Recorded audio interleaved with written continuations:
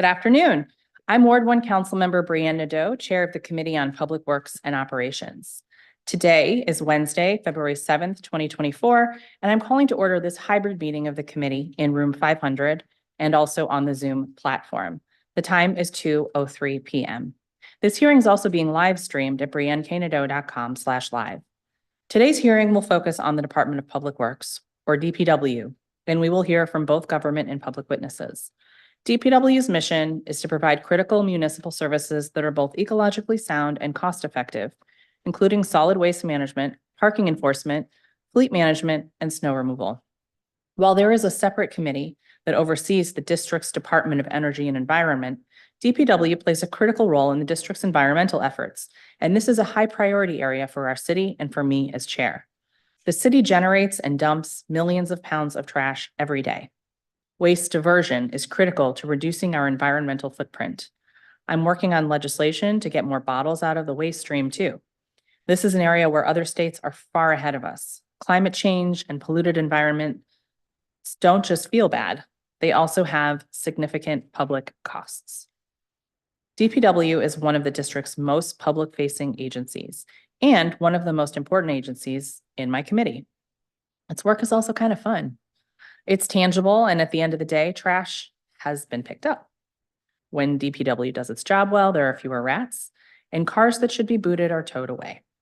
Its work is seen and evaluated every single day. Because of this, the committee has significant help from concerned residents, advocates, and stakeholders in our oversight of the agency, and we're keenly aware of how things are going and literally thinking about it every single day. From illegal dumping enforcement to waste diversion efforts led by the Office of Waste Diversion, to parking enforcement, to leaf collection and snow removal, we know when things go wrong, and I want to dig into that today. I also want to spend time digging into where things are going right and where processes are improving. While performance and budget oversight hearings are the most public way we do oversight, my team's doing oversight work for the agency year-round, and I want to highlight that the entire DPW leadership team has been very responsive to me and my team. I make no excuses for when things have gone wrong, but I do appreciate this willingness to work with and be open with us. And also the way the agency responds when they agree that things aren't being done well.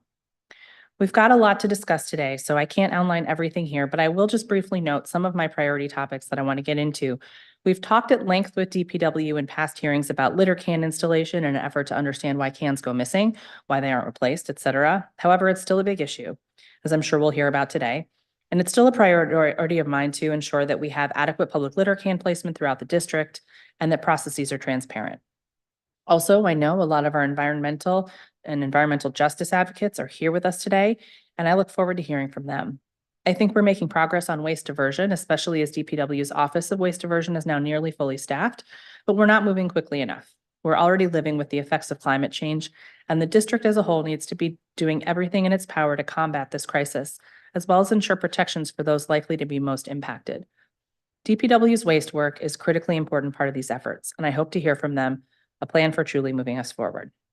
For the Parking Enforcement Management Administration, or PEMA, I plan to prioritize oversight in 3 specific areas: the shifts and deployment of parking enforcement staff, the way in which DPW prioritizes its enforcement resources, and the acquisition and use of license plate readers.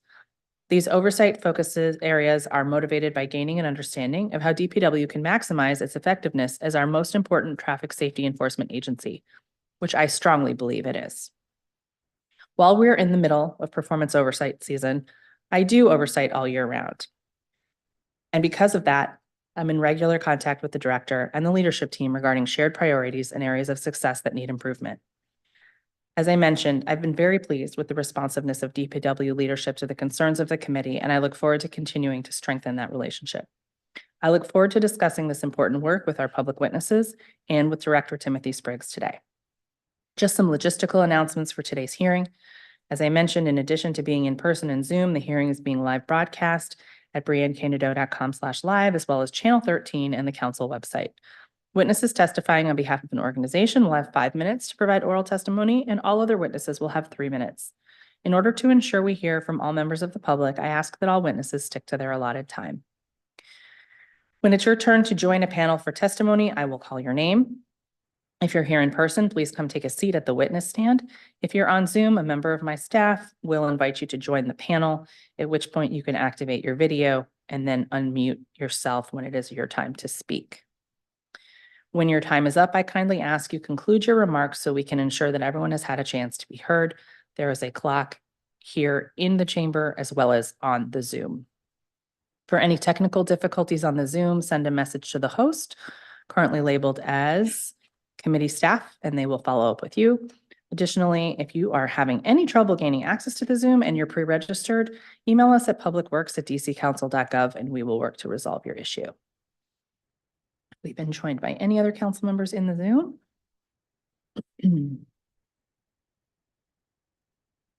Not appears so. All right, so we will turn to our first panel of witnesses. Our first panel includes Santiago Lakatos, Commissioner for ANC 1B, Sabrina Rhodes, Community Organizer and ANC Commissioner in 5DO2, Abel Amene, Commissioner in ANC 4DO2, Aru Sani, Commissioner in 5FO2, Joe Bishop Henchman, Commissioner in 5FO6, Ashley Ruff, 7FO2, Gary Decker, 1D, Janelle Pagets, 3CO3, Huma Imtiaz, 5EO4, Billy Easley, 1A10, and Jeffrey Rugauer, 2BO2. All right. Back here in Zoom.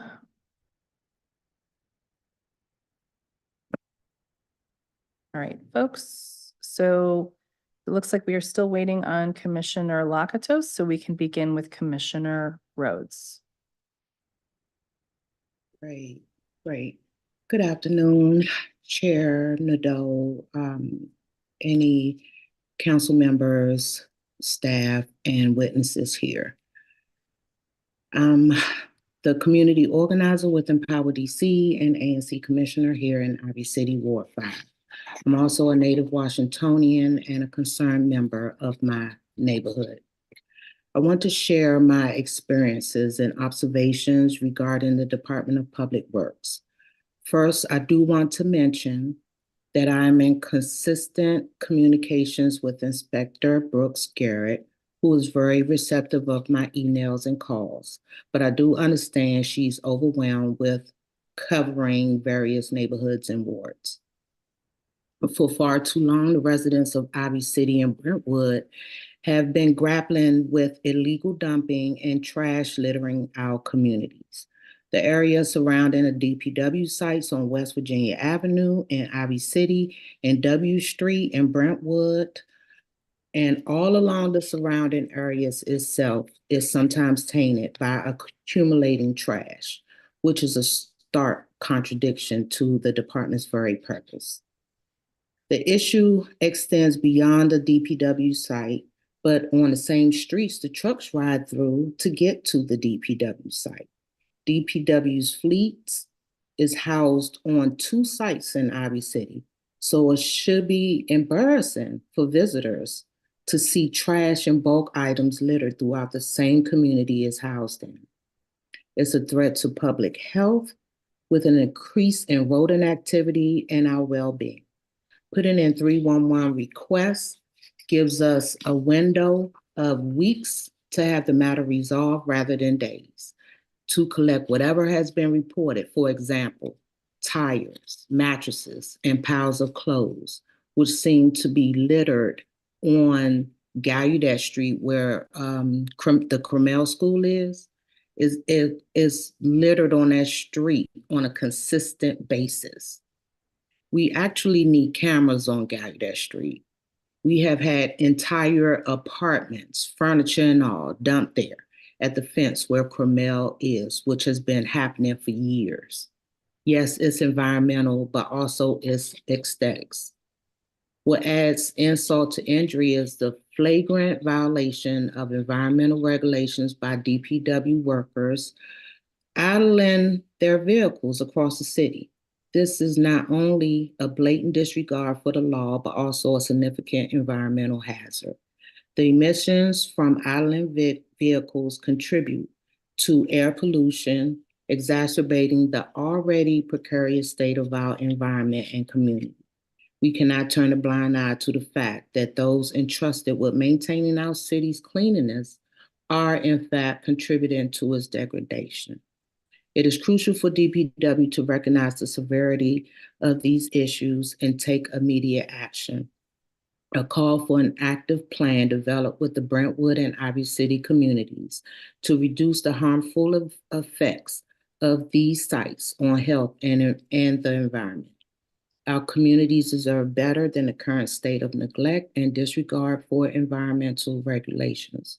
We implore the Department of Public Works to reassess their protocols, allocate resources efficiently, and ensure that trash pickup services are not just a formality, but a commitment to the well-being of the residents they serve.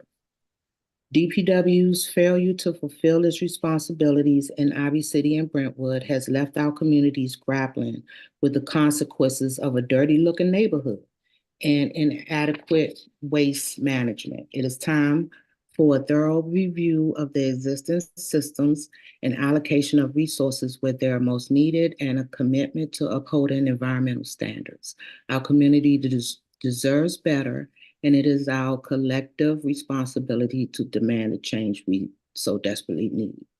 Chairperson Nadeau, we also welcome you to come to Ivy City and Brentwood to do a walkthrough so you can see firsthand the very issues I have brought to the committee, to the committees with an S that you chair.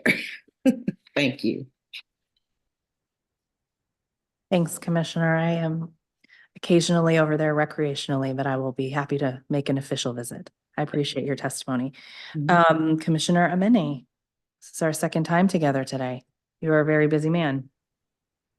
Yes, thank you so much. As you said, my name is Abel Amene. I want to actually, if I could, incorporate everything that Sabrina has said into my testimony, because it is very important. And I agree with everything she said. I want to focus my testimony, and I've submitted my testimony in writing, including some pictures you might find interesting.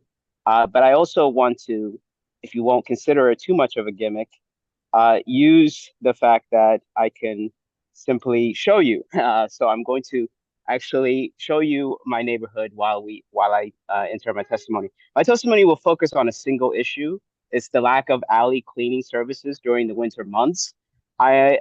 This is one of the alleys in my neighborhood, but as you can see, there is a lot of trash in this neighborhood, in this alley, and DPW has actually suspended alley cleaning services from October 1st to March 31st. According to the agency's website, DPW says alley cleaning services include cleaning up loose litter, debris, grass, gravel, and sand and liquid spills in the alley. As you can see in the photographs that I've included in my testimony, and you'll see on the video, as you can see, there is a lot of trash accumulating. I've included photographs of 300 block of Kennedy Street, where there's a lot of trash in alleys. But in particular, I want to highlight this alley right here, which is between Longfellow and Kennedy Street and and 7th and 5th Street. This alley has been in this condition for months.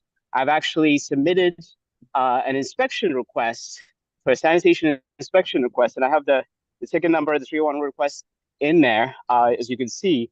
And are you able to see, or is it blurred? No, it's not. Okay. As you can see, this alley has a lot of trash accumulating, and the inspector did come out, and they determined that an alley cleaning is needed, and that the service request has been forwarded to DPW, Street Alley Cleaning Division. The problem is the Street Alley Cleaning Division doesn't work for 6 months, or the feature is not turned on 311. I can't make the request, and they don't do alley cleaning between the months of October and March. As you can see, there's not a lot of snow cover. I'm not seeing why it is that DPW makes this decision. I'm sure there are reasons why you want to stop alley cleaning for 6 months, but there must be a way for us to address issues like this that are very persistent and ongoing. I can't find a system. I mean, I mean, I can probably reach out to DPW directly, and I will do that. But from the regular systems that are available to us, there is no way to address issues like this. And in my testimony, I've included photos going back several months of the same alley, and you will see the same issue and the same trash accumulating. So I just wanted to highlight that, and thank you so much for the opportunity. I'll yield the rest of my time.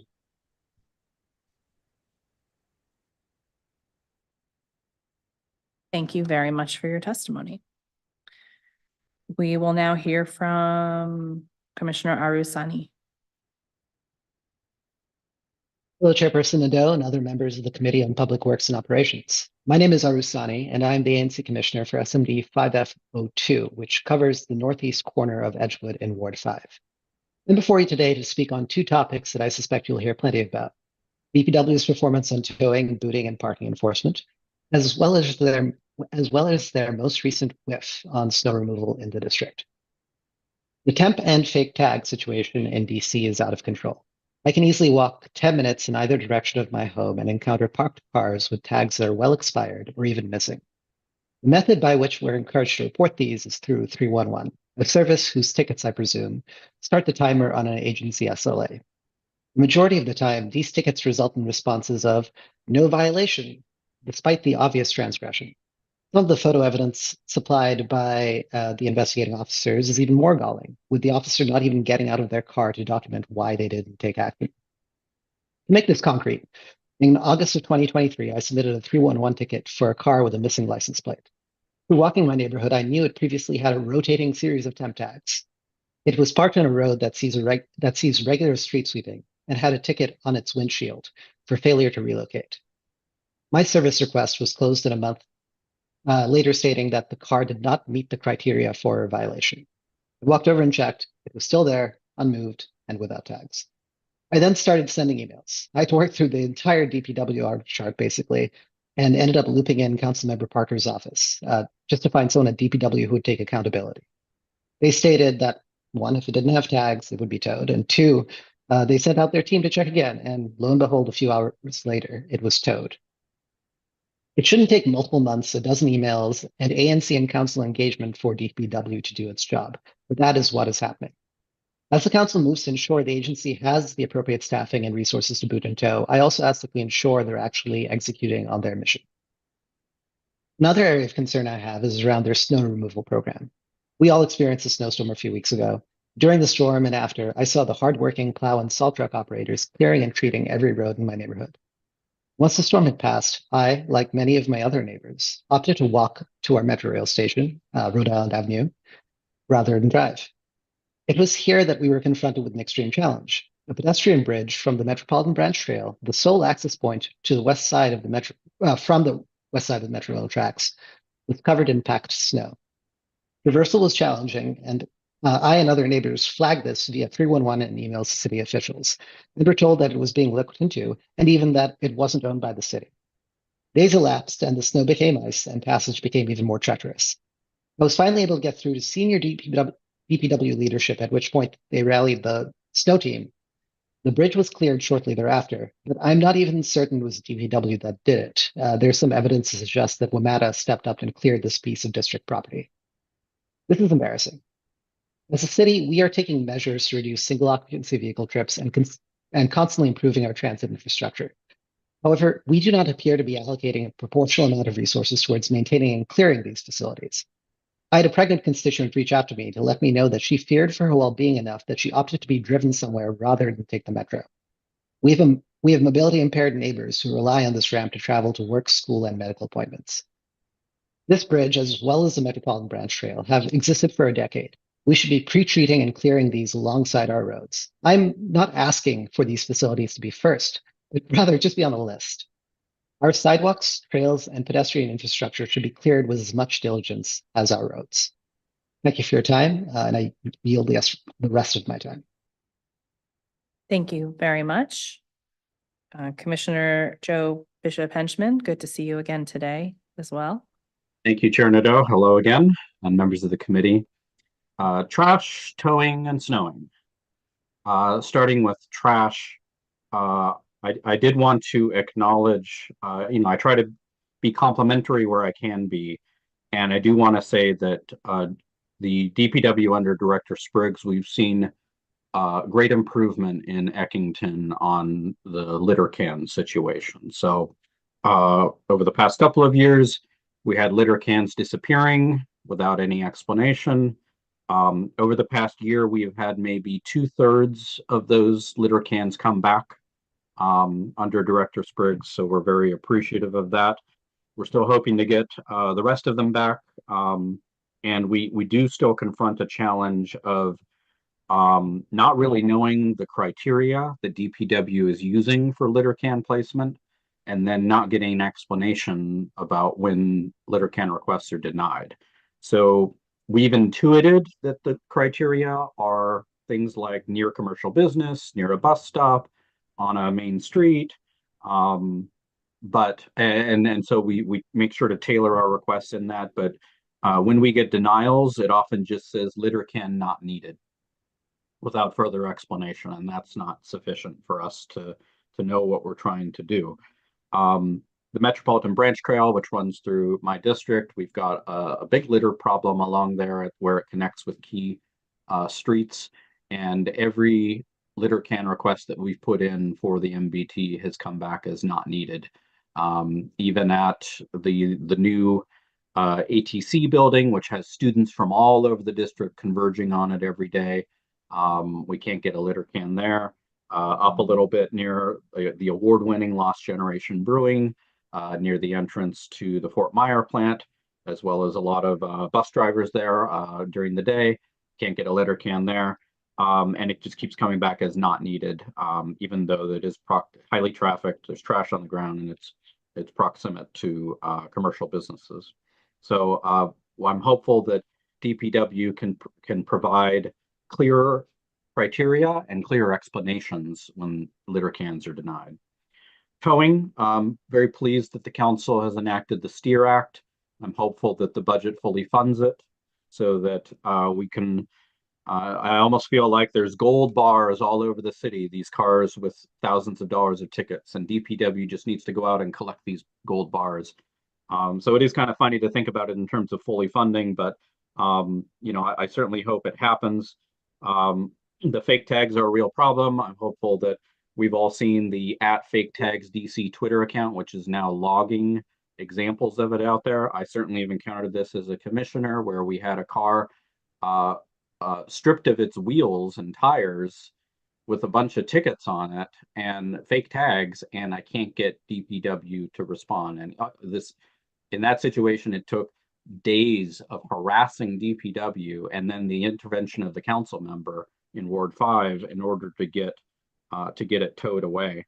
That really shouldn't be standard practice, but I feel like every time we do this, it takes days, it takes repeated requests, and it takes the intervention of the council member in order to get DPW to do what they should do. And I think Commissioner Lakatos couldn't make it, but he did want me to highlight he's had this situation too, where the DPW abandoned vehicle team will say, oh, that's not us, it's parking enforcement. And then the DPW parking enforcement team will say, oh, that's not us, that's abandoned vehicle. I am an intelligent person, I like to think. I don't understand the difference between abandoned vehicle and parking enforcement and why that's the dividing line. So it'd be good if DPW could explain that for all of us later today as well. Snowing. I'm the lower half of that Bryant Street Bridge that Commissioner Sani talked about. It was forgotten, and I hope we get acknowledgement that it was forgotten. The issue was not, oh, it wasn't plowed first or it wasn't plowed immediately. The issue was it was not pre-treated at all, and it was not plowed at all. So Rhode Island Avenue serves thousands of people a day. I think a vast majority of them access the station by walking, and it's across this bridge that was ice because it melted and then refroze. And we had volunteers from the Friends of the Metropolitan Branch Trail out there with shovels, basically treating it like pickaxes to keep it open. So I'm hopeful we can get clarity and admission that it is city responsibility and that it won't be forgotten next time. Thank you. Thank you for your testimony. We will now hear from Commissioner Gary Decker. Thank you, Chair Nadeau, and sorry for not being on camera today. Couldn't get it to work. But I do appreciate the opportunity to be here to speak on behalf of my community and to hear from DPW, but also hopefully for them to listen to our experiences. Like many others, my community experienced a lack of trash and recycling pickup for multiple cycles during and after the recent snowstorm. I am thankful to Councilmember Nadeau for being willing to reach out and come visit our community and make sure DPW came out eventually. But there was a tremendous amount of trash and recycling built up over time, overflowing, which leads to additional rats and other issues in the neighborhood. And certainly something that honestly, it was not acceptable on behalf of DPW. In terms of service to our community. And I'd love to hear more about how that happens, why that happens, how we can avoid it in the future. In addition to that, my neighborhood at the top of Columbia Heights, right at the border with Ward 4, experiences quite a lot of public dumping with certain known hotspots that if you were to go visit my Twitter account, you can see me constantly posting about. And I know that many commissioners across the district have the same experience. And if there are known hotspots, why it takes me and many other community members raising this issue before it gets addressed or at a more substantive and comprehensive level. So public dumping is a major issue. Others have talked about it, and I want to raise it as well, of public trash and recycling cans. A couple of problems. The ones that do exist, they're frequently overflowing in our neighborhood. Things are stacked up and blowing down the street and all sorts of things. And as we all know, that when trash and other things build up, people feel like that neighborhood either doesn't respect itself or others don't respect it, and it causes other challenges. Beyond overflowing trash cans, there are simply not enough in our neighborhood. Our neighborhood is in between 14th and 16th Street, which are heavy commuter, walking, cut through, and commercial areas. And there simply aren't enough trash cans even for those that are walking through. And so that leaves a lot of trash on the street in our neighborhoods as people, I hope, are looking for trash cans, never find them, and I guess give in to the urge to drop it on the ground. But I urge any of you, if you want to come visit 1D07, you'll understand what I'm talking about. I also want to elevate one of the issues another commissioner raised about the process for identifying locations for new public trash and recycling cans. I've also found it confusing and gotten conflicting guidance on where they're allowed to be, what the process must be, and so on. So I'd like more clarity on that. I'll also say just across from my commission area, right in front of the Woodner multifamily building on the southbound side of 16th Street at the corner with Spring Place Northwest, there was a car that drove into the bus stop and the trash can there. That annihilated trash can is still there collecting trash. People are putting trash on it, near it, but impossible to put it in it. Not only has that can not been removed, but trash is piling up near that bus stop. And so I'd like to make sure that that gets addressed. And the last thing I want to raise is the repair and replacement of trash and recycling carts. This is something that neighbors frequently raise with me. I'll use an example. The dedicated public servant that held this position before me, she decided not to run again, but near the end of her term, she was trying to get a new trash cart or repaired trash cart for her home. And even as the commissioner who knew how to navigate these processes and systems, it took over a year for that to be repaired. I had to reach out multiple times. And so if a past and current commissioner are struggling to navigate a process or get action taken, I wonder how good the service is for the rest of our neighbors. In addition, there was another constituent. It took almost a year to get repaired carts. And then I currently have a neighbor who watched in horror as the truck came around to pick up their recycling and then put the physical cart inside of the truck smashed it and drove away and has not been able to get a replacement since. And I've reached out. There's probably a couple dozen emails back and forth trying to figure this out because obviously it's the city's mistake. And so it shouldn't cost them to repair it. Thank you for the few extra seconds. Thank you. We'll now hear from Commissioner Janelle Pagets. Hi there, thank you. Thank you for the opportunity to testify before this committee in your service to DC. I'm Janelle Pagets, the Advisory Neighborhood Commissioner for 3C03, representing Woodley Park, and the current chair of ANC 3C, covering the neighborhoods of Cleveland Park, Massachusetts Avenue Heights, and Woodland Normanston, in addition to Woodley Park. First, it's impressive how robust of a portfolio of services DPW is responsible for providing. The importance of the role of DPW services in public health cannot be understated. There are many services provided that they do well. There are many others with room for improvement. Some improvements are seemingly easy to execute and others are a bit more challenging. I will highlight a few of the comments and concerns we are hearing in ANC 3C. ANC 3C passed a resolution regarding DPW Zero Waste Plan in December of 2022. In this resolution, we provided comments and feedback on the Zero Waste Plan draft framework. Most recently, in January of 2024, we passed a resolution regarding a request for composting services for multifamily residential buildings. In both of these resolutions, we asked that the District Department of Public Works trash collection be expanded to include residential buildings with 4 or more units. The first resolution does so broadly and points out that the lack of certain services, including bulk collection, as well as the lack of enforcement for services that property owners should provide, including trash and recycling collection, has created a system that substantially favors homeowners. Recognizing that expanding trash and recycling collection to multifamily buildings is one of those more challenging services to provide, our most recent resolution is specific to composting services. ANC 3C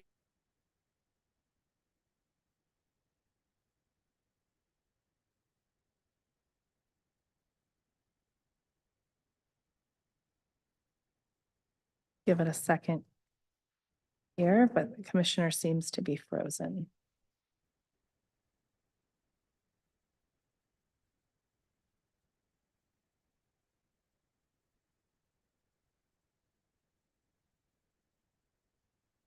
All right.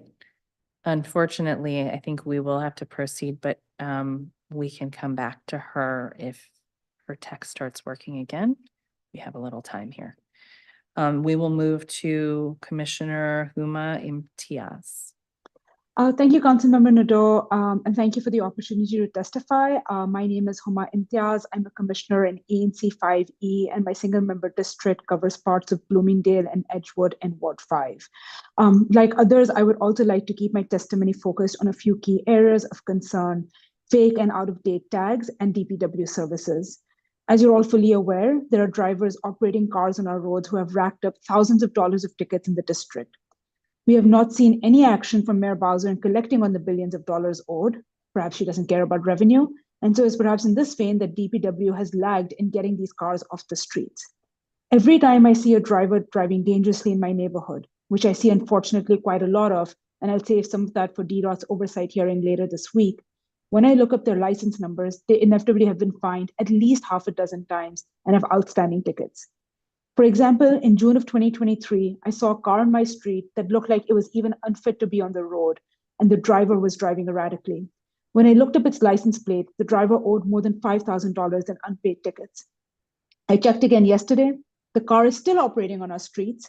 New tickets have been issued, some in the last couple of weeks. The driver now owes more than $11,000. Ticketing alone is not working. A DPW representative should not be issuing a ticket to a driver who already owes more than $11,000.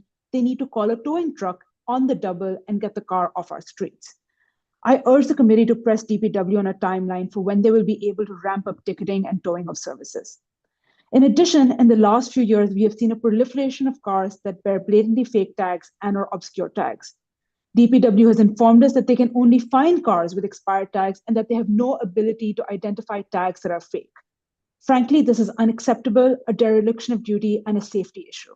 It is already bad enough that drivers who drive dangerously are operating vehicles with impunity in the district. DPW has shown itself woefully incapable of the task at hand. While this council spent hours yesterday talking about public safety, this too is a crisis. You can stand on any busy avenue and spot fake tags on cars. Some are handwritten, some cars don't even have them anymore. The same drivers who run up these tickets or are operating cars with blatantly fake tags are the ones who are driving recklessly, crashing their cars, injuring people, and putting everyone around them and themselves at risk. I urge the committee in its oversight role to ask DPW to address the situation quickly before it becomes an even worse safety crisis than it already is. The second issue I would like to address is DPW's services or the lack thereof for many. As Commissioner Paget was saying, DPW calls itself the preferred choice. It is a slogan we see on their trucks every day as they roll through. But for the thousands of residents across the city who live in multi-family or multi-unit buildings, DPW services are unavailable to them. I would urge this committee to consider advocating DPW to change its mandate and offer at least some of its core services, like curbside composting, bulk trash pickup, and Christmas tree removal to residents who live in multi-unit buildings. They are DC residents and deserve to be able to access services in the same way those living in single-family homes and buildings with 4 units or fewer are able to. For apartment dwellers, DPW acts the way that the district is treated. It is taxation without representation. Thank you, and I yield my time. Thank you. We'll get back to Commissioner Paget. You were 2 minutes into your testimony when you froze up, if that helps you. Yeah, sorry about that. So composting in multifamily buildings, that is definitely something we're requesting that DPW look into. And then I'll move on to since ANC 3C is nearly half multifamily and half single family housing residents, it would not be fair if I didn't share a resident's journey regarding getting their super can replaced. I'm not confident I will be able to do the journey justice in the time allotted here, but I'll do my best. The resident reached out to the ANC at the end of October 2023 for help with a very simple request to replace their super can. They had made the request to the city via 311 call center nearly 6 months prior. Despite their numerous follow-up inquiries with 311 and calls to multiple city employees with direct responsibility for container repairs, the repair was not made. Every time it rained, the container filled up with water and garbage, and the container became a disgusting mess. They further detail each and every follow-up with DPW that always resulted in no new super can. I looped in the SMD ANC and our MOCOR service reps, and they followed up to say the super can team was aware. I would hope so after the half a dozen requests. More emails between the resident, MOCORs, and the ANC were exchanged, and finally, on January 31st, 2024, we seem to have reached our destination. Turns out the damaged can, starting with DC, is not eligible for repair or replacement as the old DC cans were discontinued in 2014 and there are no available replacement parts. The resident had offered to pay for a replacement can from the start. They were not given the opportunity to do simply just that. Spent time and effort chasing this down, all to be told some 8 months later that paying for a new super can was the solution all along. This seems like one of those improvements of service that's easy to make. I'd like to note that while this resident was experiencing annoying government inconvenience here, they remained quite pleasant throughout, and I appreciated that. Moving on to another service, parking enforcement. One of the single biggest issues we have in 3C every spring since the zoo changed their tour bus parking policy is that Connecticut Avenue becomes a sewer clogged with idling, illegally parked, or stopped tour buses. Most days, as far as the eye can see, they are there, double parked in WMATA bus stops or the crosswalk. It is wild and makes up a sadly large portion of my phone photo roll. We were able to convene a meeting with the zoo, Councilmember Fruman's office, DPW, DDOT, and MPD to discuss. And since that meeting, the zoo has come up with a plan they piloted in the fall of 2023. We shall be tested this spring. I've used the 311 app to report these violations from time to time, but it takes time, and the photo requirements associated with properly reporting can also result in trouble, as I had a driver trace me down the sidewalk when I was doing my best to be casual while taking the photos needed. I'm hopeful the zoo, DPW, and MPD can coordinate and enforce this area when we know the offenders will be in space where they do not belong. And I also echo my colleagues' comments about the snow removal and sidewalks and all of the bike lanes and leaf collection there too. So thank you for your time, and I apologize my internet cut out there. Thank you. Commissioner Billy Easley. Hello, my name is Billy Easley, and I'm the Advisory Neighborhood Commissioner for ANC 1A10 located in Columbia Heights. First of all, I just want to make sure that I'm giving a lot of credit to the other ANCs who are here because are raising similar issues that I am concerned about. And I wanted to specifically bring up what Commissioner Gary Decker brought up. I actually saw the accident at 16th Street that demolished that trash can and walked past it quite often. It's still there. And I think it's a real symbol of one of the problems with DPW in terms of when we see actions that need to be taken and it just takes forever and there's a lack of communication about when those actions will be taken. It's frustrating for ANCs, it's frustrating for our residents, and I don't want to. I've actually had really pleasant conversations with DPW in the past. I know that there are employees here who work hard every day, so I'm not here to put them on blast, right? But there needs to be a sea change in how they're operating and how they're engaging with ANCs and with our residents. So returning to my comments here, people want their trash and recycling and composting to be picked up on time consistently. When they report mattresses and other bulk trash abandoned on 311, they expect to be picked up. I'm here today because in the last month, DPW's performance in my neighborhood has not met expectations. I've received more complaints about missed trash pickups and closed 311 tickets in the last month, despite the fact that those tickets had actually not been completed, than I did in all of 2023. In my testimony, I have a sampling of some of those complaints. I'm very briefly going to go over some of them. On January 19th, I had neighbors from the alleyway of Girard and Harvard Northwest inform me that their trash and recycling had not been picked up. As of January 24th, a neighbor told me that their recycling had still not been picked up. On January 20th, I had a resident submit a 311 request of a legal dumping of a mattress on Williams Alley. DPW closed the ticket, claiming that they had removed the mattress. They had not. My resident put another 311 request in. The mattress may be gone in the last couple days, but as of 3 days ago when I looked, it still had not been closed and taken. And I also have a resident who on Kenyon Road, on Kenyon Street, who has had to put in 311 requests every single week for the last few weeks in order to get their trash picked up. This is a real tax on our residents, on their time, and it really erodes trust of some of our public institutions. So look, mistakes happen, extraordinary circumstances arise. My neighbors and I understand that, and that's why I recommend that DPW do more to contact ANCs when service might slow or depreciate due to either staffing issues or weather conditions. I've had to contact DPW and ask them why they were missing so many pickups in the last couple of weeks, and that was partly due to snow conditions. Okay, fine, but that doesn't explain everything. So I think that DPW really needs to step up here and both communicate more with our neighbors when there are issues and with ANCs. During the general body meeting after the general body meeting that ANC 1A held in January, one of my fellow commissioners very graciously contacted DPW staffer who was there to communicate my concerns. And I was told that there would be a meeting scheduled between myself and DPW staff to talk about this issue. That meeting still has not happened, despite me sending multiple requests for this. Frankly, I think that's unacceptable.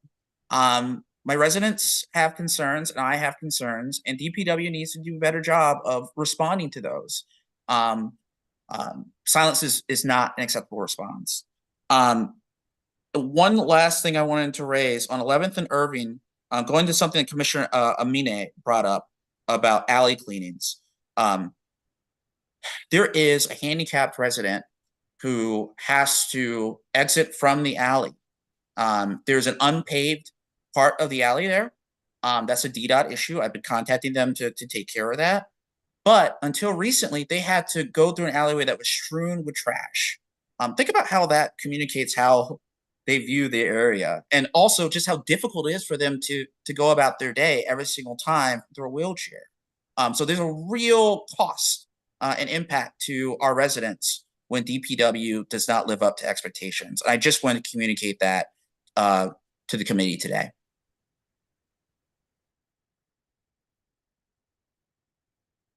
Thank you very much, Commissioner, and we can certainly help try to get that meeting scheduled as well. The last person on this panel will be Commissioner Jeffrey Ruckauer. Thank you, Councilmember. And good afternoon to everyone. I'm Jeff Ruckauer, Commissioner for ANC 2B02, which is West DuPont. And I'm also chair of ANC 2B's Mobility Committee, which focuses on transportation and infrastructure issues. I have a ton of stuff to say. My written testimony, I went into a little more detail. I'm going to briefly touch on the solid waste management administration issues, and then I want to focus on parking enforcement. Trash and recycling collection, similar experiences as my colleagues have brought up. We've had a number of issues where, beyond the holiday sliding of missed collections, and also issues with getting trash and super cans and recycling replaced. Same runarounds and disconnects and drawn out processes. Another issue is communication between DPW and ANC commissioners. There should be an automatic notification of an ANC to the SMD if there's an issue that residents and a MOCR are discussing, but the commissioner is completely kept out of the loop until people asking the commissioner what's going on, and the commissioner has no idea. It's not, since other agencies have this information available, and it's easy enough to look up online, it should be either an automated process, or it should be go look and see who the SMD is and copy them on it. Leaf collection was mostly good this past year. A number of locations were had trouble being serviced. It took multiple requests to get them there. We also need to focus on dealing with vacant properties and sweeping their leaves and dealing with their leaves so they don't end up creating slick hazards for vehicles, pedestrians, and clogging storm drains. The curbside composting pilot is very successful, very popular, and we look forward to them expanding this to all residents, including multifamily units. Ditto for the trash collection and recycling for larger apartment buildings. It really is a disjoint system and creates greater complexity and even greater confusion. Turning quickly to parking enforcement, as far as a city the size of Washington, there's no reason for us to have enforcement that only runs 9 to 5, Monday to Friday, and can't service citywide on a consistent basis. The current system just invites people to overstay, violate signs and restrictions, and it's just we're stifling our own progress here and making parking accessible and convenient and equitable. Major concern is sidewalk garaging, or I'm sorry, street garaging of cars, where cars are left unused for days or weeks on end. The recent snowstorm showed many cars across my SMD and DuPont and other parts of the city that had not moved since before the snowstorm, and some have not moved since the snowstorm. This is an egregious violation, and I encourage the council to do something about this, such as enacting California's law that prohibits vehicles standing in the same spot for more than 72 hours. And let me see. And then as far as the fake tickets, there's absolutely no reason for them to not be able to realize that this is a bogus ticket, or if they're not sure, ticket them anyway. And they should also call for immobilization of the vehicle, if not outright towing.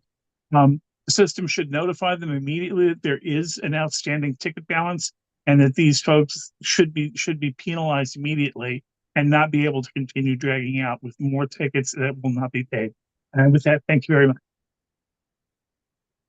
Thank you very much for your testimony. So this is a panel made up of ANC commissioners. So I definitely want to talk through some of these particular challenges you face as you're advocating also on behalf of your constituents. So when it comes to the waste management side of things, how many of you have the opportunity to work directly with a sweep inspector in your ward? That's something that's been made available to you? Okay, that seems like something that we can help with too. Understanding, we all want these systems to work without your intervention. But when it does become the case that you have to intervene, would like to give you a little bit more assistance to serve your constituents. So the sweep inspectors are the ones who will help with illegal dumping that you can work with on the hotspots, et cetera. Still want the 3-in-1 requests to go in, but I think that could be helpful in moving the ball forward for some of you and also helping us better resource the areas that need it. One of the things I'm thinking about doing is adding more sweep inspectors to the budget to go after these issues. I see Commissioner Imtiaz, your hand is up. Did you want to say something? Yeah, I've dealt with I've worked with sweep inspectors with DPW before, specifically to address issues in alleys, including trash cans being left out for hours on end that impedes people's access within the alleys, as well as illegal dumping in alleys. Two things that have occurred. One is, in the time that DPW comes out, sends a sweep inspector out, sometimes that issue is already addressed.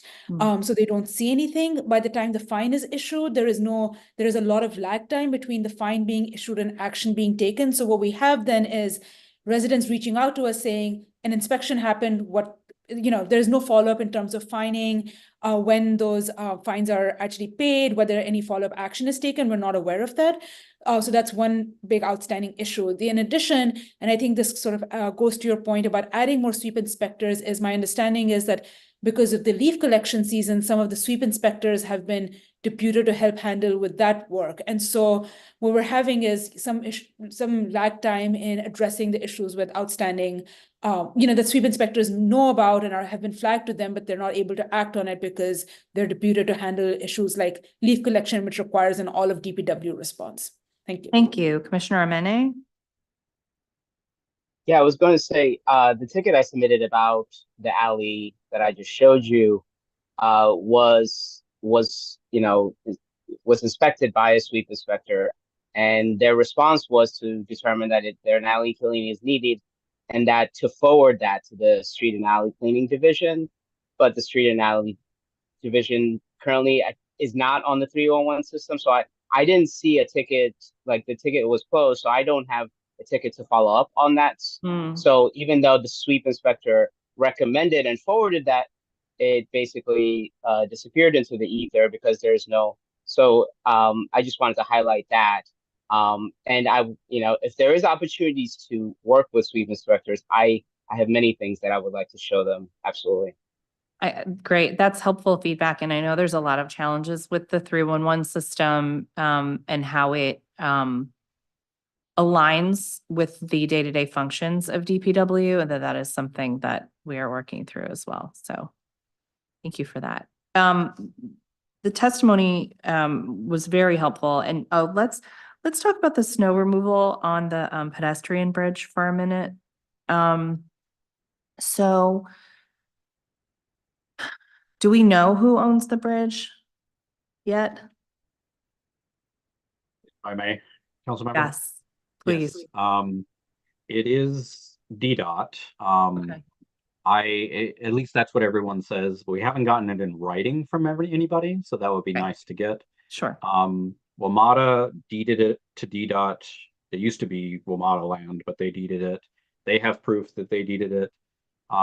We do have a lot of players involved because there's obviously the WMATA station to the east. There's DDOT, there's DPW, which handles snow removal for a lot of DDOT properties. There's the NOMA bid district just to the south, although pretty far to the south. So like they're not responsible for the bridge. And then we have MRP, which is the private developer to the west. And for their part, they were like, we can help, but we don't want to get in trouble with the city if they don't want us to. So it would be really nice if there was agreement on who is responsible here and a memorandum of understanding. We just want to make sure that it ends up that nothing happens. And unfortunately, this is, I think, the third time in recent memory since the bridge was constructed in 2014 that we've had this Abbott and Costello routine of, oh, it's not me, it's not me, it's not me. And just to clarify, it's a pedestrian only bridge, right? Pedestrian only. Okay, And- helpful, very helpful. DDOT does do some of the snow clearing. So for example, they do the bike lanes. They have contractors that do the raised bike lanes, which have a funny name I can never remember. And so let's work through this one. Obviously, if it's been happening persistently, it seems like it's a gap that that folks haven't claimed. So whether that's through an MOU or just a clarification of duties of the different government entities that do snow removal, let's make sure we lock that down.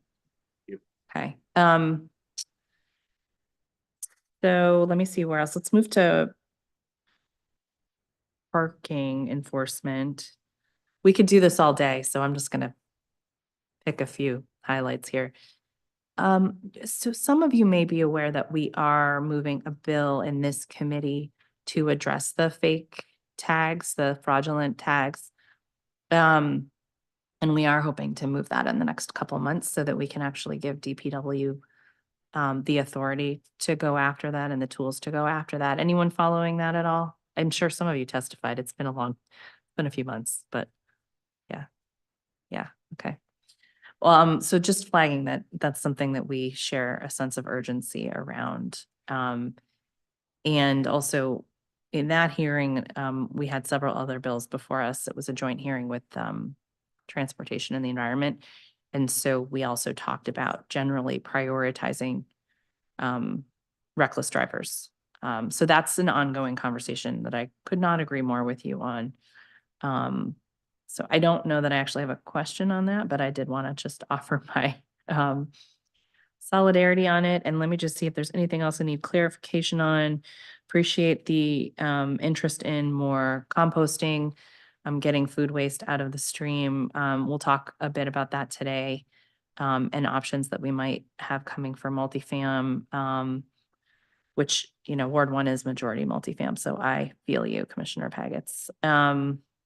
Let's see. And we'll just continue to talk through the litter collection pieces, but I really appreciate Commissioner Rhodes, go ahead. Can you address the lack of cameras to catch illegal dumping? We are getting that weekly for years in the same area. We'll ask about that in our questions. Great addition. I appreciate that. I know that they have been deploying some, so let's just find out when and where and what the budget is and how we can work on that.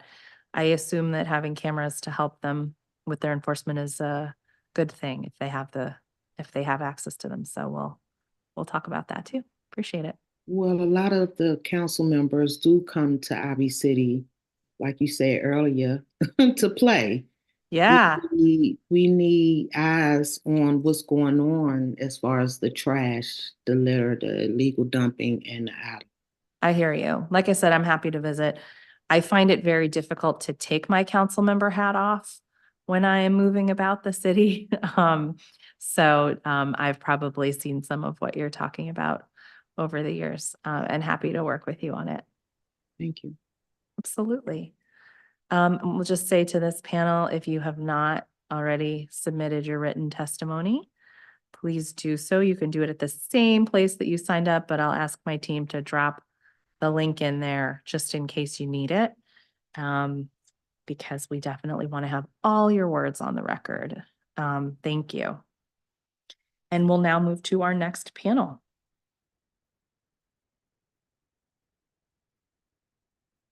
Okay, so our next panel includes Ben Perry, CEO of Compost Crew, Jeremy Brzezowski, Chris Weiss, Executive Director of the DC Environmental Network, Dean Naujaks, Potomac Riverkeeper at the Potomac Riverkeeper Network, Jamoni Overby, DC Conservation Advocate with Nature Forward, Susan Shore, Sierra Club, DC Chapter, and Nathan Harrington, Executive Director, Ward 8 Woods Conservancy, Inc.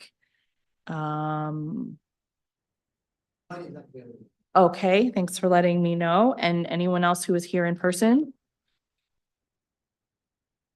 Yes, we're gonna get you back on track. Does everybody who's here in person, is everybody? Okay, what do you want to do about not fitting everybody at the table? We're not used to having everybody in person. No.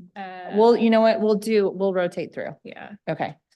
All right. So hang out. We'll get you up. And then we've got Ben. Okay. So we're going to start with Ben Perry, who is in the Zoom when you are ready. Okay, I am ready. Thank you, Councilmember Nadeau and the other council members for the opportunity to participate in this hearing. So my name is Ben Perry. I'm the CEO of Compost Crew, and we are the district's contractor for the curbside composting pilot program.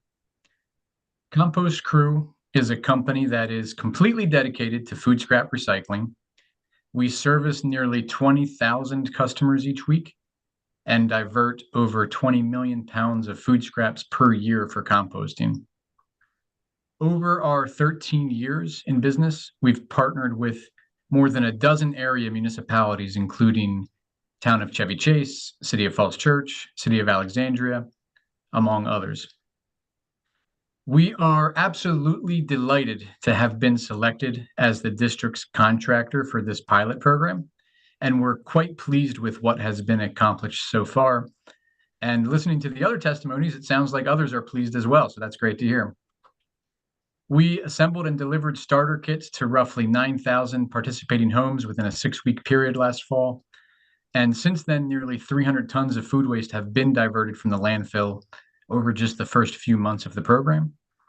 Our collection success rate has been very strong, despite a bumpy start in certain neighborhoods when we were rushing to get the program started.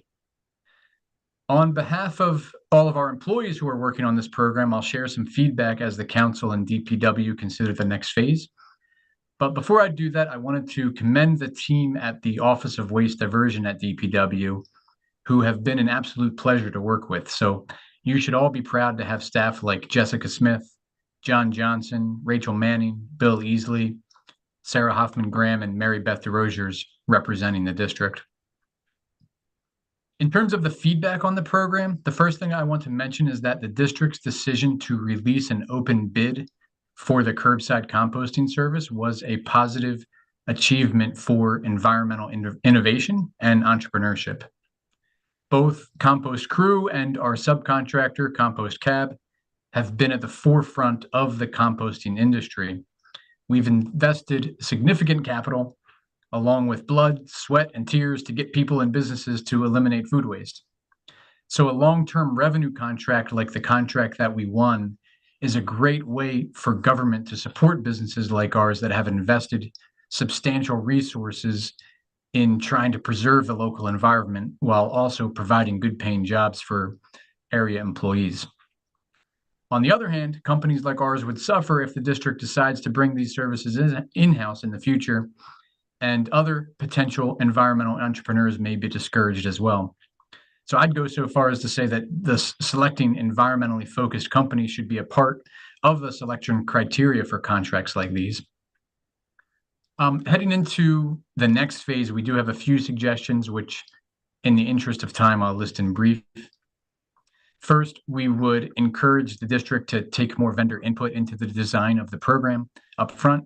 So we've been doing this for over a decade and would be happy to pass along our lessons learned to make this program as successful as possible. Second, the initial contract called for starting all 10,000 homes the same week. In our experience, it helps to phase in a new service at this scale. Third, it took 18 weeks from the time the solicitation was released to sign the notice to proceed, which gave us just 4 weeks to actually launch operations. So finding ways to shorten the contracting process, especially for pilots and other new programs, would make sure that there's enough time to ensure a smooth implementation. And then lastly, the term of this contract for the pilot is only 1 year. So we understand that by definition, a pilot program must run for a limited time. But a pilot of this size requires substantial effort and investments, and it is a high-risk contract for a vendor for just 1 year. So the annual costs that vendors can offer the district would be lower over the term of a multi-year contract than under a single-year contract. With that, thank you for your time. We're grateful to be working with DPW and would love to see the program continue and, of course, expand over time. The whole Compost Crew team stands ready to provide our support to continue to make this program a success in any way that we can. Thanks very much for your testimony. We'll turn now to Jeremy Brzezowski. Good afternoon, Chairperson Nadeau, members of the committee, staff that make things go, and everyone here in person and online. I'm Jeremy Brzezowski, and for the last 14 years, I've been operating Agricity, a sustainability company based here in the nation's capital. We're experts in zero waste, especially composting programs. Today, I'd like to provide a little context and issue a few challenges as you consider your oversight of DPW. First, a little context. When I started my company back in 2010, there was virtually no residential composting in Washington, save for the occasional community gardener or backyard enthusiast. Compost Cab, our pioneering home service, set a new standard. Our model, subscriber-based, community-focused, quickly became a model for entrepreneurs locally and around the country. There are now more than 300 Compost Cab-like businesses across the United States helping make sustainability possible in their own communities. Our first municipal pilot with the town of University Park, Maryland, back in 2011, continues on today as a full-fledged town-run program. The district's curbside pilot, which we're proud and excited to be helping implement, is based on this model that we innovated 13 years ago. So too is the district's food waste drop-off program, built directly on our work. In April 2011, we partnered with our friends at Fresh Farm and independently opened the city's first regular food scrap drop-off at the DuPont Circle Farmers Market. The predecessor to this committee created the legislative framework for a citywide drop-off program in 2016, and in 2017, the district hired Agricity to make it a reality. My team and I have worked ever since, including more than 350 consecutive weekends, to make this program a source of local pride and a national model. In our 7 years running the drop-off program, we welcomed more than 660,000 visitors to our tents and composted more than 4.4 million pounds of food scraps. We saw the market program through 5 DPW directors, 4 heads of the Office of Waste Diversion, 6 program managers, and 1 pandemic. But this past weekend, my team and I weren't out there. Last week, the Office of Contracting and Procurement replaced us with virtually no notice with a construction logistics company without composting experience, outreach experience, or farmers market experience, contravening DPW's own requirements. I plan to return next week to testify at this committee's oversight hearing for OCP to discuss our ongoing Kafkaesque experience in more detail in the hope that it might catalyze some systemic change. In the meantime, for now, I would refer everyone to a recent Bloomberg article with the headline, "New York City's community composting cuts are putting its curbside plan at risk." The NRDC's Eric Goldstein said it just right. Community composting is critical to the success of the overall organics curbside collection program. Saying everyone's going to have curbside collection is very different from having everyone participate. When we deprioritize the community outreach aspect of our market program here in the district, we kneecap our own efforts to see the compost program thrive. So that's the context. Here's the challenge. Provide real oversight. Flex your fiscal muscles and be ambitious when it comes to zero waste for the district. Most of Director Spriggs' prepared testimony for this afternoon is focused on DPW's core functions, which makes sense. Picking up trash, clearing snow, vacuuming leaves, enforcing parking. These are the current table stakes for the Department of Public Works. Of course, that's why these activities get the vast majority of the attention and the budget. In fact, this past fall, in the course of a wide-ranging conversation with me, a senior leader at DPW described the cost of the city's composting programs as, quote, budget dust. That stuck with me because, of course, they're right. DPW's FY24 budget includes less than $5 million for composting, including curbside and drop-off and home incentives and commercial programs combined. Food scraps still represent 30 to 40% of the city's waste stream, but we're investing less than 3% of the DPW budget in capturing and composting it. The uncertainty introduced by the district's lack of long-term commitment to composting is standing in the way of achieving our sustainability goals as a city. My challenge to this committee, don't settle and don't take it slow. What exactly are we waiting for? 4 discrete action steps to close out my testimony, a fuller version of which is available online. 1, keep an eye on our protest of the food waste drop-off program procurement. Our ability to successfully pursue zero waste as a city may be at stake. 2, double down on what's working. Expand and extend the curbside pilot and commit to its growth.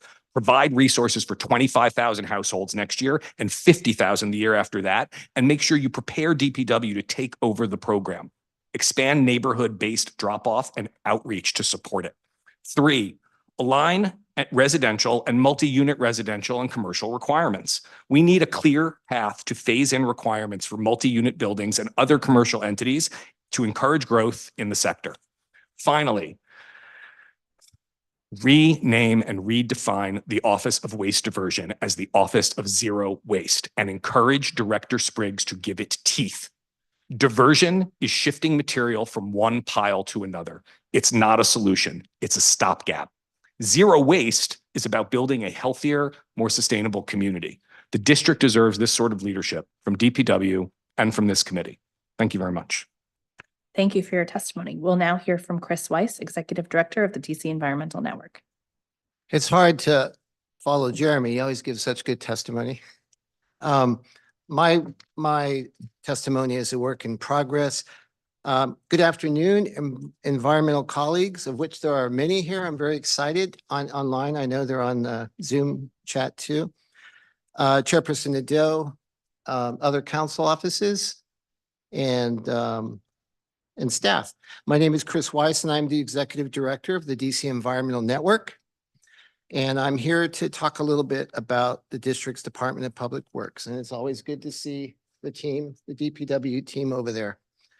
I think I'm just gonna, there's a number of issues. Again, I'll be submitting more testimony in the next couple of days, but there's a couple of things I just want to throw out there that are of concern to a number of advocates. One is, we really need to I hope the mayor is going to release the zero waste plan. And also we're hoping she'll release those waste diversion reports, because those are the baselines. Those are a baseline document to see how we're doing and to help scale our zero waste programs that Jeremy's talking about. There may be an unfortunate pattern with environmental studies and plans in the district. In addition to a congestion pricing study by DDOT, environmental advocates are waiting for the release of DPW's zero waste DC plan that was supposed to come out in mid-2023. The district also has 4 years worth of waste diversion reports that were required many years ago, waiting for approval by the Executive Office of the Mayor. Now, this is important to note. The agencies, DDOT and DPW, have actually done their job, and they completed their parts of the requirements. They too are waiting for the mayor to give them thumbs up to release their work. Let's hope that happens soon. We look forward to the waste diversion reports giving district citizens quality citywide recycling waste diversion statistics. We really need some good citywide, so we know where we want to go with zero waste. We need to revisit making sure our contracts with haulers like BFI, Republic, and Waste Management are not boondoggles. In recent years, DPW has undercharged private haulers, BFI, Republic, and Waste Management losing over $58 million in revenue since 2010. Now, according to DPW, they renegotiated a settlement agreement last year, and it looks like the committee's question to DPW that district taxpayers or ratepayers will still lost over $667,000. I hope I'm reading that right. If not, apologies. With the deal in fiscal year 2023. We hope that's not true. With looming budget challenges, the district cannot afford to undercharge huge corporations. And DPW, in the answers to the committee's question, constantly state that initiative after initiative is unfunded. And so here's one way we can, if we can be more diligent with that, we'll have more money to do more things. We want the district government to please take stormwater management practices at DPW and other district industrial facilities seriously. Since last year, DC Council Committee on Public Works and Operations DPW Performance Oversight hearing, Earth Justice, Anacostia Riverkeeper, and the DC Environmental Network have been combing through FOIA documents, collecting additional information about district efforts or lack thereof to inspect and maintain required controls designed to minimize stormwater pollution discharges.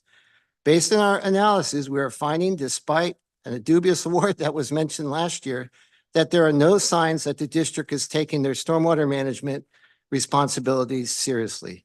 We hope to finalize our research in the next month and possibly sit down with stakeholders to discuss their findings and strategize ways the district can improve that. I I guess the only other big point, and there's a number of things that we're concerned about. We've been talking to your office about them, but if we get serious, I truly believe DPW can get more done to move the district towards a zero waste future in the next 4 years than we have accomplished in the last 10 years of Mayor Bowser's administration. DPW needs to take better advantage of the passion and energy of our sustainability movement. Just look at the successes we have achieved together at the District Department of Energy and the Environment. It's one of the most successful environmental agencies in the country. At least I believe it is. Their success came with huge levels of cooperation between DOEE, advocates, and the legislative branch of government. We can do the same here at DPW. I think we just have to figure out how to get better at helping and listening to each other. And that's one of the things I'm hoping to work on in the next year. Thank you. Thank you very much. I had you in the other order, but it doesn't matter to me. Who wants to go first? Okay. Nathan, you want to go ahead? Sure. Good afternoon, everyone. My name is Nathan Harrington. I'm the founding director of Ward 8 Woods Conservancy. We are a small nonprofit that works to improve the health, beauty, and the public enjoyment of urban forest east of the river. And battling trash is a huge part of what we've do. In the last 5 years, we've removed 1.3 million pounds of trash. About half of that was from district-owned woodlands, the remainder from Park Service and private land. And we're really proud of the work that we do. We love to do it, but the reality is it shouldn't be necessary. It's made necessary because littering and dumping are going unchecked, and DC Public Works has not been effective in stopping it or cleaning it up after it happens. Two positive developments that I want to highlight. In the last year, Office of Waste Diversion added 6 outreach workers, and with the focus on recycling at commercial properties and apartment buildings. So that's a really positive thing. According to them, they've visited 183 properties already. Also, we've been working to get tires cleaned up from along 295, and I just heard earlier today that many of them have been removed. I haven't had a chance to independently verify that, but I'll be out there tomorrow. Unfortunately, we have a long way to go. A lot of the trash that ends up in our parklands is spilling onto that land from adjoining apartment complexes because they are not served by city trash collection. It's up to the manager or the landlord to contract with a private waste hauler. And many of them are just trying to cut corners and save money by having one little dumpster that's not nearly big enough for the number of people living there. And so that dumpster is overflowing. People are getting rid of mattresses and big screen TVs and sofas that don't go in the dumpster. They put it next to the dumpster. But if the contract doesn't provide for removal of those things, they just sit there for months. And this is a kind of an extreme example of what it can end up looking like. You have a dumpster that is just surrounded by junk, and the company will come and empty the dumpster, but they won't touch the junk that's not in it. And it's from everything I can tell, nothing is done about this unless a resident submits a complaint.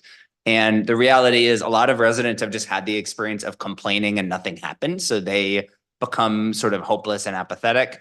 A lot of the properties that have the worst trash problems also have other serious maintenance problems that might be more urgent from the perspective of the residents.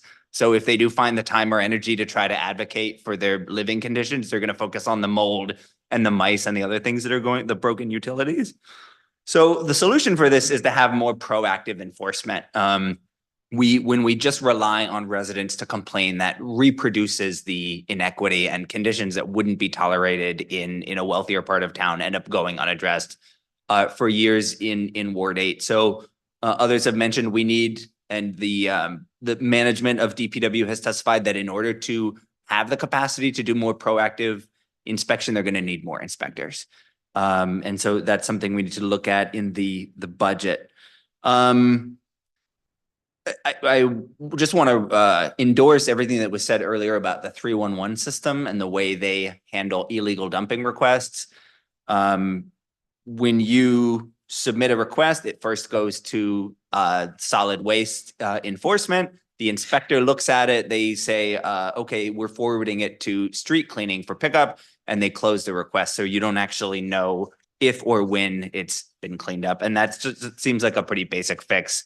in the way DPW interfaces with the 311 system. And I'm going to be talking at the hearing tomorrow, the oversight hearing for unified communications, about some other things that need to be tweaked in the 311 system. And the last thing I want to highlight is tires. Ward 8 Woods has removed more than 10,000 of them from public land in the last 5 years, and we find more every day. It's not hard to understand why they end up in the woods. They end up there because there's only one recycling facility in the region. That facility is in Baltimore. So there is a cost, and there's a labor cost and time that it takes to haul it there. And you have to pay. A regular passenger tire is $2.50. If it's bigger, they charge more. If it's dirty, they charge more, et cetera. So it seems like DPW has issues with the cost of transporting it to the recycler and the cost of what they actually have to pay. So it may be necessary to allocate more funds for that. And in the long term, we need to probably pass legislation to create a new system for tire management. Connecticut just introduced a new extended producer responsibility program that's funded by the tire industry. So we're studying that as a possible model for how we can actually track them when when a new tire is sold. They're charging a fee for the old one. We need to be able to track where those are going and make sure they end up at the recycler. And potentially we need we need to support the creation of a tire recycling facility that's in or much closer to DC, so we can save on all the cost and the emissions of having to haul everything to Baltimore. Oh, and lastly, I should mention that I am a member of the community advisory team for the Benning Road Zero Waste Facility campus. And so working on that. Thank you. Thank you. Dean Nojaks. Hi, my name is Dean Nix. I'm the Potomac River Keeper. I work for Potomac River Keeper Network. We're based in Georgetown. And I just wanted to kind of give you the perspective of seeing issues of trash and plastic pollution from the river. You know, I've been a river keeper now for 23 years, almost half my life. And I've organized 9 here on the Potomac. I've organized probably over 100 river cleanups, North Carolina, Virginia, Maryland, DC. And there's a real misperception about how trash is getting in our waterways. And a lot of people come to these trash cleanups and they say, God, I can't believe people are dumping this stuff in the river. And they don't understand stormwater pollution, and that a lot of this trash is washing off of our streets, down our storm drains, into a small creek that ends up into a larger creek and ends up in the river. And so it's an education issue. And one of the big cleanups that we organized, it's our Earth Day cleanup. It's our first cleanup we do every year, is in Ward 8, is Oxen Cove. And Oxen Run has an appalling amount of trash that comes down. We have removed 30,000 plastic bottles in just the last 3 years for a single day cleanup. 30,000 bottles pulled out of the river for just a single day cleanup in 3 years. And tons of other stuff as well. But it's just becoming alarming to me, the amount of trash and plastic pollution. And you know, the Chesapeake Bay program, the Science and Technical Advisory Committee, they recently met in 2019 at George Mason University, and they had over 50 experts talking about this issue and really this crisis of plastic pollution and microplastics in our waterways. And they basically determined that this is an immediate and urgent issue, that basically the Bay Restoration Program itself, the restoration of the Bay, is threatened by microplastics and plastic pollution, and that 93% of the trash that comes down these rivers that ends up in the Bay stays in the Bay. So for somebody who's been in the environmental field like me for over 30 years, I guess at one time I thought, this is an ocean issue, right? This is something, and I've worked on a lot of like toxic cleanups. I work with communities that are dealing with toxic coal ash and PFAS contamination, environmental justice issues where their public health is threatened, their wells are contaminated. And I guess for a long time, I really thought, you know, those issues were more important than trash and plastic pollution. I don't think that way anymore. This is a crisis. I know that you have children, Councilmember Nadeau, and probably many of you here, and your children have microplastics in their lungs, in their bodies. This is becoming a crisis, and it's also a climate change issue. And so, I look around and somehow, I work on these campaigns. I managed to get Dominion Power, this multi-billion-dollar bully, to clean up 28 million tons of toxic coal ash in Virginia. But I look in my river and I can't fix this problem and I can't solve this problem. And it's 5 states and the District of Columbia, which surround the Potomac watershed. And I just keep wondering who's going to step up first, who's going to show some leadership, who's going to do something about this river and start taking bold action and the initiatives of, cleaning up our plastic waste, which is threatening, water quality in our waterways. And, we heard today that there's a huge trash problem in DC, and that's part of it, right? And, we know we have trash TMDL on the Anacostia, right? One of only 3 rivers in the whole country, Baltimore County, Baltimore Harbor, LA River, the Anacostia River have a trash TMDL, right? And yet still in the Potomac, we're receiving tons and tons of trash. It's not just coming from DC, it's coming from Virginia and other places. But I keep wondering who's going to step up, who's going to show some leadership so that I can go across the river to another state and say, hey, look what DC is doing. They actually are putting in a bottle bill. They're actually implementing zero waste plans. That's what I want to see. That's why I'm here to talk to you today. And just to recognize that this is a serious, serious crisis and a problem, and it's directly tied to climate change. And we need to start showing some leadership. I'm tired of hearing how strong the bottle industry is and what a powerful lobby they are. They're killing our children, really, is what they're doing. And they're killing our waterways, and it's in our plastics in our fish, our food, our water, and we need to start taking this issue seriously. So I'll thank you for the time and opportunity to speak today. I do appreciate it. Thank you. So what we're going to do now, instead of moving Susan to this panel and shuffling everybody, because we have extra seats on the next panel, we'll do that. But we've also been joined by Commissioner Santiago Lakatos, who did not make it in time for the last panel. So we'll have him testify, and then we'll do questions. Okay, go ahead, Commissioner. Thank you, Councilmember, and thank you for accommodating me this afternoon. So good afternoon. Thank you for the opportunity to testify today. My name is Santiago Lakatos.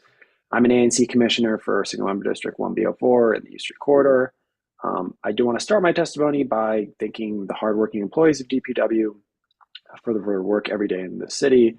I'm going to focus my oral testimony on 2 components of DPW's work where I think there can be improvement: waste management and fleet management.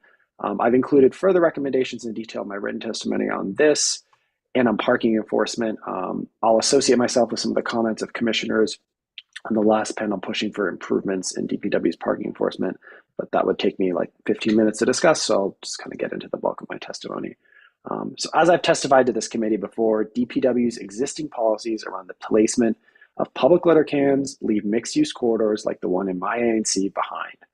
These rules prohibit any, and I mean any, public litter cans in what DPW considers a residential area. This often includes blocks that receive heavy pedestrian traffic from commercial corridors, where one side of the street is a mixed-use zone and the other side of the street is technically a residential area, and as such, result in a lot of litter. To put it quite simply, Florida Avenue Northwest in my SMD, a residential area according to DPW, is not the same as Sedgwick Avenue Northwest in Spring Valley, also a residential area. There is separately related, there's a persistent issue of disparity between single-family access to DPW solid waste services and multifamily building access. I think one of the previous panelists mentioned this. So in my multifamily building, I'm ineligible for access to DPW's compost pilot. I'm ineligible for access to bulk trash pickup, despite paying for taxes that subsidize the services for those in single-family homes who receive those services from DPW. I would recommend the following. That the committee ask, or rather require, that DPW come up with the revised criteria for the installation of litter cans to expand the eligibility to adjust to the realities of mixed-use neighborhoods that need litter cans on streets other than just major arterials. Secondly, I believe people have already discussed as well, identifying a solution to expand access or require composting services and bulk pickup for multifamily building. That's more of a long-term thing, but I really just want to re-emphasize that being an issue. To elaborate a bit on the first point, I came to this committee last year to discuss a request for public litter can on the 2500 block of Sherman Avenue, a very long block, a quarter-mile long. I think it's a lot of visitors who come into the area to park, and they visit the East Street Corridor, and unfortunately, some of whom litter. I really wish people wouldn't litter and just take it in their cars or walk a little farther. And it frustrates me when I see it, but we have to provide options for people to throw trash away. You know, I went out there with a fellow commissioner, Josh Jacobson, spent over the course of 2 hours, 5 bags of trash, came to this committee, told this story, had got the response, no litter can needed. Only after testifying in front of this committee, passing a resolution, asking your office, Councilmember, to intervene, did we actually get a response from DPW? The response, unfortunately, was this is a residential area and it's ineligible. Across the street, not technically a residential area, but of course, you know, across the street, big difference. Apologies for the sarcasm, but I think you can understand a bit of the frustration that I feel and the sort of community members feel when they ask why there's litter in all these places and why there can't be a trash can. Finally, more into a different point, DPW's fleet management. So as for those who are familiar, DPW operates, repairs, and maintains more than 3,000 vehicles used for all city services, except for police, fire, corrections, and DCPS. One cost-effective and I think relatively easy way to use DPW's fleet as sort of a force multiplier to address traffic safety, a topic that there's been a lot of focus on recently in the council, is by adding intelligent speed assistance to DPW managed vehicles, sometimes referred to as speed governors. So this would not only help slow down sometimes reckless driving by district employees, but would also slow down drivers around them, because if one car is going the speed limit, the cars behind it are also going the speed limit. I'm not privy to the liability and insurance structure or payouts that the district has had, but I would imagine that having less risk of speeding drivers would help reduce overall liability costs for the district government, which you mentioned earlier, wanting to save money because we can use it for all these other valuable and important things. Thank you for your time and the opportunity to testify. I submitted written testimony. I'll admit it just 30 minutes ago, but I'm happy to answer any questions as well. Thank you very much. Thanks, everybody on this panel. I'll start with Mr. Perry, Mr. Brzezowski. Mr. Weiss might want to chime in on this too. If you want to talk about how the curbside program is going. And my understanding is that we didn't have the full uptake that we had hoped for the first year of the pilot. So any ideas you have about how we can build on that to fulfill the uptake for the second year of the pilot? Sure. Sorry. I'll start first, and then Jeremy, you want to go after me? So the pilot was initially for 12,000 homes. We're serving approximately 9,000 right now because the signups were open 1,500 per each ward. Some wards reached the 1,500 and then some, but were capped, and some didn't get to the 1,500. And so by the time we launched it, the decision was made to cap it at the 9,000. So there's definitely more interest to serve immediately. But I think that with additional outreach, and now that everybody has seen the success of the program and has seen the trucks and the bins out on the road, once it's open for additional signups, there's going to be a lot more interest. We've seen that in almost every municipal program that we've launched, where it'll start slow, but signups are kept open and people continue to sign up because they see their neighbors participating. They see the trucks on the road and they say, yeah, I'm gonna get around to doing this and stop procrastinating. I don't have anything meaningful to add to that. I think Ben's exactly right. I think at the end of the day, people see these bins on the street and they want them because people like free stuff. Yeah. So when you offer them a free Sometimes program, people even walk away with them. all things being equal, people want to do the right thing. And so when you make it as easy as possible and as cheap as possible, surprise, surprise, everybody wants to do it. So this is a tremendous opportunity for the district as far as we're concerned. Is there capacity to expand now if we wanted to? I mean, we would strongly advocate for expanding as quickly as possible. Understand. Chris, what do you think? Well, these guys are the experts, and I'm sure they're doing a wonderful job. It's a pilot. It's part of it is to figure out if we can do it and see. And I guess by expanding it, we can figure out if we can do more, how easily we can transition to more. I do have some concerns based on some of the questions that or answers you got back from DPW in that document. 4 million was Che put 4 million at one point in for this program. And then I saw there was surplus money in 2023 of about $900,000, close to $1 million. And it was Programmed. reprogrammed for something having nothing to do with zero waste issues. And I was concerned because, you know, this is a pilot. If there's no money at the end of this pilot, that's it. It stops and we don't move on, or we come up with some creativity there. But I have some questions, and at some point maybe we'll you know what, maybe we shouldn't have done that. Maybe we should have held on to that money until we it feels like a raid, you know, that we often, the advocates talk about money being raided from here and there. And so anyway, that's the latest little snippet of this, but compost crew and compost cab are the experts. So. And Mr. Brzezowski, you talked about sort of what makes a healthy waste diversion program and how do you get food waste out of the stream. And you mentioned the article and how the market-based composting is a key piece of that. In addition to market-based, expanding to multifam, what are some of the other things in the ecosystem that we don't have in place here that can make sure we're moving in the right direction? If I'm being candid, we need a fundamental reapproach and reconsideration of what it means to do zero waste.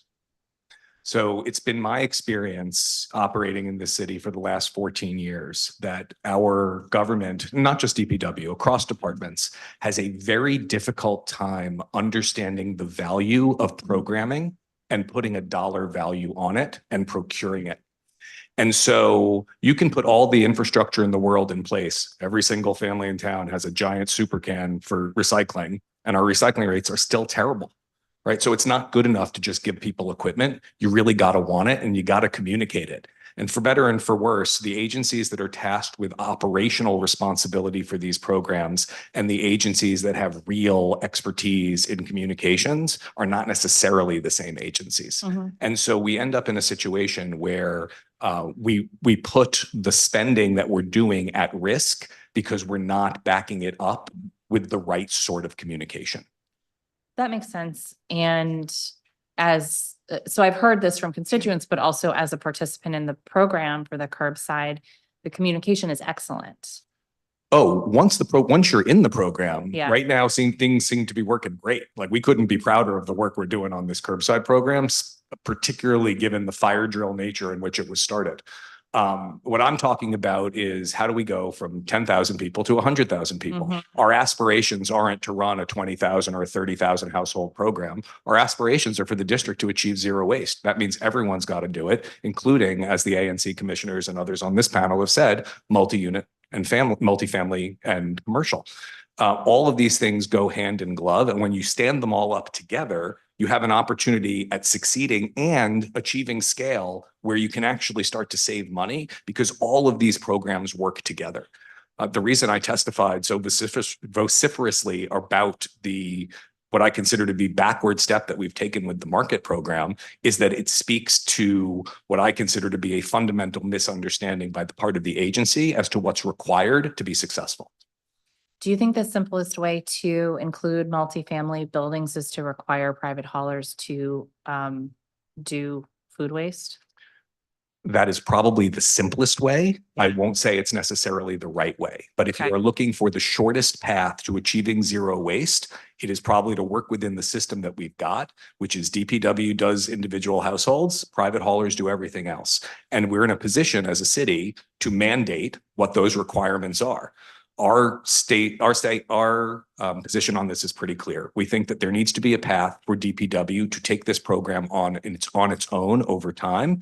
And over that time period, whether it be 3 years or 4 years, where a transition happens from a pilot to full-fledged DPW operating the composting program, we would expect and hope that the city would work to use that same timeline to phase in full requirements for every other sort of entity so that by the time DPW takes over any residential program, we in the private sector, as it's been currently construed, are in a position to invest with clarity and understand that there's going to be a market here for us to build if the district requires it.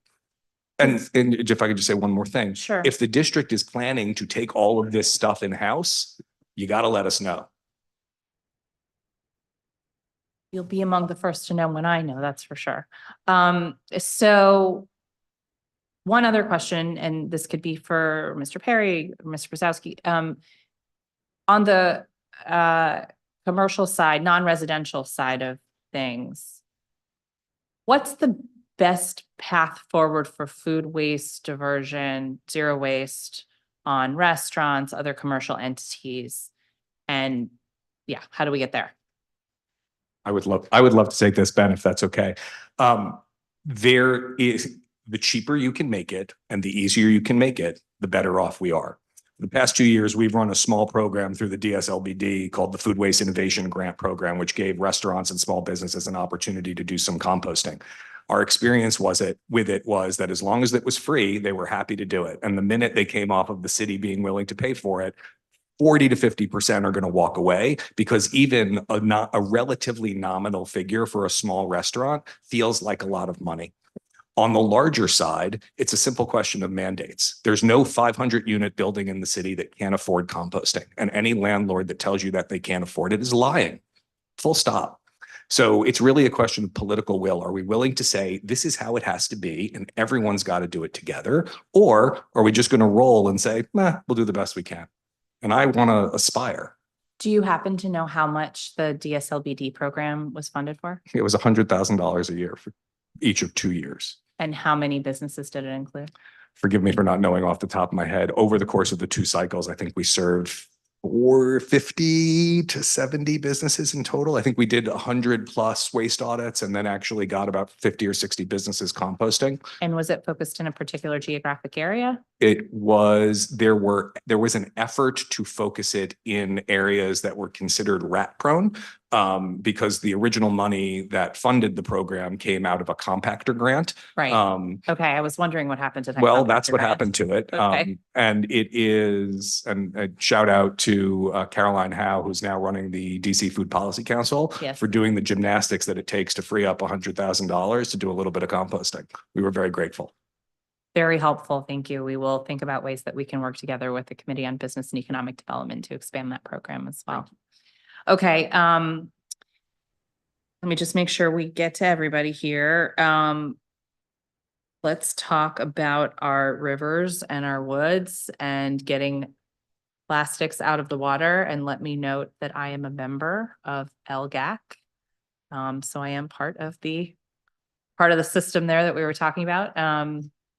And I look forward to those quarterly meetings where I can talk about what we can be doing to clean up the Potomac and the Anacostia. One of the most impactful outings I had with LGAC was to the Conowingo Dam, where you can see all of the stuff that has come down all the way down to the Conowingo, and which is kind of the final stop before the bay in that part of the watershed before all of that waste ends up in there. So that was very eye-opening. Okay, so y'all want to talk about the bottle bill? Can I say something real quick? I have to apologize to Susan because I didn't mention anything about our campaign. And that's Well, why and we she's coming up, so she'll get, you guys can but double dip on the second panel. many of us are here, were initially here, but to talk about our new campaign and how excited we are that we have a solution that might work for DC. Well, that's why I asked the question.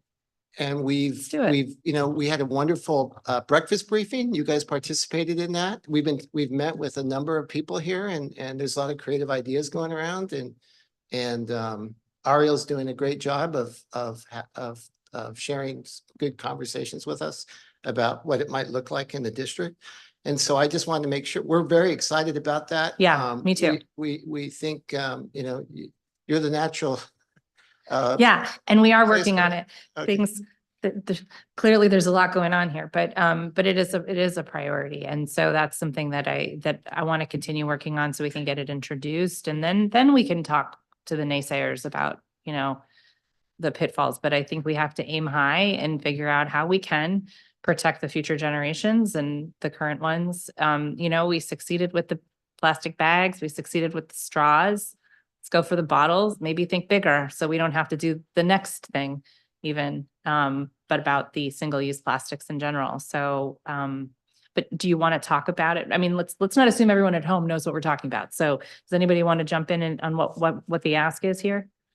Well, fundamentally, we want to create what they have in 11 other states around the country. And I think it's 48% of all the bottles that are recycled in this country come out of those 11 states. And it's an incredible gift in terms of managing a big chunk of a waste in a city or a state. And so we want to bring some kind of program like that to the District of Columbia. And more folks, Brenda Richardson's going to represent, she's representing our coalition, and she has some stuff to talk about, some of the stuff we're doing. But,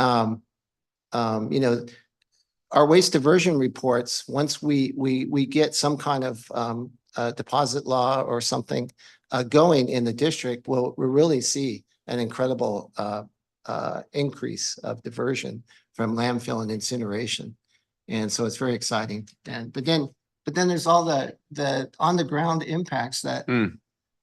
Yeah, Ward 8 Woods just finished a joint project with Friends of Anacostia Park, and we went north of the train tracks and south of East Capitol Street between the Anacostia River bike trail and the shoreline. The shoreline there is just almost completely covered with water bottles, plastic that have when there's a big storm, it breaches the seawall, and then it just these bottles are just deposited there.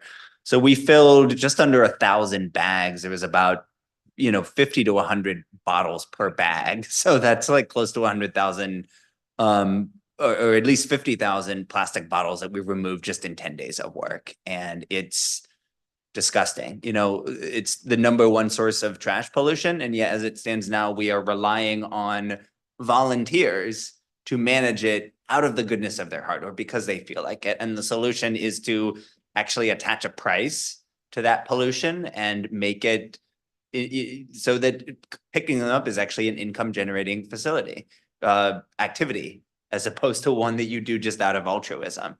If you've been to New York City, the bottle collectors are iconic. You have people of all ages and backgrounds who support themselves doing this, and they come up with all these ingenious ways to haul thousands of bottles around town without having a car, and it's really cool.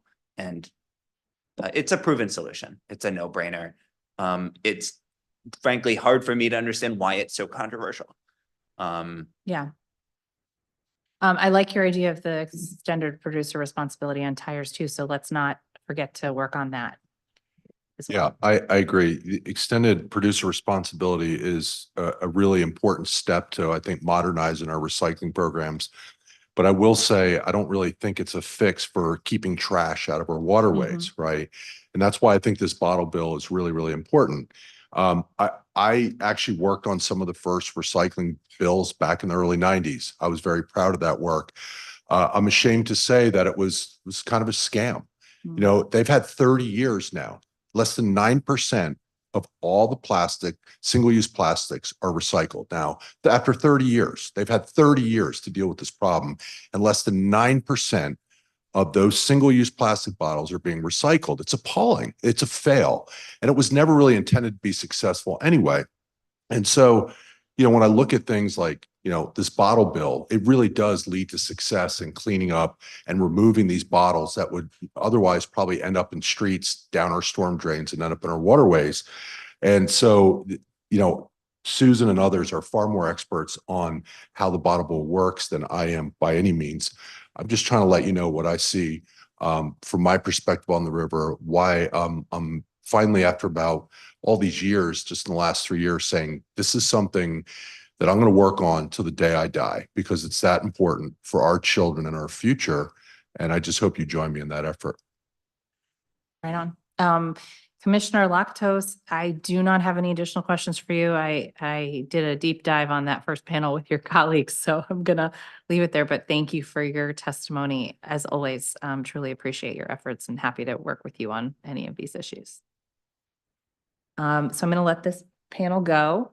Thank you. And we will finally hear from Susan Shore of the Sierra Club, who's patiently waited and will give us another taste, I'm sure, of this this topic. Brenda Lee Richardson, Coordinator, Anacostia Parks and Community Collaborative. Kelly Whittier, Director of Communications, Engagement, and Outreach with the Sumner M. Redstone Global Center for Prevention and Wellness. Trey Sherrard, Riverkeeper of Anacostia River. Gordon Chafin, Friends of the Metropolitan Branch Trail. Neil Seldman, Zero Waste USA. And Peter Blair, Policy and Advocacy Director of Just Zero. When you are ready, Susan, you may begin. Just make sure you hit the button till you turn red. There you go. Great. Thank you so much. Councilmember Nadeau, thank you for the opportunity to testify at this performance oversight hearing on the Department of Public Works. My name is Susan Shore, and I'm the chair of the Sierra Club DC Chapter Zero Waste Committee. The DC chapter has approximately 3,000 dues-paying members and many thousands of supporters in the district. My written testimony is available online. It also covers fleet electrification and parking enforcement and provides greater detail on the zero waste issues I will cover today, including our appreciation to you, Councilmember Nadeau, and to DPW Director Timothy Spriggs for heeding our request last year that DPW hire an experienced zero waste professional like Mr. John Johnson to lead the Office of Waste Diversion. Mr. Johnson has already shared his plans to pursue some of the zero waste measures that we've been pushing for the past several years. We understand that DPW plans to seek funding in the fiscal year 2025 budget to continue curbside compost services launched as a pilot and which you just discussed. We support funding for continued and expanded compost services, and expanded is really important. We look forward to seeing more action, including new legislation and responses to the questions that we raised in our written testimony, not only on composting, but recycling in public housing, pursuit of a mattress stewardship program, as well as DPW's plans to regularly clean the roadside areas along DC 295 as called out by Ward 8 Woods. Our goal is to work collaboratively on these issues with DPW, which means we need to share more information. We also, as Deason said, call for publication of the overdue zero waste DC plan. I note that it was referenced by the mayor at COP28 in Dubai, but still not available here in the district to district residents. Like Deason, we want to see the waste diversion reports dating back from 2019 to the present. Again, we understand DPW has completed its work on this and it rests with the mayor's office.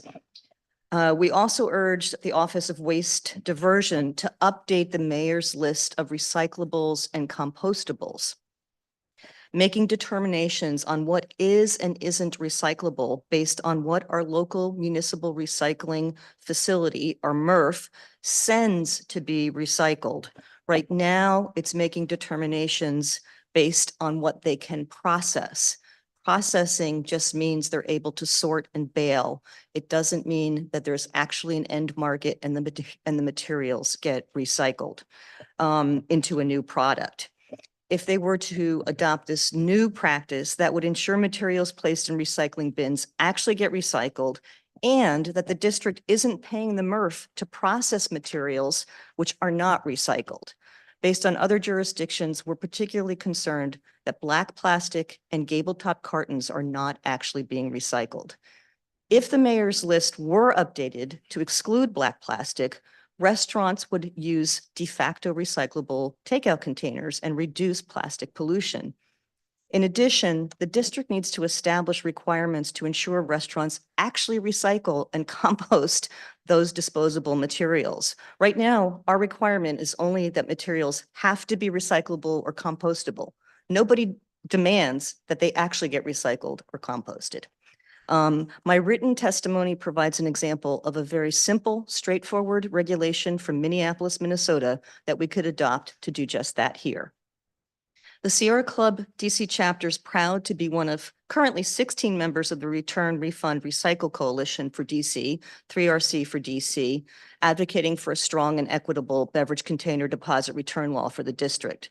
The district, as we know, suffers from unending beverage container litter, especially impacting underserved communities in wards 5, 7, and 8.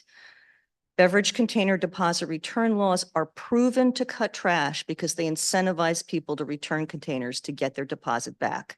Sierra Club volunteers have joined our 3RC partners last year to conduct outreach about this blight and the proven bottle bill solution. Together, we had thousands of conversations with district residents, faith-based and civic organizations. We showed them pictures like this one of mounting trash at cleanups or found stagnating in local streams. We showed this picture so many times, it's really beat up at this point from all the people that have seen it. We demonstrated how easy it is to return bottles to get your deposit back. We asked people to sign a petition in favor of a strong and equitable bottle bill, and they did. Many people told us they grew up in a bottle bill state and saw how effective the law is in fighting litter. We spoke with several older district residents who remember picking up glass Coke bottles as kids and bringing them back to the corner store to get the deposit money back. So that means DC had a deposit return program until the beverage industry dismantled it. It's time to bring a deposit return program back to DC. We need it. The public overwhelmingly supports it. And unlike some of our other challenges, we have a solution for beverage container pollution. As the Washington Post recently wrote about cleanups in the district, offering cash to, and I quote, offering cash to get plastic bottles out of the waste stream is a simple, effective solution. We agree, and we know it will also work for aluminum cans and glass bottles. Thank you, Councilmember Nadeau, for convening this performance oversight hearing and the opportunity to testify. Thank you. Thank you so much. Now we'll hear from Kelly Whittier. Good afternoon, Chairperson Nadeau and staff. I'm Kelly Whittier, the Director of Communications, Engagement, and Outreach at the Redstone Center, located at the GW School of Public Health. One of the Redstone Center's primary focus is promoting the sustainable food system. By some estimates, the global food system, or the way we produce, distribute, and dispose of food, is responsible for up to 1/3 of greenhouse gas emissions caused by humans. On this point, the Department of Public Works has an essential role to play, and so I will use my time to focus on food waste and composting and its importance for the district's waste diversion and climate goals, as well as its implications for public health. Research has found that we cannot achieve the Paris Climate Agreement targets without addressing emissions from the food system. Over 1/3 of the food in the United States is never consumed, and the EPA estimates that wasted food is responsible for 58% of landfill methane emissions. This has significant implications for human health, environmental health, both in the wasted opportunity to feed more people and in the greenhouse gas emissions generated by waste itself. And according to DPW's desktop waste characterization study, food waste is the single most prevalent material in the district's refuse system. The district simply cannot achieve its zero waste goal of 80% diversion without significantly reducing the food waste production and using sustainable processing methods such as anaerobic digestion or composting to expand its capacity to divert food away from incinerators and landfills. In the area of composting, we have seen some exciting progress in DC, but more must be done. For example, 1, engage in early outreach and enforcement of the new food waste diversion requirements for large commercial entities. Under the Zero Waste Amendment Law, certain large commercial food waste generators, including universities, hospitals, and grocery stores, are now required to separate and divert food waste. This is an important step forward for the district's waste reduction efforts, and the Redstone Center is eager to hear more about DPW's targeted outreach and enforcement strategy to ensure that commercial producers are compliant with the new rules as of this year. Number 2, implement a universal curbside food waste collection program at all DPW serviced properties. DPW's curbside composting pilot is well underway and has proven to be a highly popular and successful program. I'm also a participant, happy to answer any questions about my experience, which has been very positive. DPW should prepare now to implement lessons learned through the years-long pilot to expand it to district-wide, following the examples of our neighboring Arlington and Prince George's counties. Number 3, adopt universal composting and waste diversion requirements. Despite the success of the district's compost pilot, we will not meet our diversion goals by simply focusing on waste from single-family homes.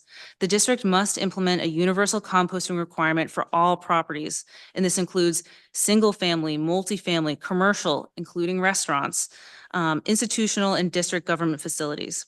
A complementary benefit of such a requirement would be the significant reduction of a food source for rodent and vermin populations across our business corridors and our residential neighborhoods.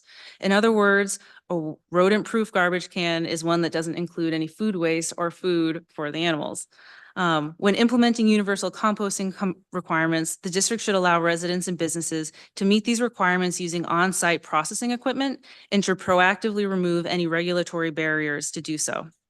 Number 4, promote commercial food donation. Food donation is key to food recovery and waste reduction in our strategy in DC. DPW and DC Health put out a commercial food donation guide in 2021, but have done minimal outreach to restaurants and other businesses. DPW should conduct an outreach campaign to encourage businesses to recover that food that would otherwise be wasted, and assess what is needed with local partners to see what we can do to make local food donation programs more successful. Number 5, assess needs and effectiveness of the Zero Waste Office. The Office of Waste Diversion was created in 2012 and due to it being historically under-resourced, has struggled to manage all of its responsibilities and retain talent.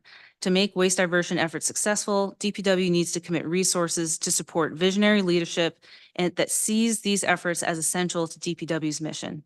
And 6, private sector waste hauler and facility reporting. Since the vast majority of the district's waste is processed by private haulers and facility operators, the private sector reporting is critical to achieving the district's zero waste goals. Reporting requirements already exist for haulers, but enforcement of these requirements is minimal. As a result, many registered haulers fail to register and report without consequence. To make this requirement more effective, DPW should designate funding for staff to enforce the registration and reporting requirements and increase the associated fines for noncompliance. In conclusion, environmentalism is for everyone. And while many may opt to reduce their meat consumption or use public transit as a means to reduce their individual carbon footprint, food waste is something that we all contribute to. And it's time for the district to provide a robust waste diversion strategy that spurs everyone and every entity in DC into action. Thank you for the opportunity to testify. I welcome any questions. Thank you. Trey, when you're ready. Thank you, Councilmember Nadeau. Thank you, everyone else that's given testimony already, and to everyone that's listening in. I want to thank the DPW employees for everything they do. You know, I live in an apartment, so I am subject to one of those private haulers. So this is a comment, not as Anacostia Riverkeeper, but as citizen Trey shared.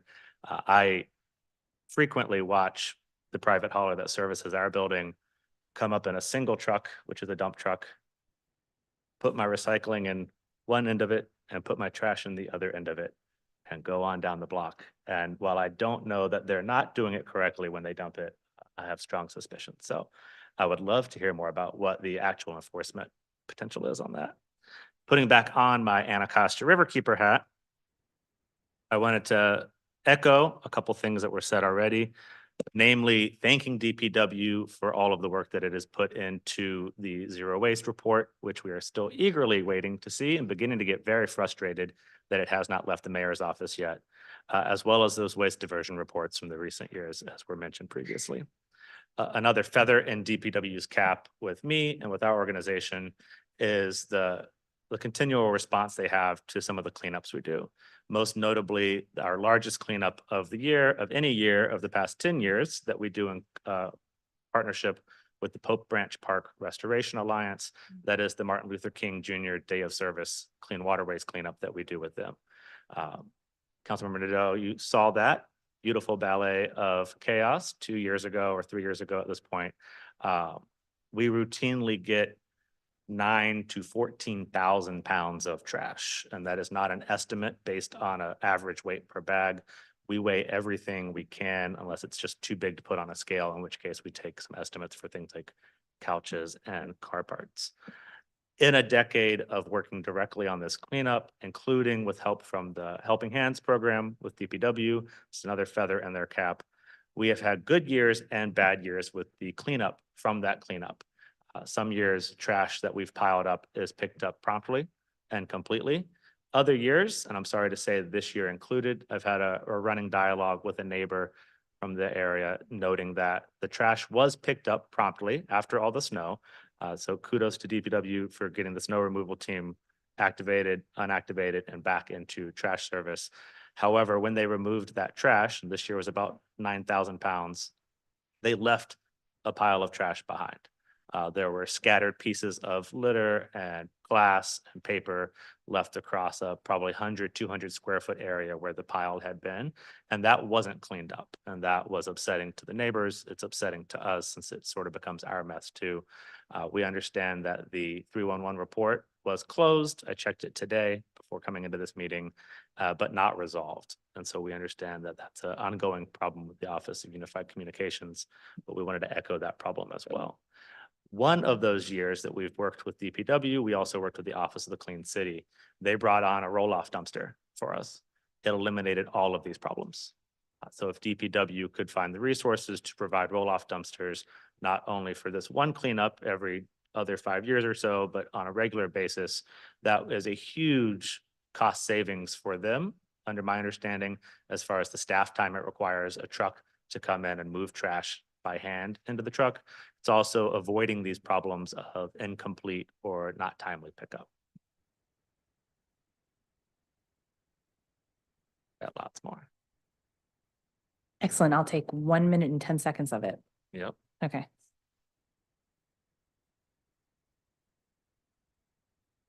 Another problem that we want to address is salt. So the district has been taking some creative actions to pursue salt alternatives and better salt application. We appreciate those. We want to see that improved significantly, not just little baby steps like has been happening. Walking around and biking around the city the past 2 weeks, we've been lucky. It hasn't rained. There are massive piles of salt everywhere.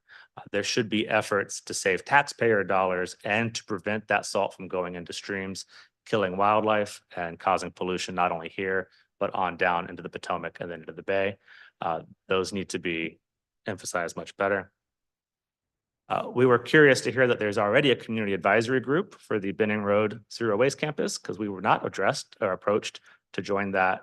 We would love to be asked to join that. That's an important step forward. On the note of the Benning Road facility, we want to note that there are those toxic emissions there, and we want to see more follow-up where DPW actually heeds the agency recommendations from DOE and others on how to stop emitting toxics from their sites. And finally, of course, we want to support anything we can do for the recycling, return, and refund beverage container bill. Thank you very much. We've got some folks here in the Zoom. We're going to turn first to Gordon Chapin. Thank you, Councilmember. I feel poorly not coming in person, but the things are the way they are. So my name is Gordon Chaffin. I am an organizer for a group called the Friends of the Metropolitan Branch Trail. This is a community group I started a couple years ago. Our goal is to provide input for the expansion of the trail. Right now, most of you should be familiar that the trail is about 4.5 miles running from the side of Union Station up to the Fort Totten campus. The trail will eventually proceed another 4 miles north, off street or protected, all the way to downtown Silver Spring, where Montgomery County, as well as the constituent cities, have been expanding trails.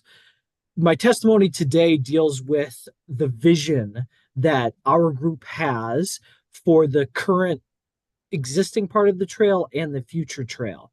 So there's things we hope we can accomplish in the near term on the current trail, as well as opportunities on the future segments of trail. I'll deal with our main activities so far, which has been the creation of temporary drinking water stations on the existing trail. We set up 5 drinking water stations in Eckington, as well as Brookland and next to Catholic University. The goal at first was to serve trail users with a 5-gallon jug of drinking water, carted over literally from the nearest public drinking water stations. That expanded over last summer to include water cups as well as a bespoke trash so that we didn't increase waste. We added one of those portable dog bowls attached to a fishing line so that trail users with dogs could access that. Observations from that first year are, number one, there is significant demand for trash and recycling, and potable drinking water at several segments of the current trail, which are missing between Noma Bids Authority in the vicinity of Tanner Park, at proceeding north for another 3 or so miles till you get to the top of the current segment. We are raising money and recruiting volunteers to do a similar effort this year. I funded this myself for the first year. We're doing a GoFundMe this year. Our goal is to set up an official C3 and support the trail in a similar way to the WABA Trail Rangers. Addressing some of the points earlier from the commissioners, I was out there picking the frozen snow with an avalanche shovel. We are also trying to weigh in on public safety on the trail, but as it pertains to DPW, we're really frustrated with the lack of clarity and action as it regards to maintaining the trail. Obviously, our water effort has a goal of showing the need for public drinking fountains as well as trash cans along the trail in more frequent segments, as well as recycling receptacles.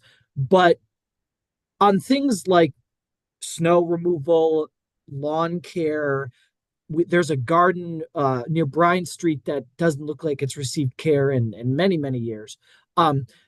It's very hard to understand whose job it is to take care of the trail. And so we saw with the snow removal, that's a significant safety hazard. Overall, looking at going north of Fort Todd in the future segments, it has been extremely frustrating to work with DDOT's designers because they're proposing to tear apart an entire hillside on Piney Branch Road to get down to Piney Branch from the Tacoma segment.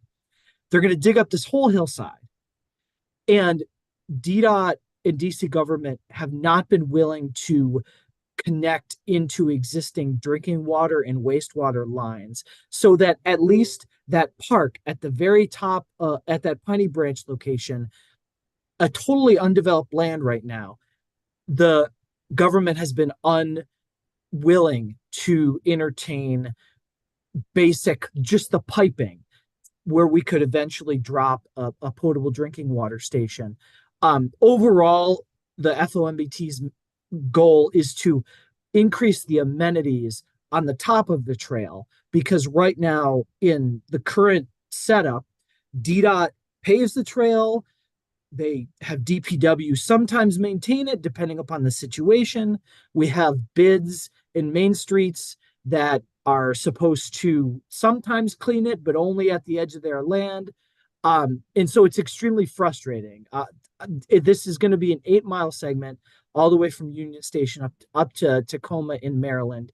And this patchwork of services and SLA type stuff is not working. Thank you. Thank you. Next, we'll hear from Neil Seldman, Zero Waste USA.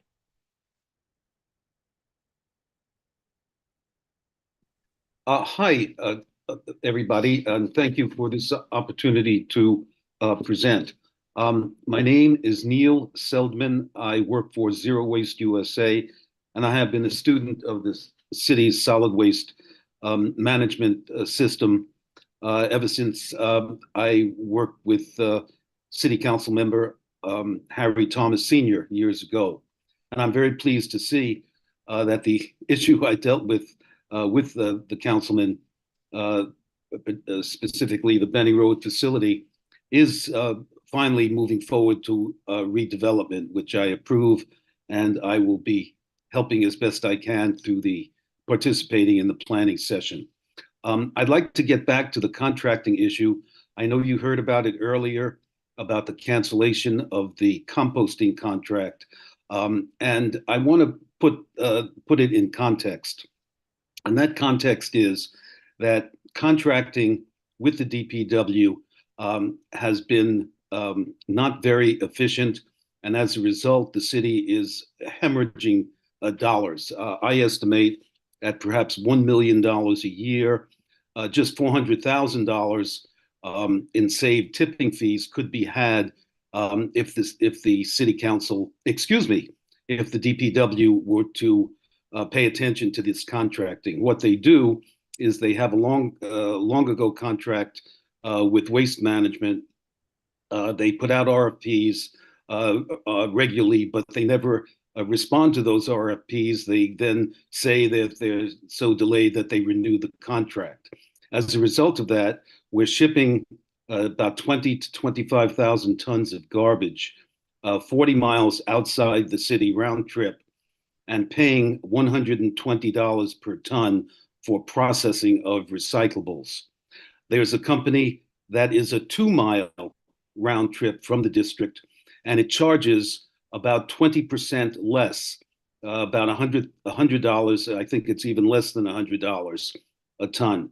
At 20,000 tons per year, the saving of $20 a ton processing fee is $400,000. Plus, we would eliminate the diesel trucks with 40-ton loads driving hundreds of unnecessary miles up and down I-95. So I urge you to pay attention, to put together a task force perhaps to find out why contracting is so difficult. And without that, it's costing us a great deal. We need people at the DPW to be transparent and objective. They cannot continue to change the rules of the game in the middle of the game. It is unfair to the public who has to pay for all of this, and it's unfair to small companies in the district who put a lot of time and attention to their companies and also to the proposals in response to these RFPs, and they never get any feedback, only to be told that the contract has been renewed again for one more year. It's very frustrating, and there's no reason for us to be losing. I would estimate about $1 million a year, which could be applied to housing, youth, crime, all kinds of other needs in the city. And it's just a matter of paying attention and finding people who can administer contracts. It's not brain surgery. And this has been going on for quite a long time. Another problem is that the reason why Benning Road has to be rebuilt is that there had been the city, the DPW has been charging low rates for the use of that facility by private haulers, particularly large haulers that are bringing in materials from outside the city, and that they're being able to use our public facilities at a very low price. Once again, we're subsidizing large companies who do not need the subsidy, whereas we need to keep these dollars in the city budget and use it for the things that the city needs to move forward. Again, I urge you to provide some assistance or direction to the DPW to get out of this contracting morass that we have been in for so long. Thank you for your time. Thank you for your testimony. Finally, we'll hear from Peter Blair. Good afternoon. Can you hear me okay? All right, terrific. Well, thank you so much for the opportunity to speak today. My name is Peter Blair. I am the Policy and Advocacy Director for Just Zero. For those of you that are unfamiliar with us, Just Zero is a national environmental advocacy organization. We work alongside community members, policymakers, and organizers to implement just and equitable solutions to climate damaging and toxic production, consumption, and disposal practices. So as you evaluate ways to better address waste and improve recycling, Just Zero would strongly urge the district to consider pursuing a bottle bill program. Bottle bill programs have been implemented in dozens of jurisdictions around the world, with new programs developing every year. The first bottle bill program was established in 1970 in British Columbia, and since then, 50 additional programs have come online, including 10 US states, almost all Canadian provinces, and a large portion of the European Union. Right now, over 290 million people live in communities with bottle bill programs, and this is expected to grow in the coming years. This legislative session, Illinois, Maryland, Minnesota, New Hampshire, Rhode Island, and Washington State are all considering proposals to implement bottle bill programs. These states see these programs as essential to meeting their waste reduction, recycling, and climate goals.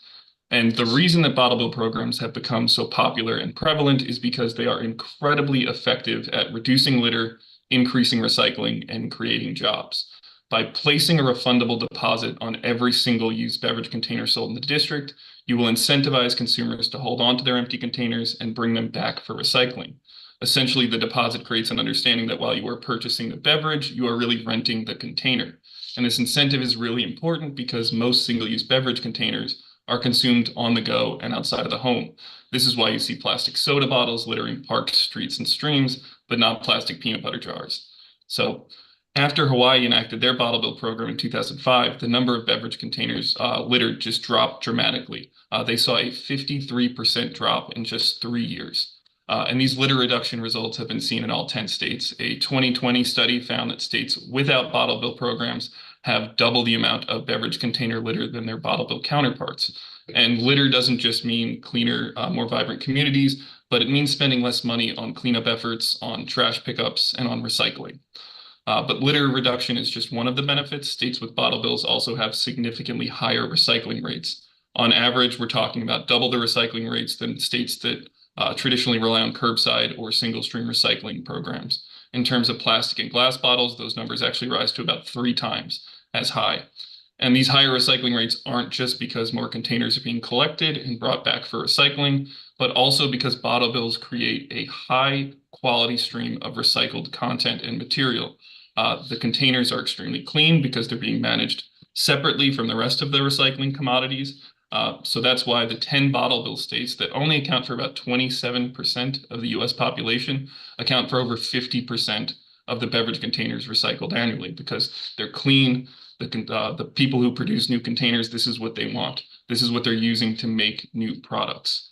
And overall, they also have higher recycling rates on average because their curbside programs can focus on collecting and dealing with other commodities more efficiently because they're not dealing with the beverage containers. And then finally, bottle bills are also really great at creating strong local jobs. Reports have shown that bottle bills can create anywhere between 11 and 38 times more jobs than curbside recycling systems. This includes jobs to service the reverse vending machines, the bag drop programs, and other beverage container collection, storage, and sorting systems, as well as hauling. You need to get the beverage containers from the drop-off points to centralized storage and processing areas. There's also indirect jobs that are associated with increased recycling and manufacturing from recycled content. A recent analysis of New York's bottle bill program found that statewide, the bottle bill creates 5,700 jobs statewide. And all of these benefits are coming at no cost to the district. At the core of a bottle bill program is producer responsibility. The central idea is that the companies that manufacture and distribute these polluting single-use containers should be the ones responsible for paying for the end-of-life management of them. So if a bottle bill program was implemented in DC, this means that the district and its residents will no longer be stuck paying to collect, sort, and recycle all of these containers. Instead, the large companies that manufacture them will. Thank you for your time today. I'm happy to answer any questions you have. Just Zero has worked on bottle bill programs in most of the states that have considered them. So thank you. Thank you. So let's start with a bottle bill question. Is this as simple as adding a bottle deposit and letting the market figure it out, or do we need to set up infrastructure in the District of Columbia to make that happen? Anyone who's working on this is welcome to answer. I can start us off. It's not as simple as just saying, let's put a 10-cent or 15-cent deposit on all containers. There are other aspects that you do want to legislate to make sure that the system functions in a proper and correct way. You want to set things like strong and enforceable performance standards that hold the beverage companies responsible for meeting certain performance targets, things like minimum recycling rates, convenience standards to make sure that there are enough points of redemption so people have access to places where they can return their empties to get their money back. You also want to make sure that the deposit isn't a flat rate. That's a problem that a lot of the states have. They passed their bottle bills in the 70s and the 80s, and that 5 cents passed back in 1972 is not what it was back then. So people don't feel the same incentive. So you want to be able to make sure that you can adjust over time. And ultimately, you want to make sure that the beverage companies are going to be regulated in a way that while they're setting up the infrastructure, they're answering to either the Department of Public Works or the council, that they're making sure that this is as convenient and accessible and equitable for everyone. Anyone else? Yes, thank you, Councilmember Nadeau. I'd just like to echo some of the points that Peter Blair just made. So in the district, it'd be really important that we have a strong oversight agency. We would need a law that would establish targets that we want to achieve, both for redemption rates and recycling rates. Redemption is the return back to the store, but the recycling rate is what actually gets picked up and recycled. So while the law might call for a series of targets to achieve over a period of time, it will be really important that we have a strong government agency overseeing this. The industry could, if it wanted to, create a producer responsibility organization. But again, I can't stress how important it will be that that there be oversight, government oversight and enforcement power over such a organization and the program in general. Thank you. I have one more question for you before you, yeah. You mentioned updating our list of recyclables. What do you think we should be doing about glass? I think that most of the glass will probably be collected through our bottle deposit return program. I think that that's going to be probably the strongest glass recycling. There are, however, provisions in the Zero Waste Omnibus Amendment Act of 2020 that called for DPW to begin separate glass collection, I believe, in the first year after the law was passed, and that has never happened. What I only skimmed the DPW responses to the pre-hearing questions, but I think what I saw there was that possibly they might include a glass collection bin at the Benning Road, renovated Benning Road trash transfer station, which is now projected to be completed in 2027. So should the bottle bill not collect enough, I think that we, should be acting to enforce that. I did want to say, I don't have to say this now, but I did have some thoughts on the curbside composting, including a huge funding source that is available if the district could act quickly. Thank you. Thank you. And I know that Mr. Seldman may have some thoughts on that too. We can follow up with him since he's left the Zoom at this point. Okay.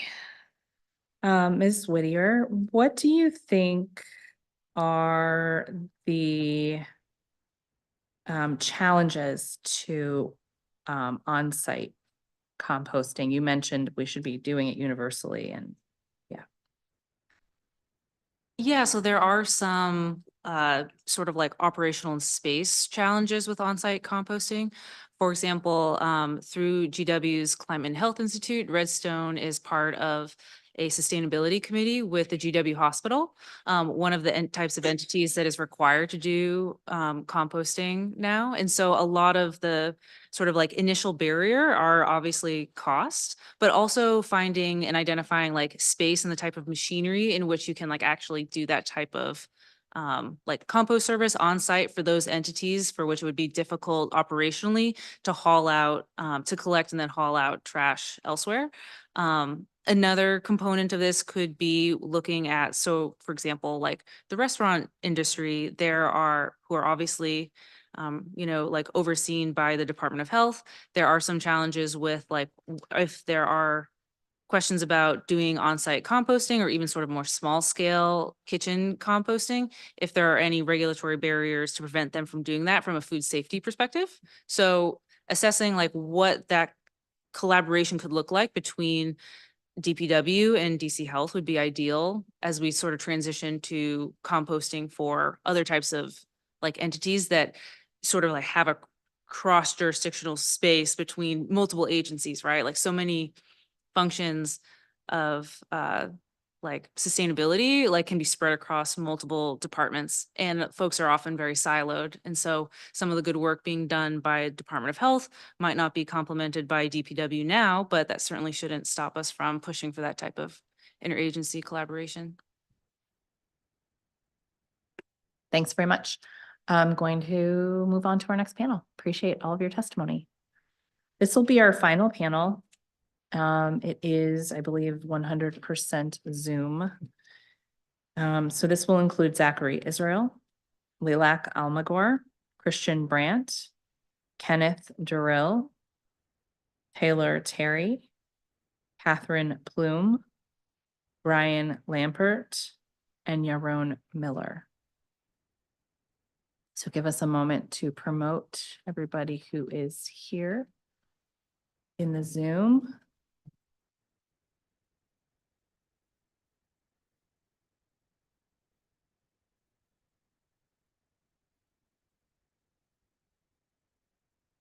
Right, Mr. Israel, when you're ready, you may begin.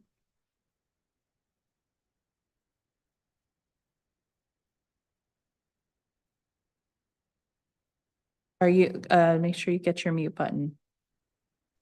Sorry about that. I was just asking, would I mind being the second speaker? I'm just trying to set up a technological issue. No problem.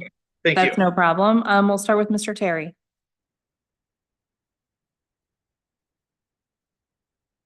Hello. Okay, I think I'm being heard. Hi, so I'm Taylor Terry. I'm a Ward 1 resident of 16 years. I'm here on my own behalf, not with any organization or agency or anything. I want to thank Councilwoman Nadeau and also the director for sitting through a very long hearing, which is not always full of people singing praises of the agency. And I know that's probably not a fun day as we move into what maybe the second or third VHS tape of this hearing. I just want to speak quickly about one overarching issue that almost every bit of testimony today has touched on, which is our 311 system.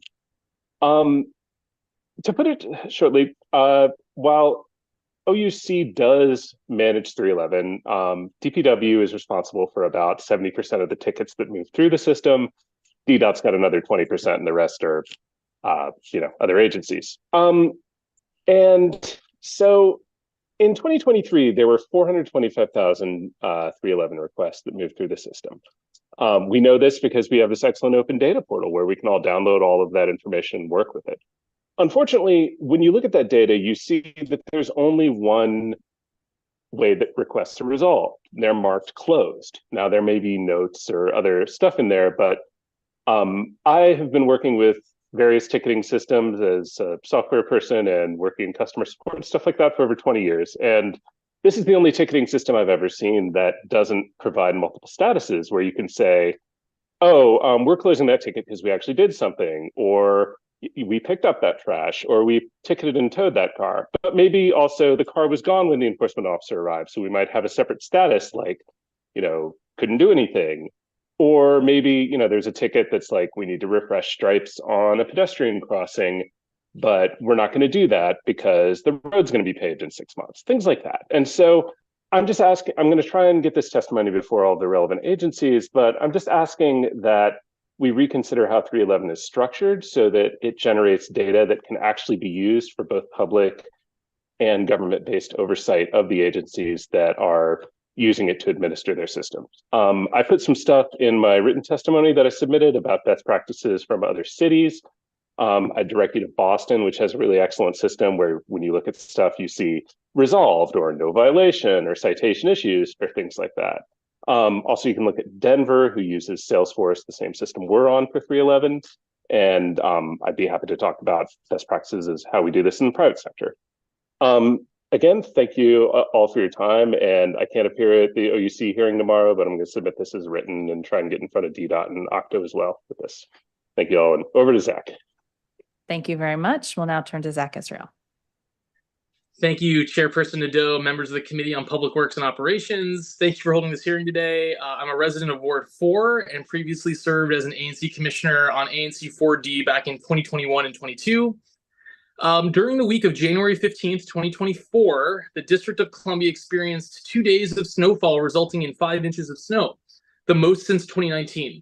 Schools and daycare shut down, and daily life was disrupted for tens of thousands of Washingtonians. This marked the first time the district has had 2 plowable snowfalls in such short succession since February 2010, when there were back-to-back blizzards. While the DC snow team did a fairly good job treating and plowing several thousand miles worth of roads, highways, bridges, and other elevated surfaces during that week of January 15th, the agency did a horrendous job when it came to plowing the district's 114 miles of unprotected and protected bicycle lanes.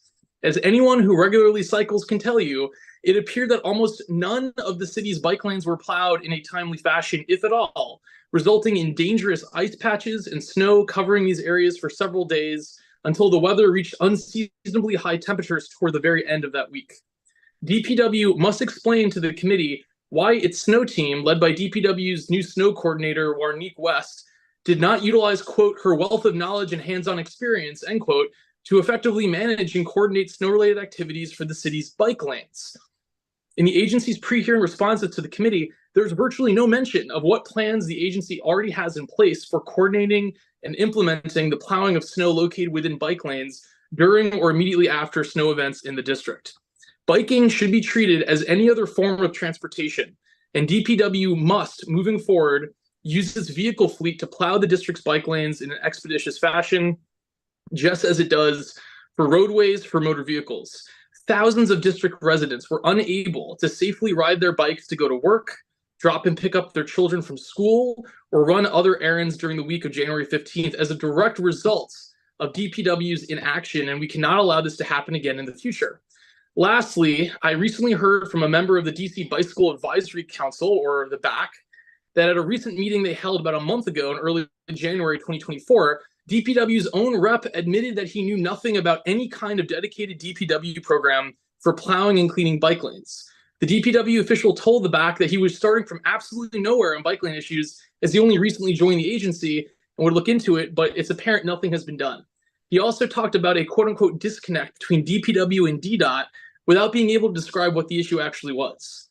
Although DPW indicated in its pre-hearing responses that it just received 4 new bike lane sweepers and has 4 more on the way, does the agency have any vehicles currently to plow bike lanes? If not, will the agency be requesting funds in FY25 to purchase such vehicles? Thank you, and I'd be happy to answer any questions you may have. Thank you very much. Wow, it's the first time I did that this hearing. Wrong mic. And next we'll hear from Catherine Bloom.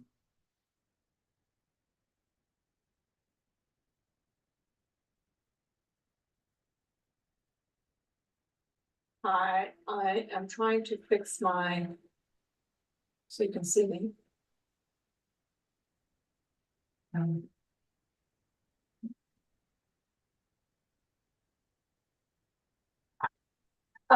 Thank you very much. Good afternoon, Councilmember Nadeau. Thank you for convening this oversight hearing.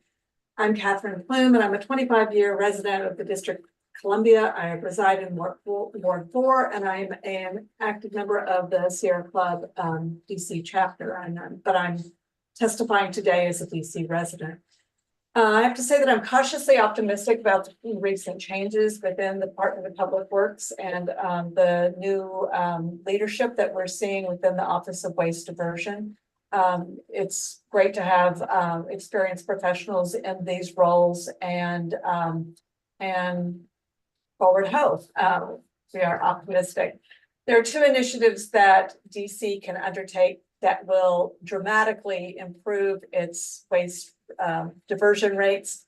Both of those have been talked about today. The curbside composting program, which I sincerely hope will be expanded across the district and eventually into public housing and multifamily residences, and the bottle bill. I'm thrilled to hear the expertise that's talked about both of these programs today, and that there is possible enthusiasm for them.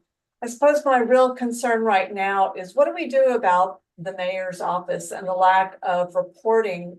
So many reports are laying with her office and have been there for years without action.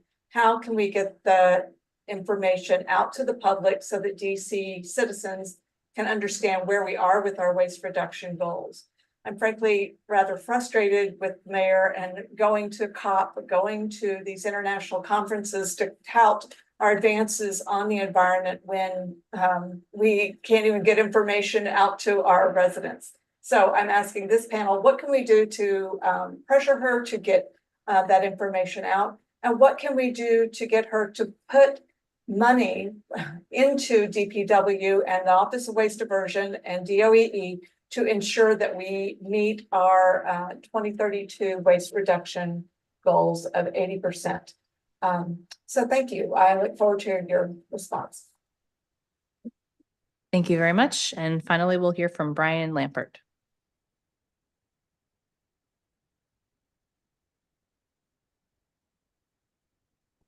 Hi, good afternoon. Thank you, Chair, for the opportunity to testify as a DC resident. I've been a DC resident for a couple of years, and a few months ago became a Ward 1 resident whose home is serviced by DPW. Listening to my fellows testify today, my experience with DPW is by no means unique, but I wanted to offer my testimony today to share my experience with the council in hopes that it will lead to some meaningful improvement at DPW, and by extension, hopefully address the rampant rat problem going on in our neighborhood. DPW has fallen short time and time again in the few short months that I've had the agency's trash and recycling collection services. There's an alley that services the 3600 block of Water Street and the 600 block of Quebec Place Northwest for trash and recycling pickup. Last month, DPW missed trash collection in our alley for the entire alley 3 weeks in a row. I submitted 311 requests after the first 2 missed pickups because the trash was rapidly piling up throughout the alley, attracting rats.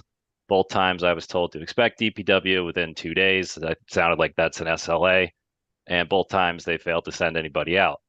After the 3rd missed pickup in a row, I just gave up on 311 because I didn't feel like pleading into the void.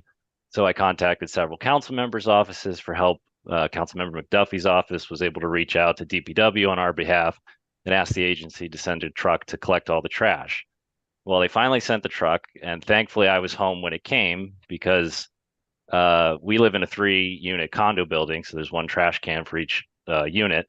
DPW only emptied 2 of the 3 cans for some reason. They left my can, and they ignored all of the trash bags that my neighbors had piled up outside in the alley. So I had to chase the truck down the alley with the can and all the trash bags to get them to take it away. And then the very next collection, again, inexplicably, DPW just did not empty 1 of the cans. So we submitted another 311 request, updated McDuffie's office as they had asked, and DPW sent a recycling truck out instead of a trash truck, closed our 311 request, and never took the trash away. And aside from that, when we moved in, there was no trash can. So our neighbors have generously been letting us use their cans. The SLA for the delivery came and went. I had to call 311, call DPW. Took a while to track that down, finally get the can delivered. So in more than half of the pickups since we moved in, there's been some kind of issue. It just hasn't been picked up. The trash has been spilt all over the ground and just left there. And, related things like that, attracting rats. And I just wanted to offer my testimony because, as I said, more than half of our pickups have not been fulfilled so far. Thank you for the opportunity to testify.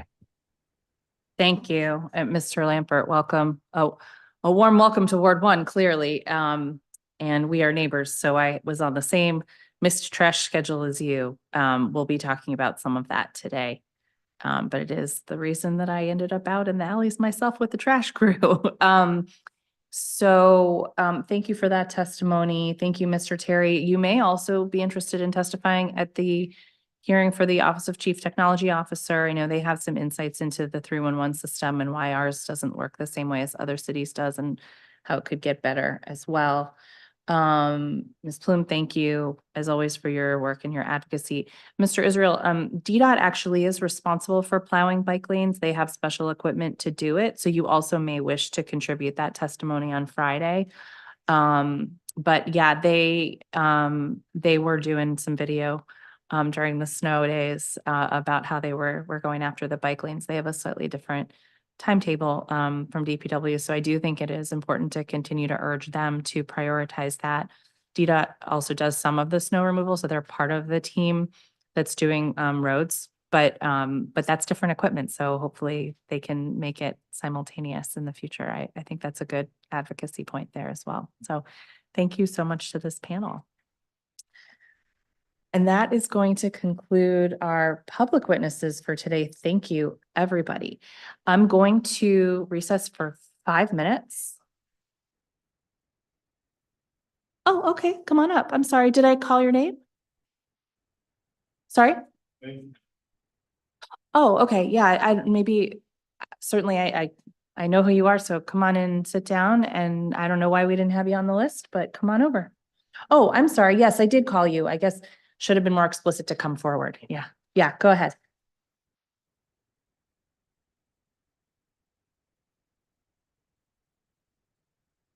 DW, or the Department of Public Works for about a year.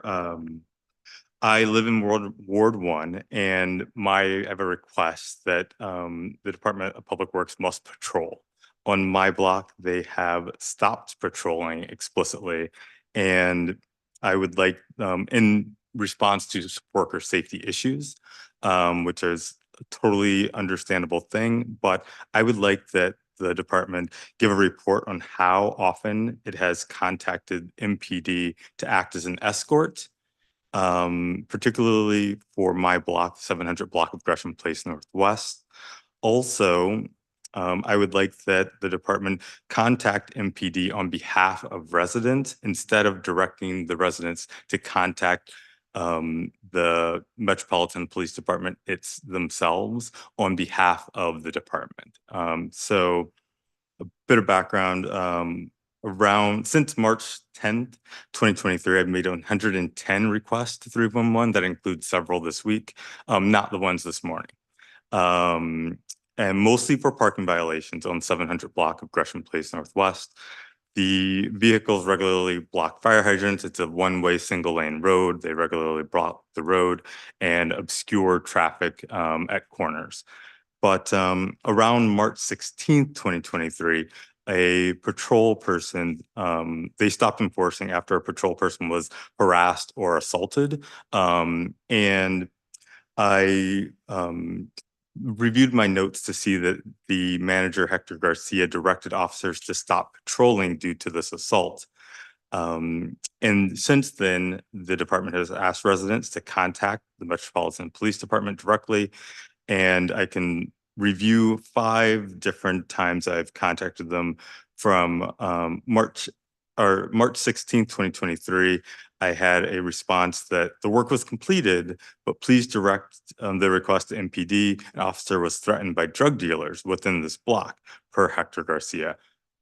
On March 21st, another report a week later, I was told work was completed. Please direct to MPD.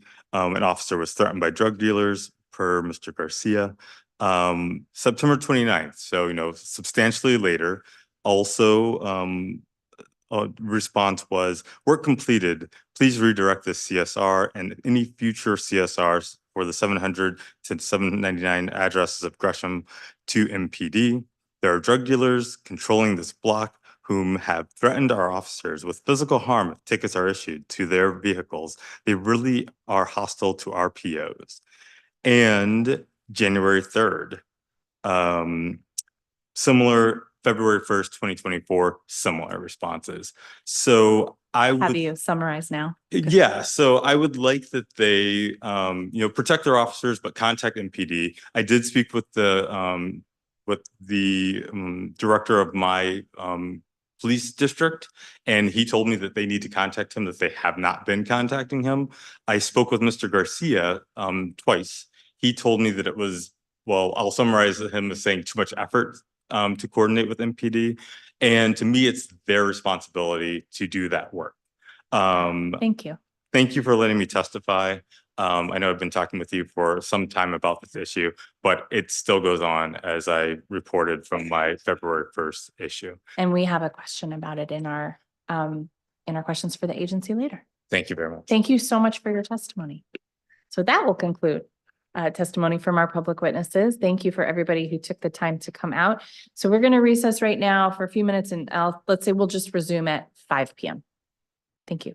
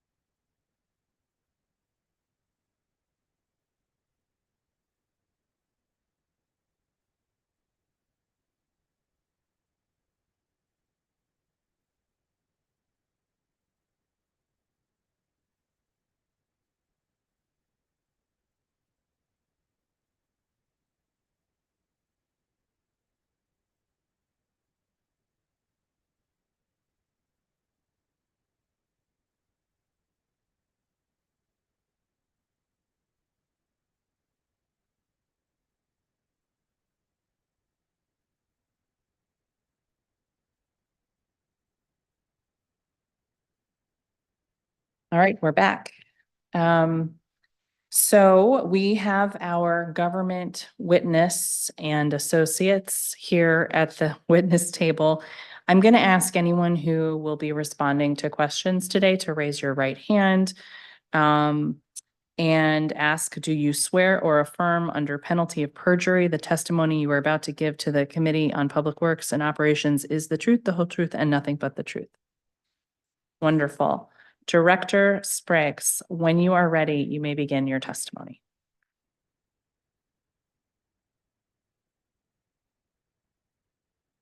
Good afternoon, Chairperson Nadeau, and members of the Committee of the Public Works and Operation and staff. I am Timothy W. Spriggs, Department of Public Works Director. I am joined today by Christine Davis, General Counsel, Perry Fitzpatrick, Agent Physical Officer, Anthony Crispino, Deputy Director, and Jessica Smith, Chief Administrative Officer. The full leadership team is presented to represent the many employees of DPW responsible for our accomplishments noted today.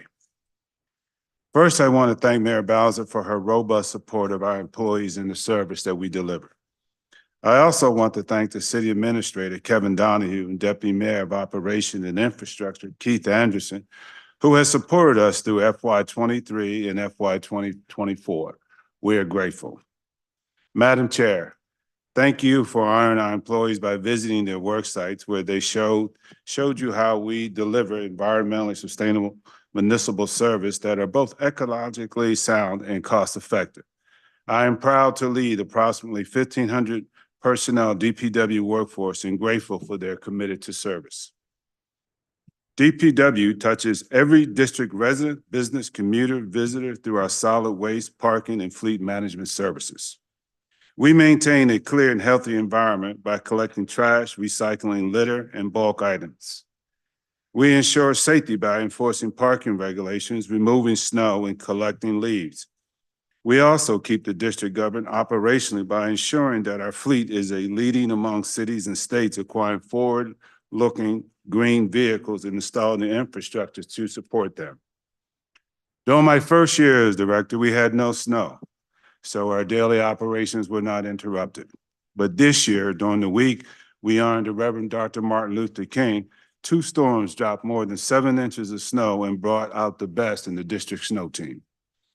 I want to acknowledge Warnique West, the district snow coordinator, and the 800+ snow warriors from DPW, DDOT, HCMA, and DGS who has safely cleared our streets.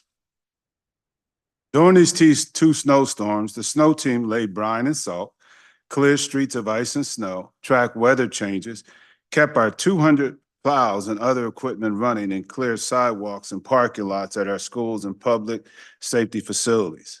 As the former snow coordinator, I understand the sacrifices that were made on behalf of the snow team and their families. During these snowstorms, our district snow team worked 5 consecutive 12-hour shifts, and for that, I applaud them. Transitioning from snow removal to leaf collections is a natural process for DPW because our leaf collections crew are the backbone of the snow program. Planning for a strong program this FY year took months. We began preparing for leaf season last March in fiscal year 2023. We analyzed every aspect of our previous season, identified what should be retained and what should be changed. We enhanced our communications to provide real-time updates to residents, procuring new cutting-edge equipment, and introduced daily management calls to track progress and identify potential issues. We have more consistent service, which reduced service requests by 22%, and most importantly, increased compliments and satisfaction from residents. Leaf collection is only as strong in our staff and training, equipment, and technology that they are given.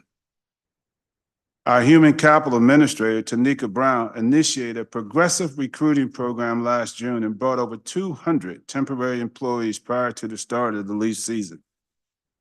During the season, we celebrate our employees and their performance as they cleared the city of leaves.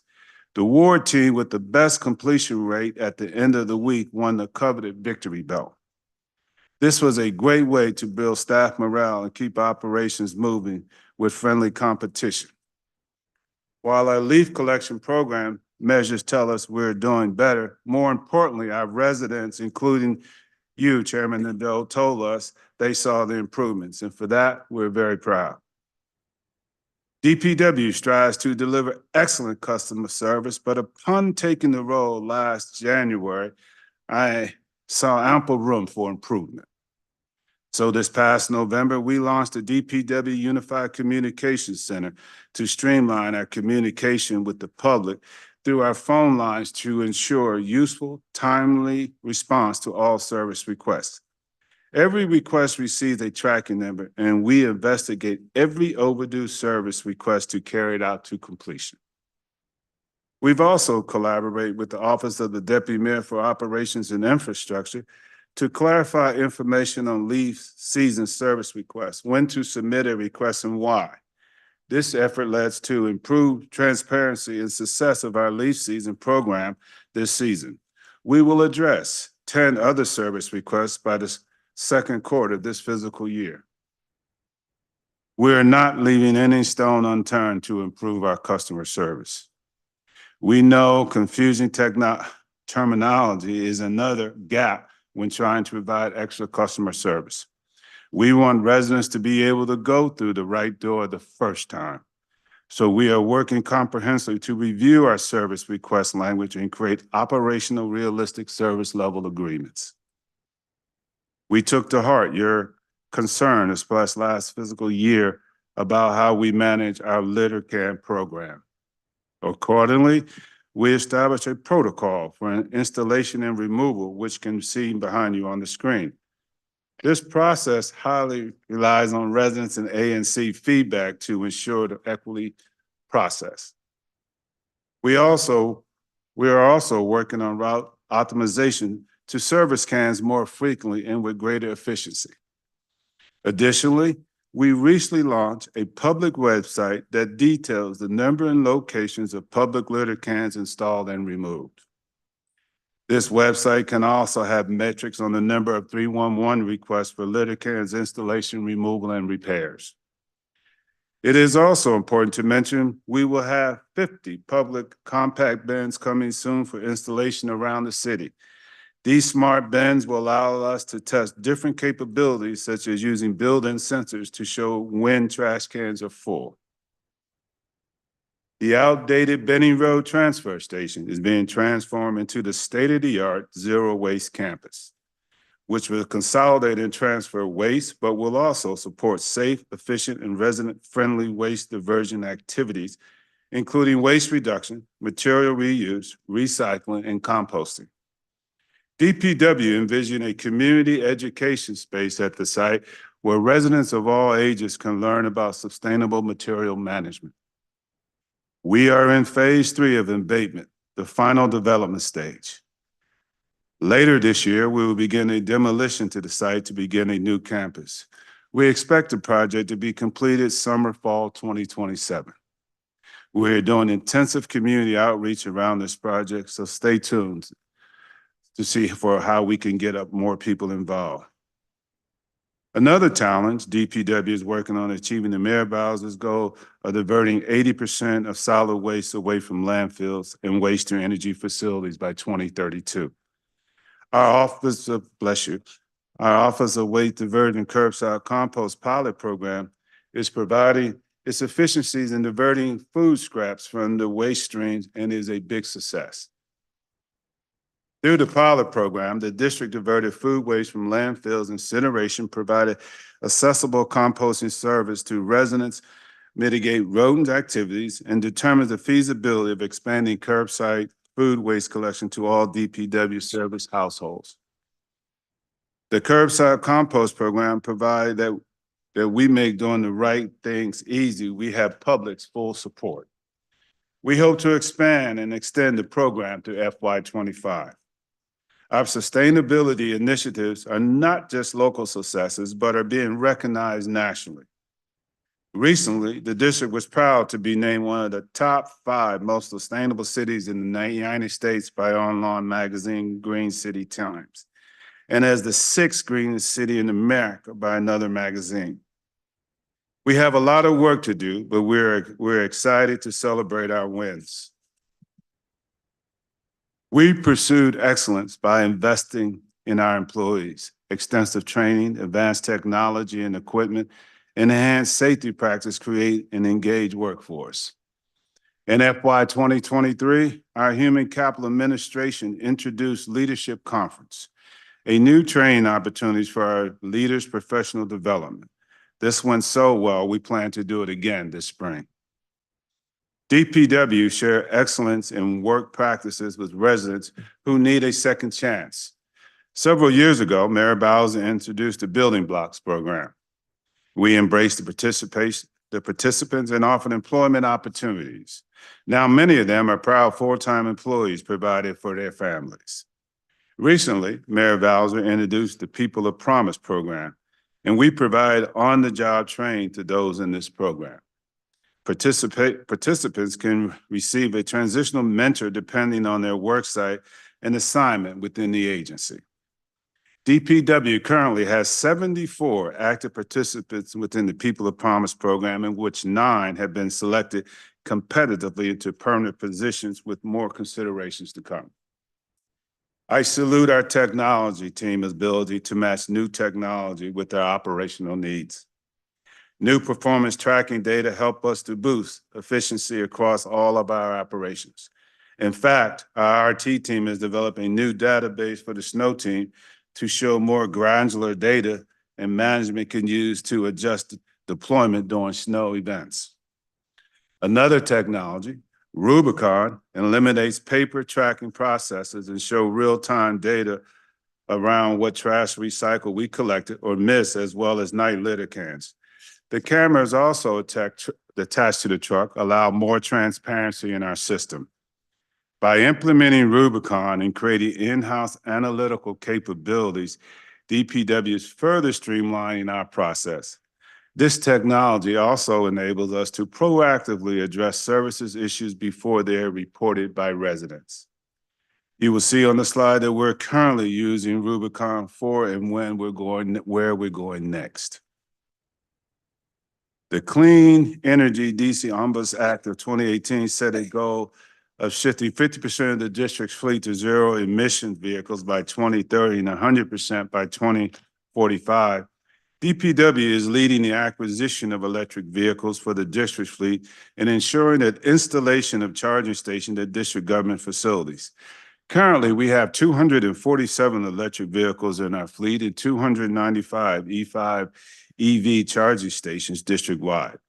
In addition, we just installed DPW's first level 3 charger at our facility at 2115 Bryant Street Northeast, and also stood up the 2 80-amp level 2 charging stations at 201 Bryant Street Northwest in support of our new 3 electric sweepers.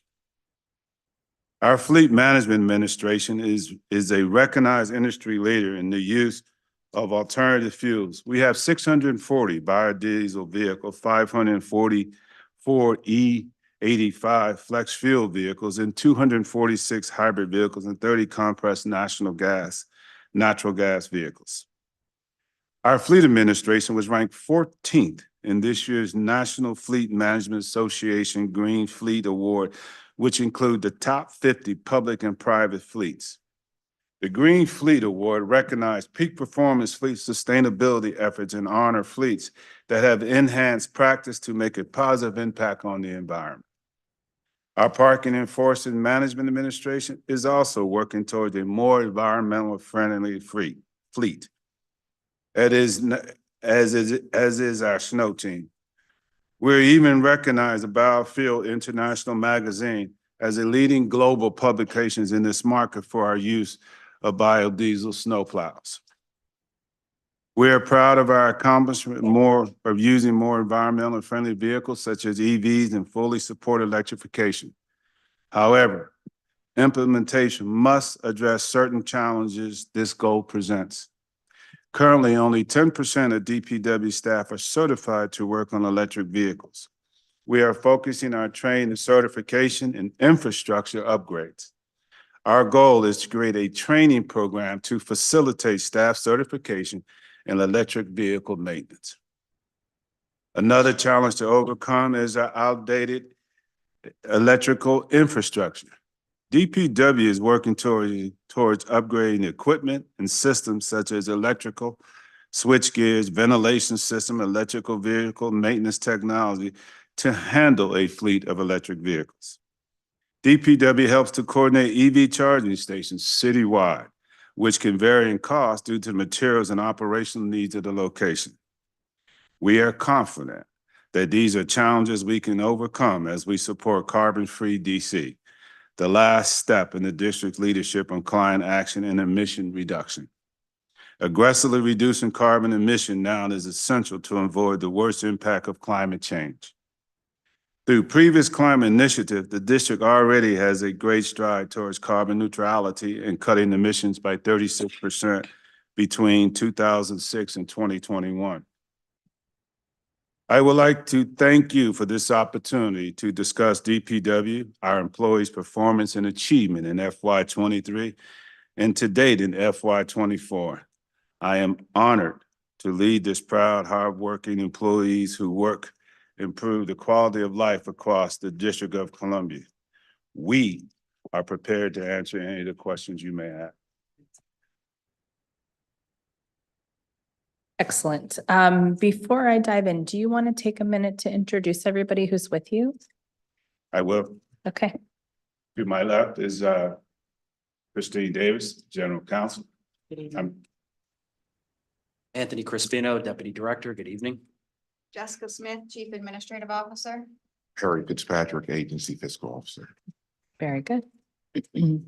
Well, thank you very much for your testimony, Director.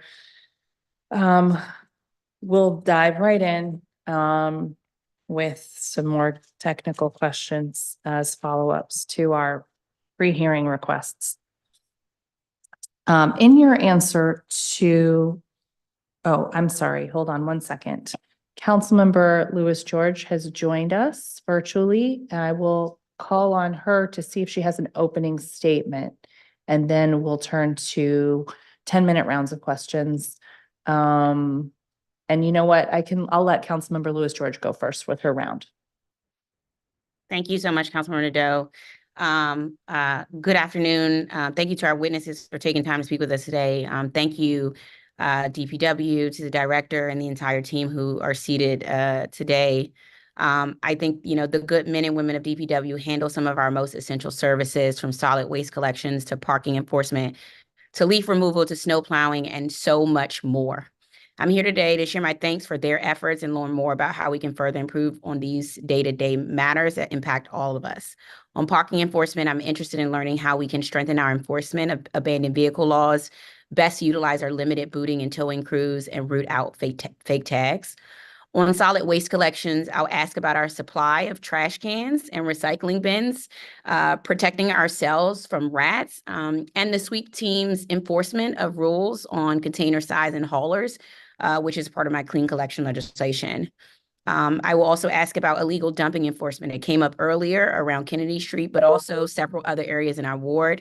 How can we make this more proactive? I'll also follow up on our hearing last year on my bill requiring notification of ANCs for the removal of public litter cans and efforts to improve our collections of litter cans in public parks. Thank you for sharing the map earlier, which we'll look at more later. I think it's a very effective tool. And I also want to talk about sort of quality assurance. Some of our seniors have raised concerns about, after their trash is picked up, litter being left on the ground and that contributing to rats. And so I just want to see what that quality assurance process looks like after a solid waste collection happens. And next, I'd like to review DPW's leaf collection process this year, as well as our first snowplow effort in several years. Overall, I've heard better things about leaf collection this year compared to years past. So thank you again for your leadership here, and thank you to Councilmember Nadeau for her leadership as well as you work together.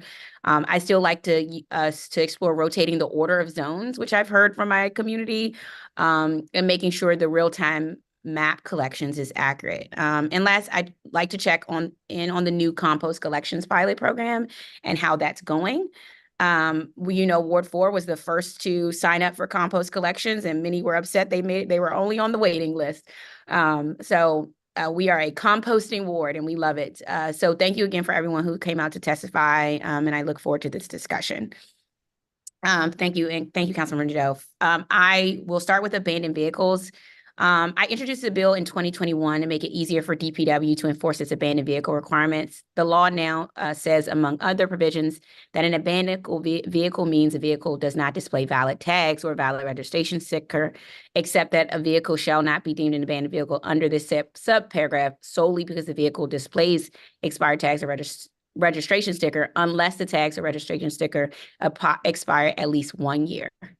So my question is, what if there's no license plate or registration? How do you assess if registration has been expired over a year when there's no tags?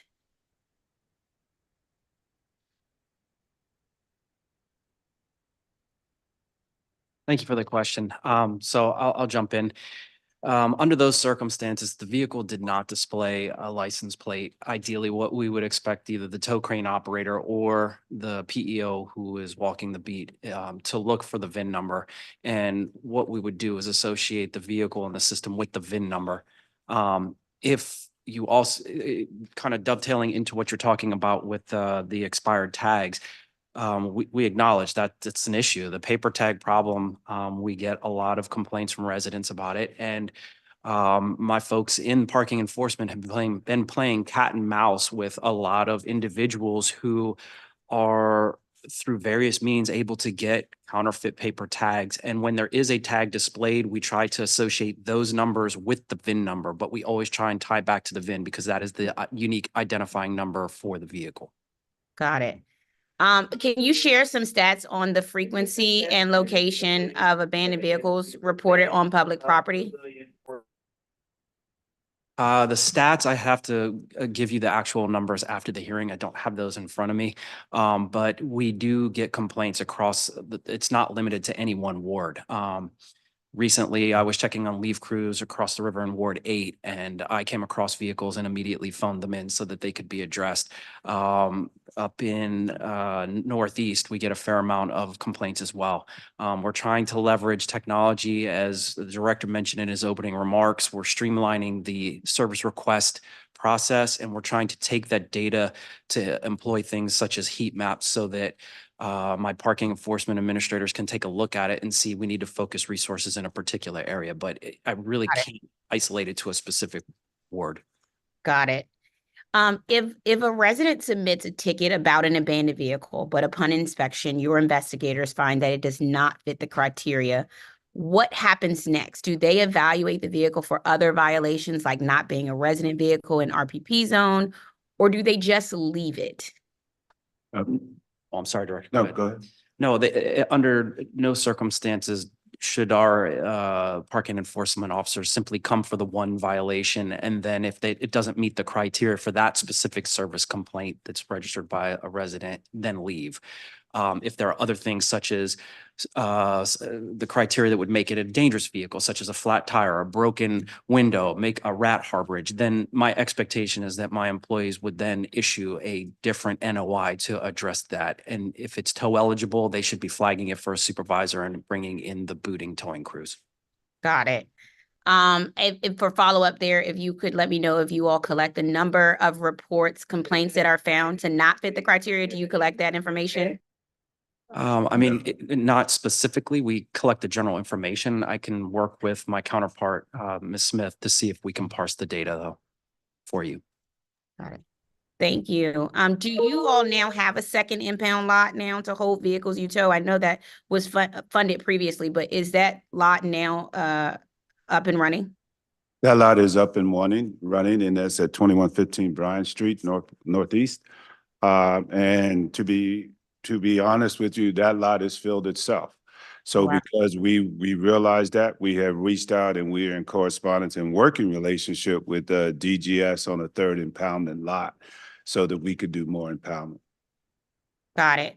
I'm going to skip my section on booting and towing for a second. I know Councilmember Nadeau is going to cover it. So I want to go to like fake and no tag vehicles. So there's a SOS Quick Tires at Georgia and Farragut in Ward 4. Your team came out as well. You all helped us lead an enforcement action there, towing several vehicles that the business owners park around the area without tags. And sometimes they've been blocking alleys, and it became a larger issue when MPD and fire and EMS were trying to get through an alley and their cars were blocking it. And they've just been a persistent issue. Unfortunately, this issue remains, and some of the same things are happening again in terms of illegal parking and fake tags. What can we do to sustainably change practices here for repeat violators like SOS Quick Tires? We do not want to say that we're targeting, but we also have to realize that we have to find a way in order to make the streets safe and alley. So what DPW would do is increase the level of enforcement in which we give that area as much as we can, and make that part of our normal route so that we could do a better job of that. And then it's also helpful that the citizens will know as well. I mean, it's not, I think that's a relationship a reciprocal relationship. You let us know, and we'll do more observation on our part as well, ma'am. Got it. I'm going to send you, we just had community meetings across the board, and there's just a list of locations where we've had some repeated and consistent parking enforcement challenges. I'm going to send that list to you. My team will, and my hopes is that you can look through that list and sort of assign those who are assigned to that area to sort of do some repeated enforcement, because it's a list that we got from neighbors. So I would appreciate that. Yes, ma'am. What is sort of your goal, sort of what's your strategy to address the proliferation of fake tags in general?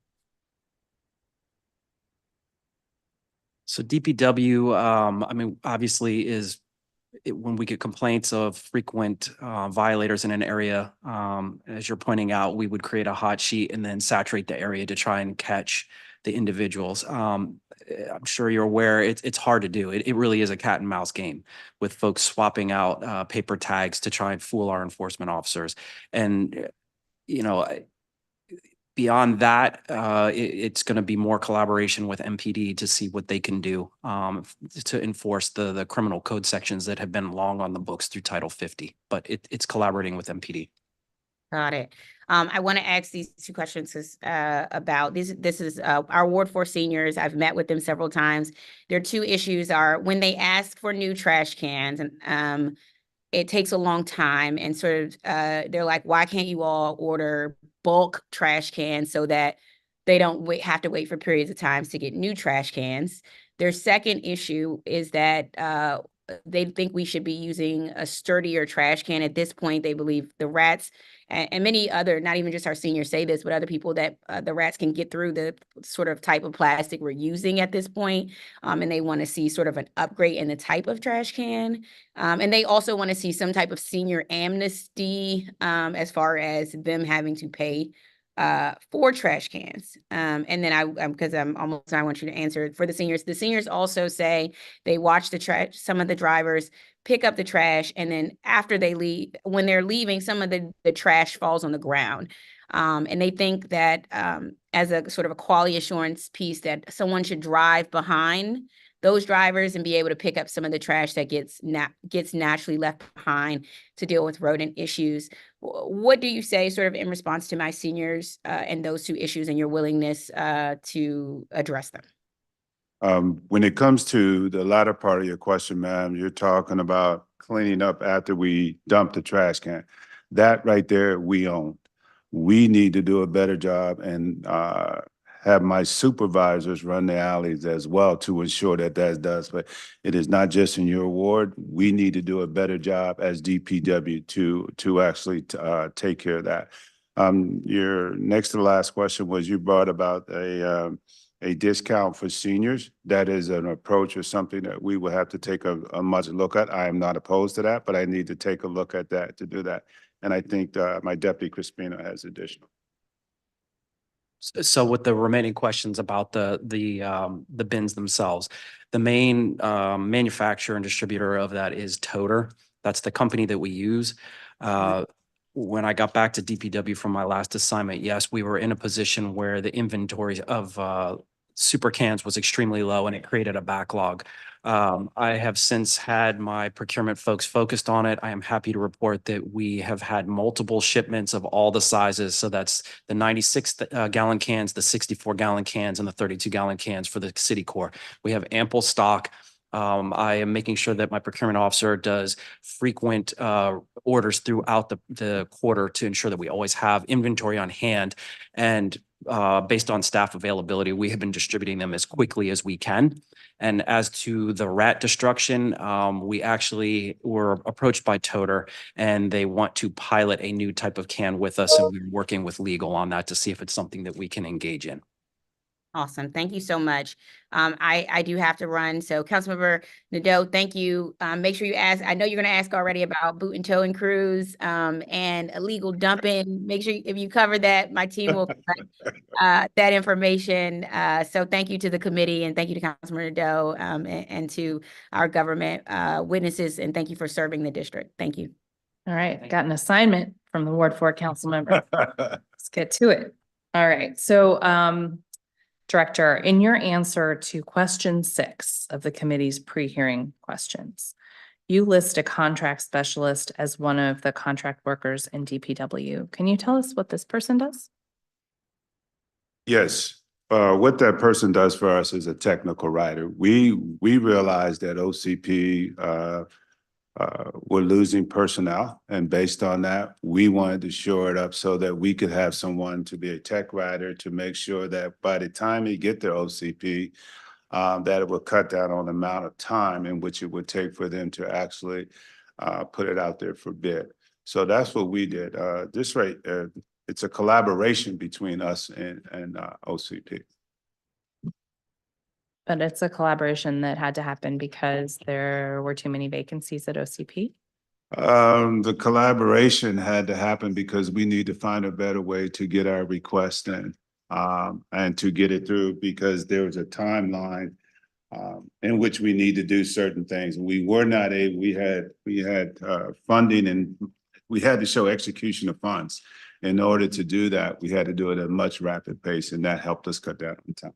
And I'd just like to add, I think more importantly, I think part of the issue was that, you know, my managers are great at collecting trash. They're great at towing cars, but when you get into procurement, that's technical writing. And some of them just don't have the skill set to be proficient in ensuring that all of the elements in a statement of work are there.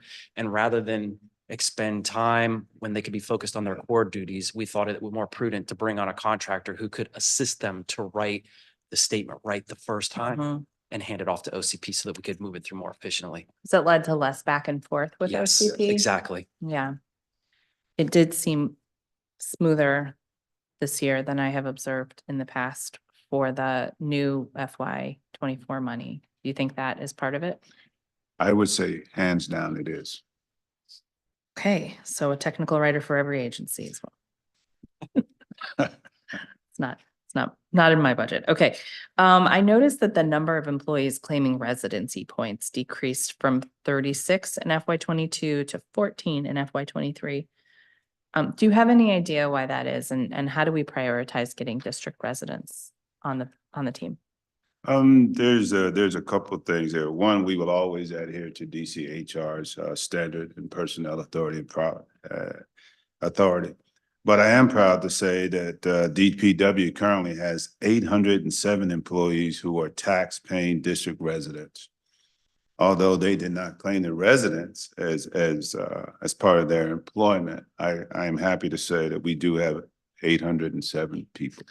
I see. So it's something that you can note when you apply to sort of help you get hired, but not everybody may have done it. Yes. I see. Okay. Director, have you established residence in the district? Yes, I have. Excellent. Welcome home, sir. Okay. 311 was a hot topic today.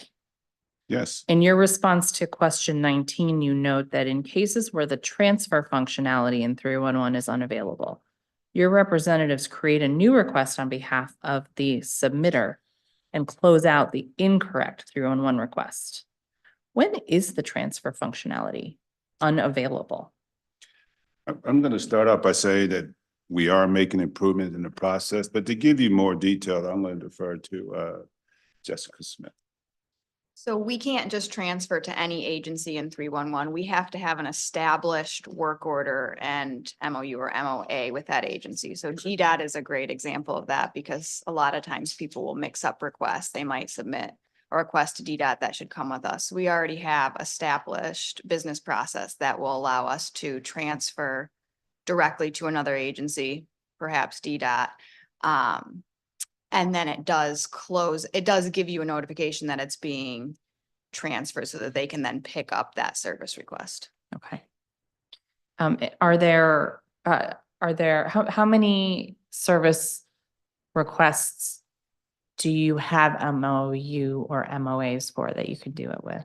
I can think of at least 3, but I'll get back to you on the exact number. Yeah, I'm just curious sort of how it all, and I guess, I know you're doing a lot of analysis on this, so you may already have this in mind, but sort of where, like where the most common transfer is, where you don't have those would be interesting to know, just because as we're getting the case reviews to see if they line up, like the case requests to see if they line up.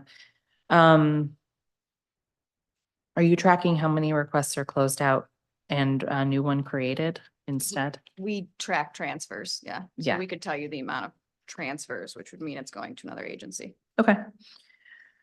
We heard testimony earlier today about issues with DPW closing out requests, including an anecdote in particular that was previously shared with my office. A parking enforcement service request was made. A closeout with a note that a group of citizens at that location refused to move the vehicle, that it was unsafe. Requester should report to MPD for further assistance. We understand that parking enforcement officers are not able to do more in such a situation. Of course, their safety is always the #1 priority. However, why in this instance would DPW not refer this case to MPD itself, or could the transfer functionality be used here? I'd love to understand the disconnect on that. I'm not sure if the transfer functionality would work there, but you're right. If our employees are called out for a service request and it's something that our agency cannot address on its own, absolutely. The expectation is that they refer it to a sister agency or a federal partner to take further action. There shouldn't be a circumstance where the residents are left without getting the requested service. As Ms. Smith has said, some of it just simply is the 311 system. There are gaps where we're not able to transfer, or a lot of times what we find is that when the transfer is made, if you put in the original service request and let's say it was for a service that DDOT did, but it came to us and then we transferred it, all you would see in the system is that your service request had been closed and you're going to say, well, DPW didn't take any action. But because you are not now the new service request creator, right now, I don't believe there's anything that would notify you, hey, this has been transferred to DDOT and here's the new service request number. So all you're left with is this feeling is that we came out to the scene, did nothing, but actually behind the scenes, we have handed it off to the sister agency and the new SLAs apply. That's something that we are working with DDOT to the extent that we can when we cross responsibilities. One thing we're working on specifically with MPD is how we're prioritizing safety sensitive requests. So can we transfer it in the system? Yes. But what I heard the gentleman talk about before, this is an urgent matter, right? Someone needs to come out now. So is 311 the best system to then employ? Yes, for tracking purposes later down the road, we want to know that, we referred it to MPD. But our chief performance officer is currently working in the 311 working group with MPD on how we handle safety sensitive requests with MPD to make sure that those are expedited, that they can flag for us and that we can respond in real time. Have you identified the disconnect between what the public service agencies are saying to us and what is happening on the ground? For example, we're always told just have the parking enforcement officer call the watch commander. Is that something that can actually or does actually happen ever, or is that just like not the answer? When you talk to the watch commander, Are you talking about in a dangerous situation that we might see? I will say that happens more time than it doesn't, because what we're actually telling our officers, hey, look, if you feel that there's a threat there, number one, back out of the area, call your supervisor, call the watch commander. Morning, afternoon. Excellent. And we've been joined by our Ward 5 colleague, Zachary Parker. I'll recognize you shortly for your opening statement and a round of questions. Okay, so it sounds like there is some level of coordination, but there could be more. Without a doubt. Okay, and happy to work together, because obviously this is you liaising with another agency, and we have other council members who would want to be involved in helping with that too. So trying to get that right. We're in a situation where parking enforcement is often used as a tool to address other issues, for better or for worse. But the reason that resident keeps calling 311 for parking enforcement is because there's people doing nefarious things on the block and they happen to be parked illegally. That really does require a multi-agency response, but it doesn't always feel right to call 911 for that constituent. So I can see where there's a challenge. So we also are trying to be proactive where the residents don't have to call 311. And an example would be right down from the Reeve Center. We have been working closely with Commander Boatler, who I've known for years. And he arranged for a multi-agency walkthrough and then continual focus. And I believe the area is 9th and T, 7th and T. 7th and T. 7th and T. Yeah.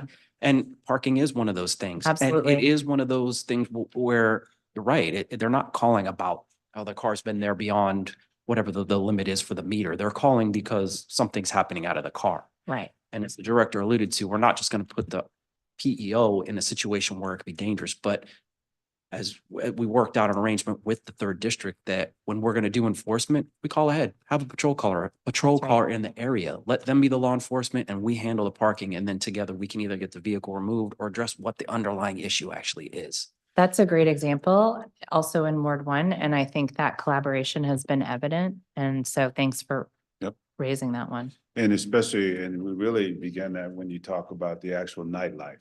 Right. We Right. must work together, which is a real good example of unity of effort with that, because when we identified a problem about was that 9th Street, you take that first alley, we told MPD we will not go into that alley unless you go into that alley with us. So it's those types of things, and it's they know us, we know them, so that is a measure of success for the district with that. The Nightlife Task Force, has it helped establish new relationships between staff at different levels? Oh yeah, they're pretty much, they know each other. So they're pretty much on a first name basis. So it is really helpful with that. That's great. You shared that DPW collaborated with the deputy mayor to improve the information provided on the leaf season pickup requests and to clarify that people should put in a request. Can you talk a little bit more about the changes that were made as a result of this collaboration, how the deputy mayor was involved, and how it impacted the agency's administration of the program this year? So we changed the language to be clear, to link to our website and therefore the map, the leaf collection map. And just note details about our schedule. What we're really trying to avoid is a bunch of residents putting in leaf requests at the very beginning of the season before we had ever gotten to their section. And so we tried to clarify the language to say, this is the process. Before you put in a request, please visit this map to see when you're actually scheduled to be visited so that you're not putting in a request before we actually have the chance to get to your section. And I think it went really well. We wanted to mirror more of we did a different communications strategy this year. So we wanted to mirror that. All of our requests have to be approved. Our changes in 311 have to be approved by DMWA. So we worked with them to change the language. It was helpful to get an outside perspective because we talk about this stuff all day, every day. And so sometimes when something seems clear to us, it's not always clear to other people. And it's really spurred us to take a deeper look at our service request language. And so now we're going through all of our service request language. We picked the top 10 service requests to start with. And we are not only reviewing those, we're reviewing the SLAs to make sure they're appropriate. And we're actually going to bring in outside entities, including ANCs and MOKers, council's offices, to say, does this make sense to you before we make the changes in 311? Do you have any feedback for us? Thank you. DPW tested out a swing shift over the summer in the collections division to see if it would decrease overtime costs. We're happy to see that it did. And you noted that it resulted in a 3.7% reduction in overtime over a month-long period. Can you tell us more about your plans for continuing the swing shift, and do you plan to make this a permanent fixture? We do plan to do that after the leaf season, and I'm happy to report I'm at 99.8% with leaf season completion as we speak here today. So we really plan to start that as soon as leaf season's over this week. We plan to bring them on board. We plan to maintain 21 personnel to run the suite, that actual swing shift, because we just did it for a little bit last time, but now we want to just prove the concept, does it actually work? We only did it for about a month and a half on that. So we believe that with this swing shift, that will assist us with cutting down on overtime. That's great. Thanks for leading on that effort. All right, so you shared in your responses that you're currently working with the Office of Contracts and Procurement Leadership on a plan to staff up their team. Can you tell us anything more about that plan, and is this related to the technical writer? It began with the technical writing because we both realized that there was a shortfall. But I also would like to bring into a point, there was a lot of miseducation on timelines when things were due to OCP. We get our money in we know how much money our CFO let us know how much money we're gonna have. We put our request in. We did not know the process in which they collectively, as DPW. Some of us knew, but not all of us knew.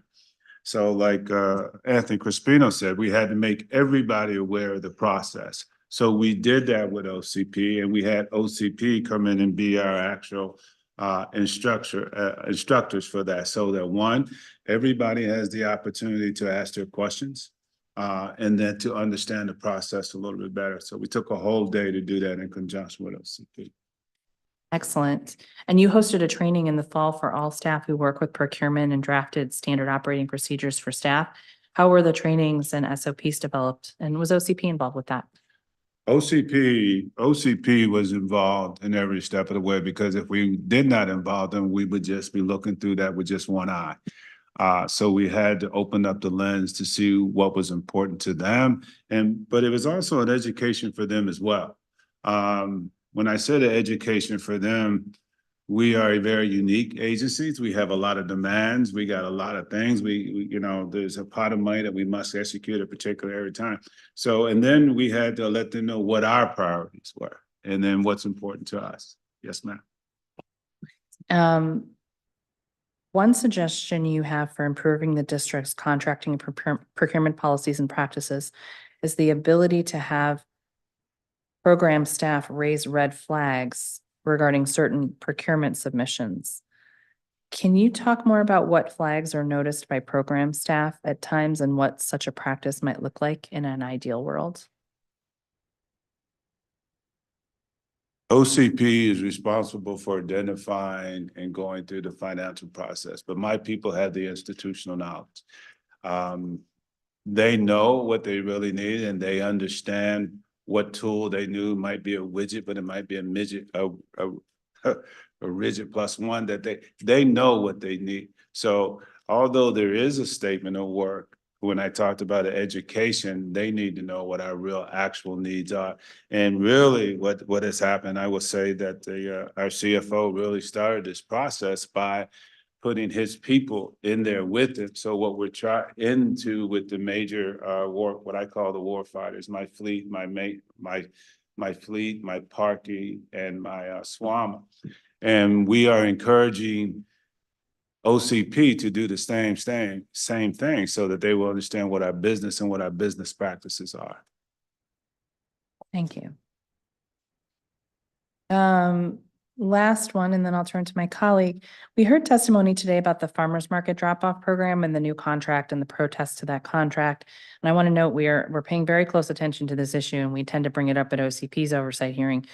When highly successful, longstanding contractors are not reselected for a program contract, I want to know why. So I also want to ask DPW if they feel that this is one example of where better procurement processes in the district would have led to different results, and how some of DPW's suggestions about program level involvement with OCP might have worked in a situation like this.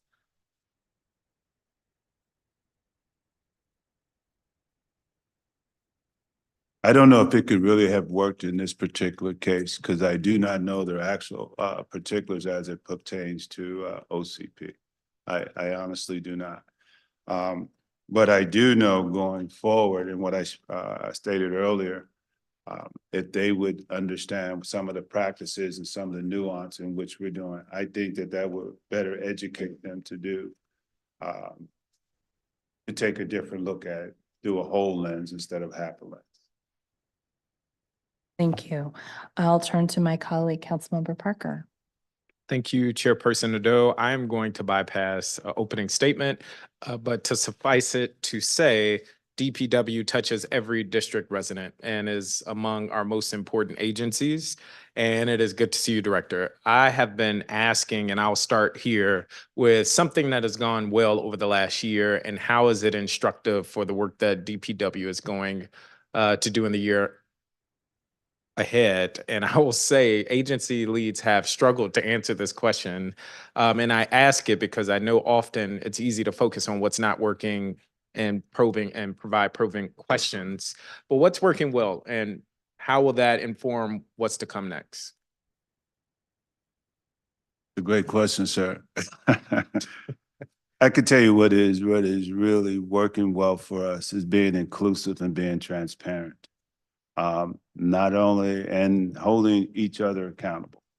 Those are not just words. Those are which we do at all levels. And excellent example of that is this past leaf season. Leaf season, began with that HR getting out and getting new people in, getting new blood, new energy. So it started with that. And then when the people came in, we began to train them, and then we made the leadership accountable. We made them brief consistently. About once a month, they had to bring, the closer it got to it. So one, it made them accountable. It increased their knowledge base on what's going on. We introduced new technology and new equipment, which was very helpful. And then, and I tell you, this process works because every day since leaf season began, there's a 5:15 or a 6:15 call to talk about the progress in which we're making with leaf season. And I recall you said you're at 92%, was that right? No, 99. 99%. Yes, sir. Yes, sir. We'll be. And that is relative to what? So before you were at the helm, what is the average collection at this time of the year? I'm assuming it's not 99%. Compared to years past,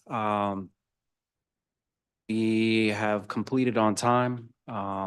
I will defer to my AFO on the actual numbers, but ballpark, we have saved, or we've reduced costs in excess of $1 million compared to last year. As noted in the opening statements, complaints as registered service requests have gone down by 22% this year. And it really does go to what the director is saying.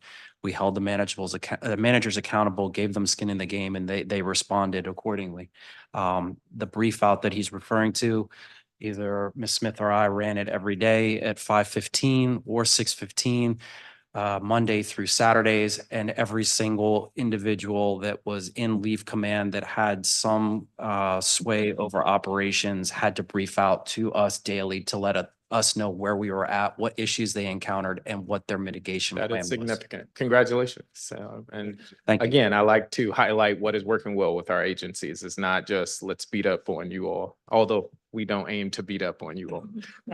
Okay, so I want to zero in on my questions. My team recently visited DPW's facility at 1725 West Virginia Avenue in Ward 5 and found significant maintenance issues that are impacting agency operations, employee safety, and employee morale.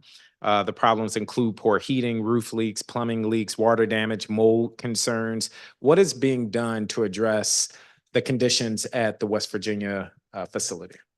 So for context, the building is in excess of 60 years. It was not designed as an office space. Years before I ever joined district government, it was converted from, I believe, a warehouse into a functional office space. And given that background, it does have issues. We fully acknowledge it. Our facilities unit, which is under health and safety, they are responsible for addressing any issues that arise, putting in requests to DGS for repairs. With this particular facility, given its age and the issues with the systems, for example, with the HVAC, we don't go through DGS. We actually have an HVAC company on contract. And when it was reported that cold air was blowing through the system, it was raised to my attention through several of my administrators and deputy administrators. I raised it to safety and they had the contractor come out. The issues with the roof, we had the entire roofing. Just right there. So Yes. the contractor came out and what was the outcome? Because as of Friday of last week, the vents were still blowing cold air. My understanding is that they went to the building and that the blowers were turned off. That's what was relayed to me. And when was that? I believe that was earlier this week. I Earlier this doubled week. back, Okay. correct. And so it just begs the question, if the facility is outside of its usefulness, why do we have people in the facility? And what could be deemed dangerous conditions? I don't know if I'd go as far as dangerous conditions. We address each of the concerns that come up. We don't allow things to go stagnant or be unattended. For instance, this past fall, we replaced the entire roof of the main building to address the leaks. We did that through our capital budget. For instance, I know there were issues that were raised to your office as well as the chair's office about the plumbing. That actually came about as a result of employees flushing paper towels and other non-flushable items down the commodes.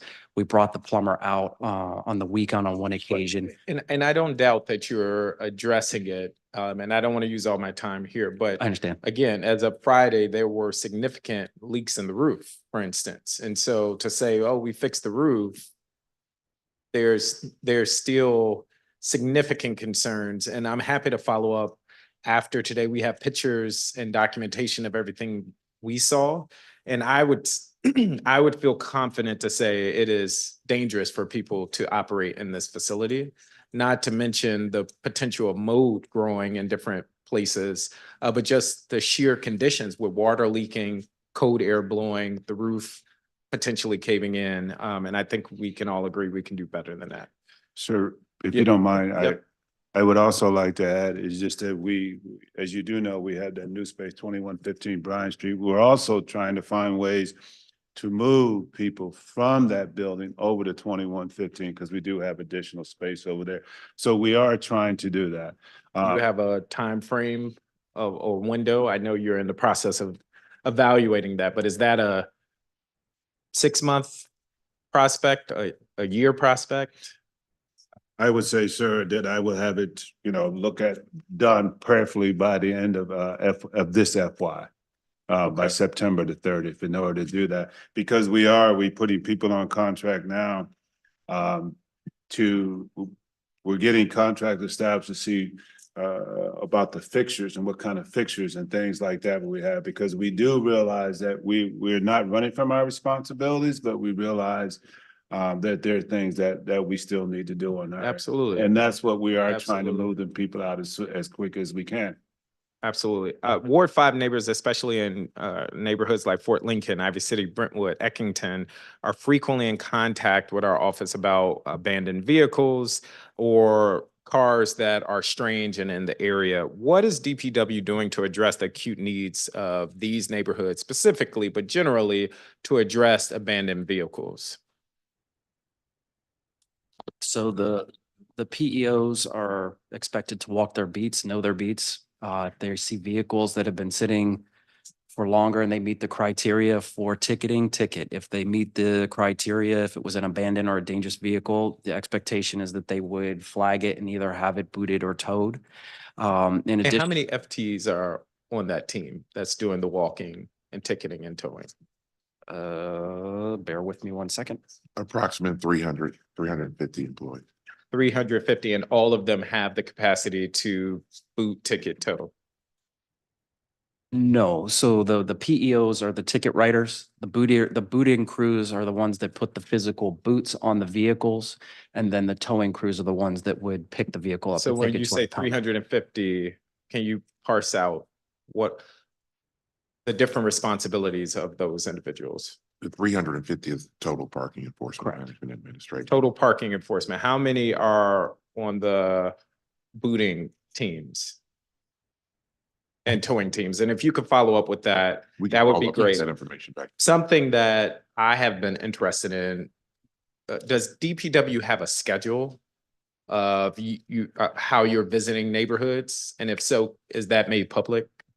Well, each PEO has an assigned route. So they're in areas, they have neighborhoods that they are assigned to and their But expectations. is there something made public where we can document that someone should be coming through this neighborhood today? Because what I know to be true in Fort Lincoln, for instance, a car sat there for weeks. And I think a member of the team came, and then after we had a community meeting, the car was removed. Well, that was great, but it was because we had a community meeting, not because there seemed to be some routine observation in that community. I would agree. It's not a perfect system, and we're open to refinement. But there are assigned routes, and the expectation is that the PEO should be proactive. They shouldn't be relying on citizens getting to a point where they have to file a service request. Got it. I am at time. I'll wait till my next round. A suggestion would be to make public some sort of schedule. And while we may not want to micromanage to that level, it would be helpful to know, okay, someone's going to be in the Eckington area on Monday. Just because it's a reoccurring issue in certain parts of the city. Thank you. Understood. Thanks, Councilmember. Director, in the recently released. Councilmember. Oh, okay, hold on. We have been joined on Zoom by our at-large colleague, Christina Henderson, who we will recognize for an opening statement if she wishes, and then a 10-minute round. Thank you, Councilmember Nadeau. Sorry, I was here and then I didn't turn my camera on, but nonetheless, good evening. I don't have an opening statement. I just rather go straight to questions because I know that you guys have already been part of the conversation, if that's okay. Yep, carry on. Great. Good evening, Director Spriggs. I just want to start on a couple of things, and I apologize in advance if you've already covered some of this, but let me start as I actually just saw one. So I have heard from some residents, and I also just saw a couple myself just driving around my neighborhood that are still waiting on Christmas trees to be picked up. Do you have any update on, has this program ended the Christmas tree pickup, or is this still ongoing? Great question. It's still ongoing. It'll run through March. I believe we have 6 crews that are actively working on it. Okay, 6 crews working. Okay. Another question sort of checking in. I understand that, and in FY24, you saw an increase in terms of graffiti cleaning services. I would love to get an update on terms of how you all are deploying FTEs for this particular service, and how you all prioritize which areas to focus on. So the graffiti removal falls under ground maintenance as the temperatures come up to a level in which the removal chemicals will actually work. The crews will start to go back out. They are, I believe, working on what the rosters will look like for the crews, making sure that they have the chemicals on hand, and then they will start to work through the outstanding service requests that have been put into the system. Okay. So in order for someone to be able to tag, not to make a double entendre there, but they need to submit a 311 request? Yes, so that, so that we can track it and there's accountability, yes. Okay. I appreciate that DPW has made some changes, speaking of 311, in terms of, Director Spriggs, I think the last time we talked about this, you talked about getting the staff to, whether it's take a picture, have their own receipts in terms of getting something done, but also the additional things that have been added to 311. And so I just want to give your team kudos for some of that work that has been taking place. Have you all been tracking in terms of your 311 closure rate and how well you're doing, or how well you did in the last year? Good evening. Yes, we are tracking that closely. We recently brought on a new chief performance officer, so she's tracking those things every day. We are meeting a lot of our SLAs. We're not at 100% for all of our SLAs, but what we've started doing is having monthly meetings with all of our administration so that we can review the SLAs, which ones they're falling behind on. So that it's not just us looking at it from a data perspective, but we're able to marry that with the operational side so that they can make changes to better meet those SLAs that we're falling short on.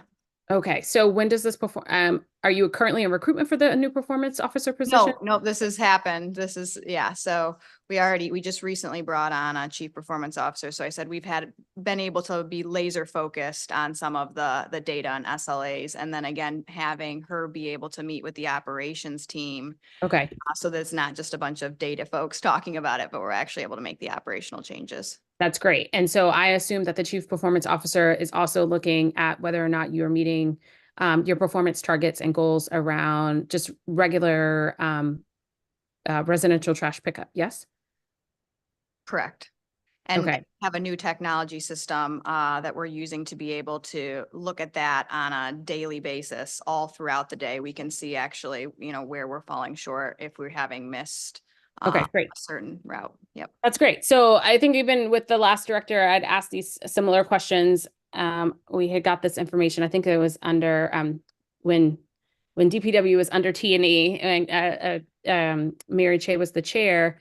But what we saw was that when it comes to trash pickups, the routine trash pickups, we were not meeting the targets in wards 7 and 8 in particular. In fact, it was significantly less than wards 2 and 3. So do you have those numbers on hand in terms of FY23 or even just like current fiscal year data in terms of where you guys have been in terms of on-time pickup? I do not have that data in front of me, but we could get it, and we can get it by ward even. I just would have to. I will provide that information to you soon, ma'am. Okay, thank you so much, Director Spriggs. In that same vein, we had a large back and forth, I think, during the budget about illegal dumping. And I was listening to the public witness testimony earlier today. Director Spriggs, I'm curious if you had any response to the suggestion that we look at something very specifically for tires and the dumping of tires, especially that we're seeing east of the river. We're taking a much closer look at that because we realize that it is a problem. How they got there, don't know, don't really care. The bottom line that it is there and that it is on district property. And that is my concern. So what we're planning to do this year, man, in conjunction with DDOT, we're going to do a combined effort on clean up 295, 695, and the tunnels because they have some resources they have run. We have resources, they have resources. So we have to focus on that and get some of the tires out there, get some of the vegetation out there. We realize that there's a lot of things that we can do, but we also realize that other agencies has inherent responsibilities as well. So why not work collaboratively on that? And that's what we're going to do. And I've heard plenty of testimony over the last 3 hours as it pertains to tires on the highway. I hear you. Yeah. Just like I heard you with Leaf and on other issues. I am laser focused on that and target at that. And we will do better this spring on that map. And just one point before we move on from tires. So within the past month, we have removed 4 40-yard dumpsters worth of tires and hauled them to the facility in Baltimore. We You know said there's 440 yard. underscore this, 440-yard dumpsters worth of tires. Correct. Yes, And we ma'am. know that there's still more out there, but as the director said, because it's on a highway and the piles are right near the guardrails, we need DDOT's help to control traffic while our crews are out there so that they can remove them safely. Absolutely. And I, Councilmember Nadeau knows this, right? We recently had a bill, I think even it was introduced from the mayor's office that was talking about illegal dumping. And we got a RIA that said that this would negatively harm Black and brown folks if we move forward with this.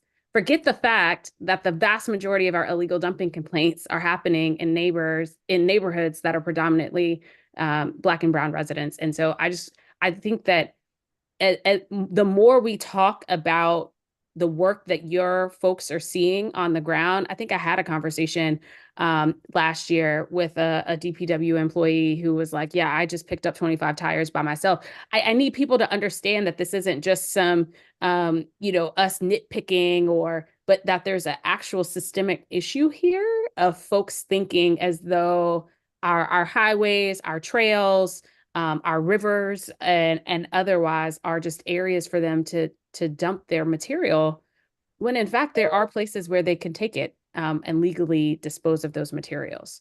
Do you have enough sweep inspect? Well, that was a loaded question because you probably will never say you have enough. Do you have vacancies in terms of sweep inspectors, or are you currently all fully staffed on that team? I believe we do have some vacancies. I don't believe it's a large number, but we are actively looking to backfill. Okay. How do you, okay, I only have like a minute. I was going to go down a different path, but I'm gonna pull back. I wanted to go to parking enforcement really quickly. I know that you heard from Councilmember Lewis George and other colleagues on this front. Did I hear correctly that you all said our second lot is already full? That is correct. And so we are looking to identify a third. Can you just talk me through what is the process by which, like, how long do we have to maintain a vehicle before we can do something different with it? We have to maintain a vehicle for a total of 28 days. After 28 days, in conjunction with DPW, we could either auction it off or scrap the vehicle after the 28 days. Okay. All right. I'm hoping that we could work together on a situation where I see cars that don't have license plates. Your parking enforcement team puts a ticket on the car that doesn't have a license plate, which I don't know how that works exactly. And then the car just sits there for weeks on end. There has to be a different way for us to, or is there a different way for us to capture cars that are illegally parked, but also have no identification on them? Again, as I've stated before, it's not a perfect system and we are open to refining it. It always is going to be a delicate balance between removing vehicles that present a danger to the community, but respecting property rights of people. So we have to operate within the timeframes. If those timeframes can be tweaked, we're happy to work with you. Okay, I understand respecting property rights, but like if you're parked on the city street, so that's a public space, and then you don't properly have any documentation on your vehicle, then we are basically a U-Haul storage unit for you on the street. That's not fair to everyone else. But we don't disagree, and we're happy to work with you. Okay, I'm over my time. Thank you, Councilmember Nadeau. I appreciate it. I would just like to answer one of the questions that you raised about sweep. There is one vacancy currently available in sweep, and that is for the actual sweep administrator. Okay, great. All right. Thank you. Thank you, Councilmember. Absolutely. Thanks for joining us. Are you going to stay for another round? I believe so. Yes, ma'am. Fantastic. All right. I'm having some technical difficulties, but I'll ask this question and then sort them out. In the recently released ACFR management recommendations, there are some recommendations for DPW around maintaining files and ensuring onboarding is done properly. As a result of these, DPW tested a new system for the leaf season onboarding process. Can you talk about this new process and the agency's plans to expand it agency-wide? We believe that the process that we did for leaf season is something to be modeled.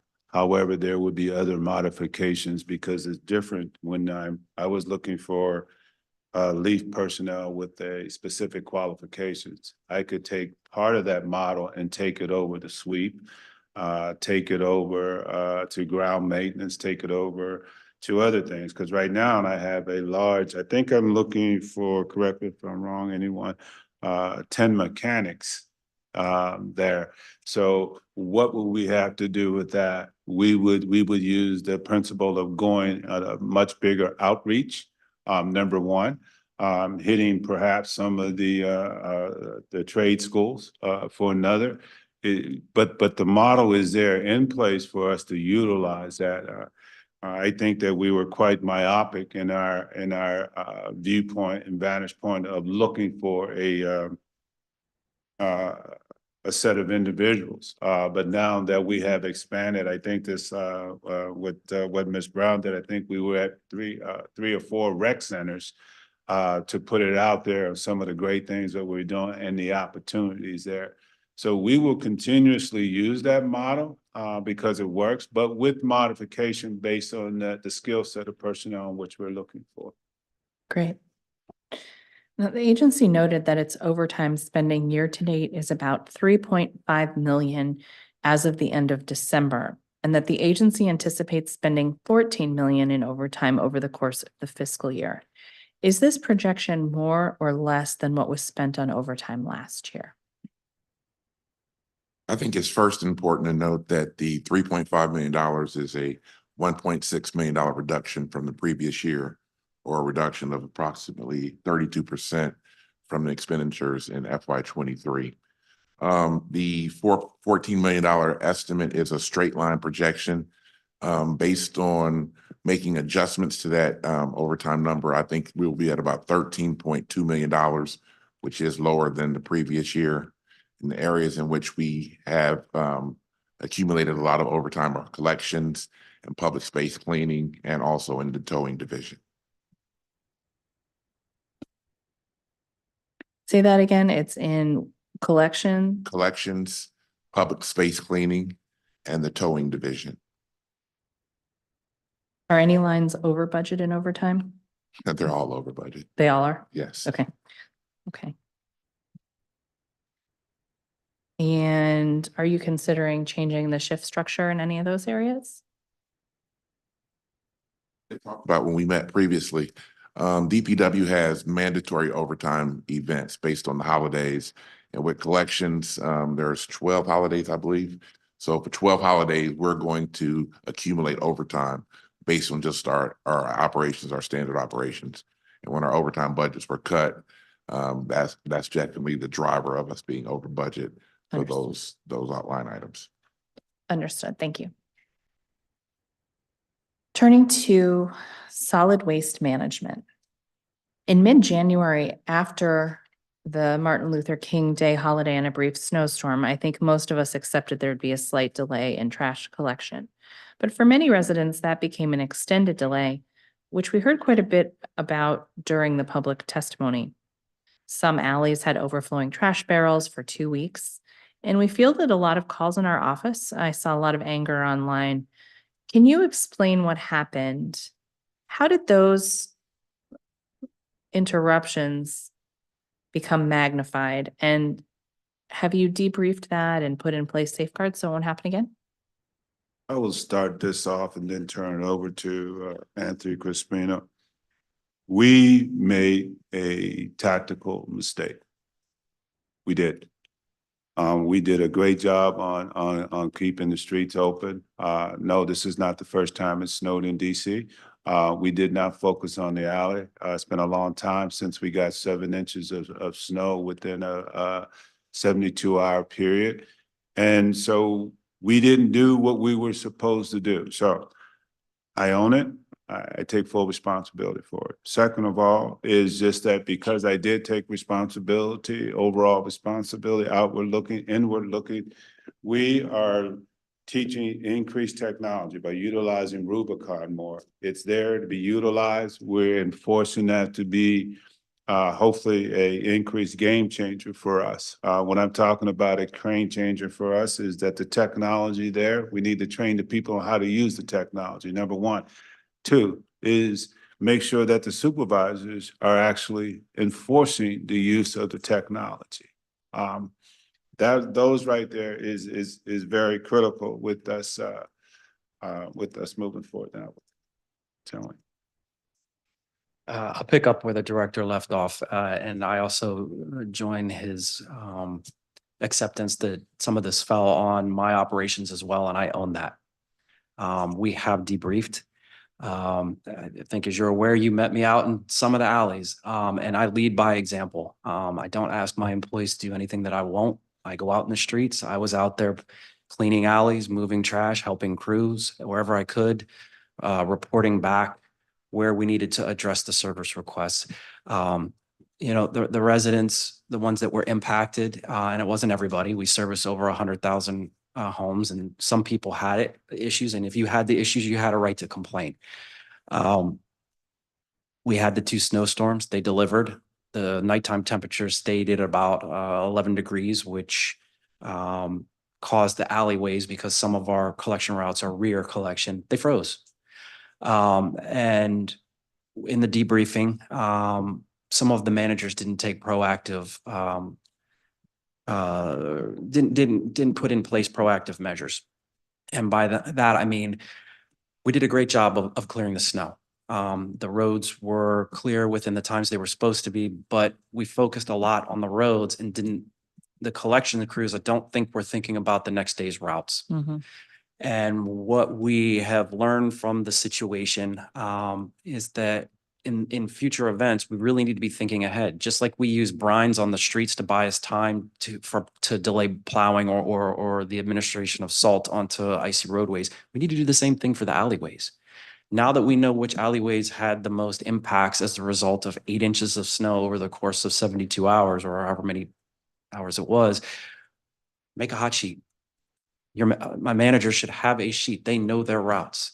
They can now work off of our experiences and apply that moving forward, so that if we think when we're talking to National Weather Service or the other forecasters that we're going to get a snowstorm that's going to deliver, or there are going to be overnight temperatures that don't allow the rock salt to work, then we need to explore ways to brine the alleys in advance of the snowfall.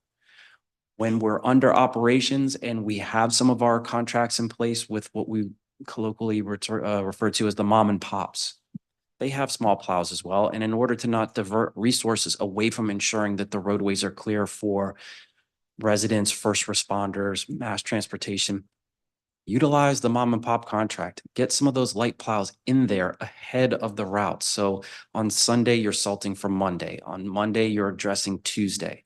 And then it goes back to accountability with everybody that works underneath me. The managers down to the route supervisors, they know what their routes are, and they should be going out behind their crews, doing QA, QC to ensure that this doesn't happen again. The director and I have the administrator of solid waste working out of the W Street facility, whereas the bulk of the trash trucks deploy from. I am there at least 4 times a week, and we are putting a critical eye on the operations, and that we're going to put reforms in place that address these issues. How does it work on the ground? When a crew gets to an alley, how do they determine whether or not it's safe for them to service? Through talking with the crews, the way it was working, if they attempted to navigate the alley and the truck slid, they were then calling route supervisors and allowing the route supervisor to make the call. I'm not going to put an employee in place that doesn't, or require an employee who is not comfortable taking a truck through an alley to go in there and then create property damage or injury. But when we get that, when they flag that to the route supervisor, I think it's critical in future events that makes it up the chain of command, so that the director and I can make executive level decisions about how to appropriately respond to the circumstances that they're experiencing. Do we need to get more salt trucks?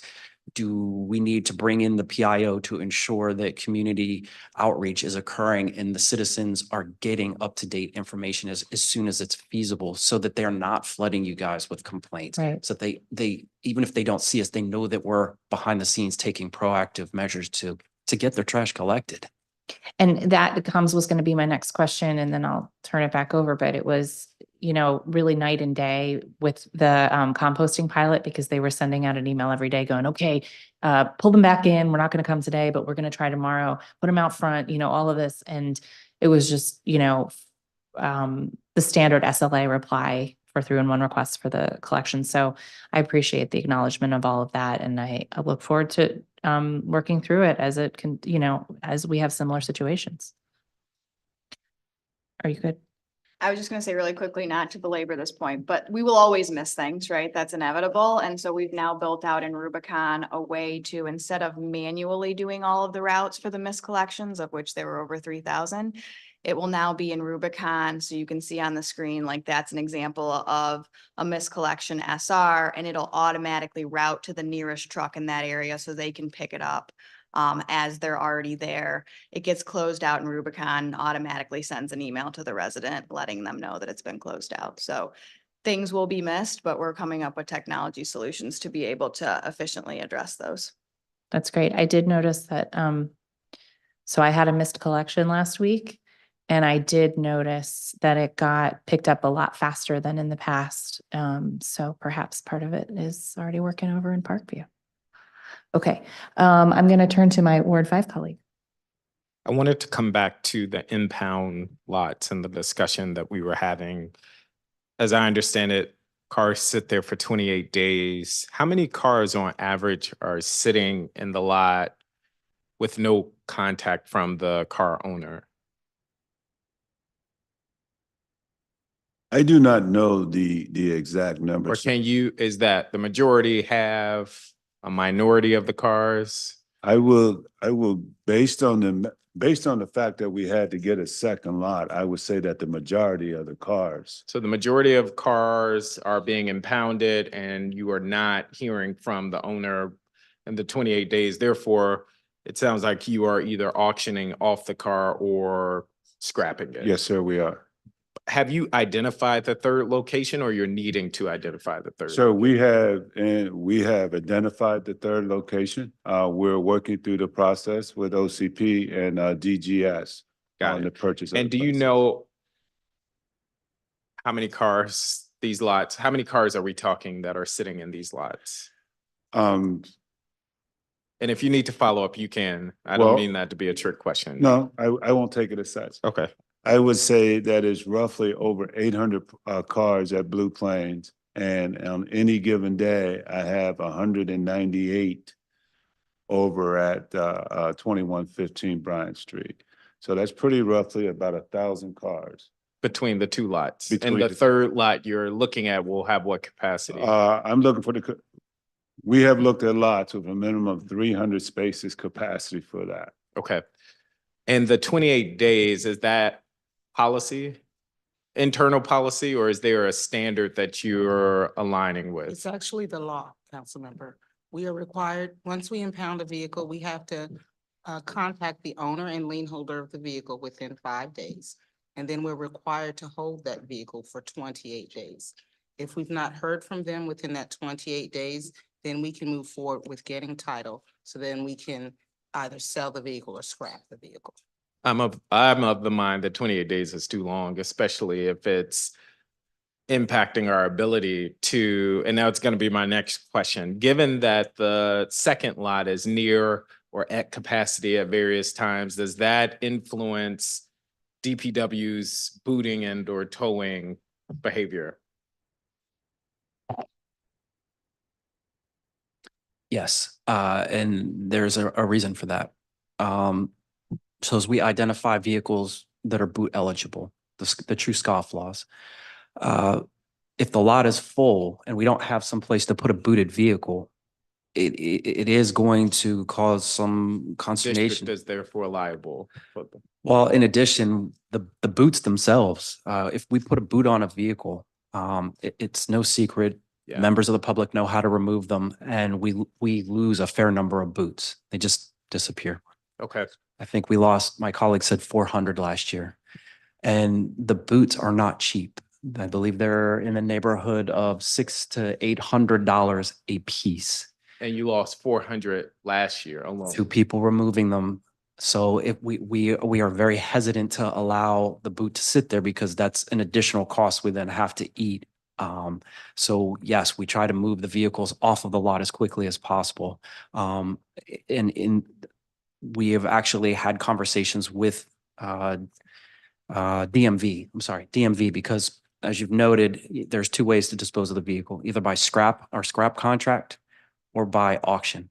If the vehicle can be auctioned off and it's not subject to a scrap title, we have to go through DMV. And we've put in place, with the assistance of legal, we've put in place an MOU where they are giving us a title specialist to just work on our titles to speed up and reduce any bottlenecks to get the vehicles to the auction block. We don't have any problem selling them, I can assure you of that. So if hypothetically speaking, the length of time the car stayed in the lot was shortened, let's say to 20 days. Do you have the sense that the DMV has the capacity to process whatever they need to do on their end? Based on the preliminary conversations that we've had with them, yes, they have the bandwidth to help us. Okay, that is helpful. I think that is noteworthy at a time where we're trying to figure out how to improve enforcement. What I'm hearing from you is that second lot being near or at capacity at various times influences our ability to enforce the law. Yes. Okay. Speaking of which, what steps are DPW taking to increase enforcement against Virginia and Maryland drivers who have tens of thousands of dollars in unpaid tickets?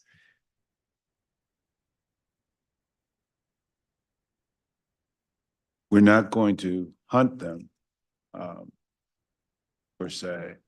But what we are doing is we are looking at having an additional, we do what is it, booting now, during a particular, towing during a particular time. What we're doing is trying to establish another shift to help out so that we could get them in there, not only in the morning, because our shift right now currently for that is from 6 a.m. till 2:30. What we're looking at, sir, when we get qualified personnel, we plan to bring on additional personnel to actually support that as well. We're looking at that that shift was to be from 2:30 to 7:30, so that we could help catch some of those people that are. And when you say shift, is that citywide or 2:30 citywide? We're not targeting. And you will have people on the team that are targeting or looking for or monitoring, whatever word you want to use, just Maryland and Virginia cars. No, sir, we cannot do that. We were looking for people that are scofflaw, people that have broken the law in any way in which we can, that gives us a legal right to tow the vehicle. I got you. If I could make a recommendation, yes, sir. I think you'll find a lot of them in Ward 5, which is an entry, point in the city. Okay. And I say that in part in jest, but I think it being an entry point in the city, you see a lot of cars that are engaged in reckless behavior. And then when you look, they have thousands of dollars of tickets. I know I'm preaching to the choir on that, but I understand. A more targeted approach may prove effective, even if that cluster moves around the city at different times.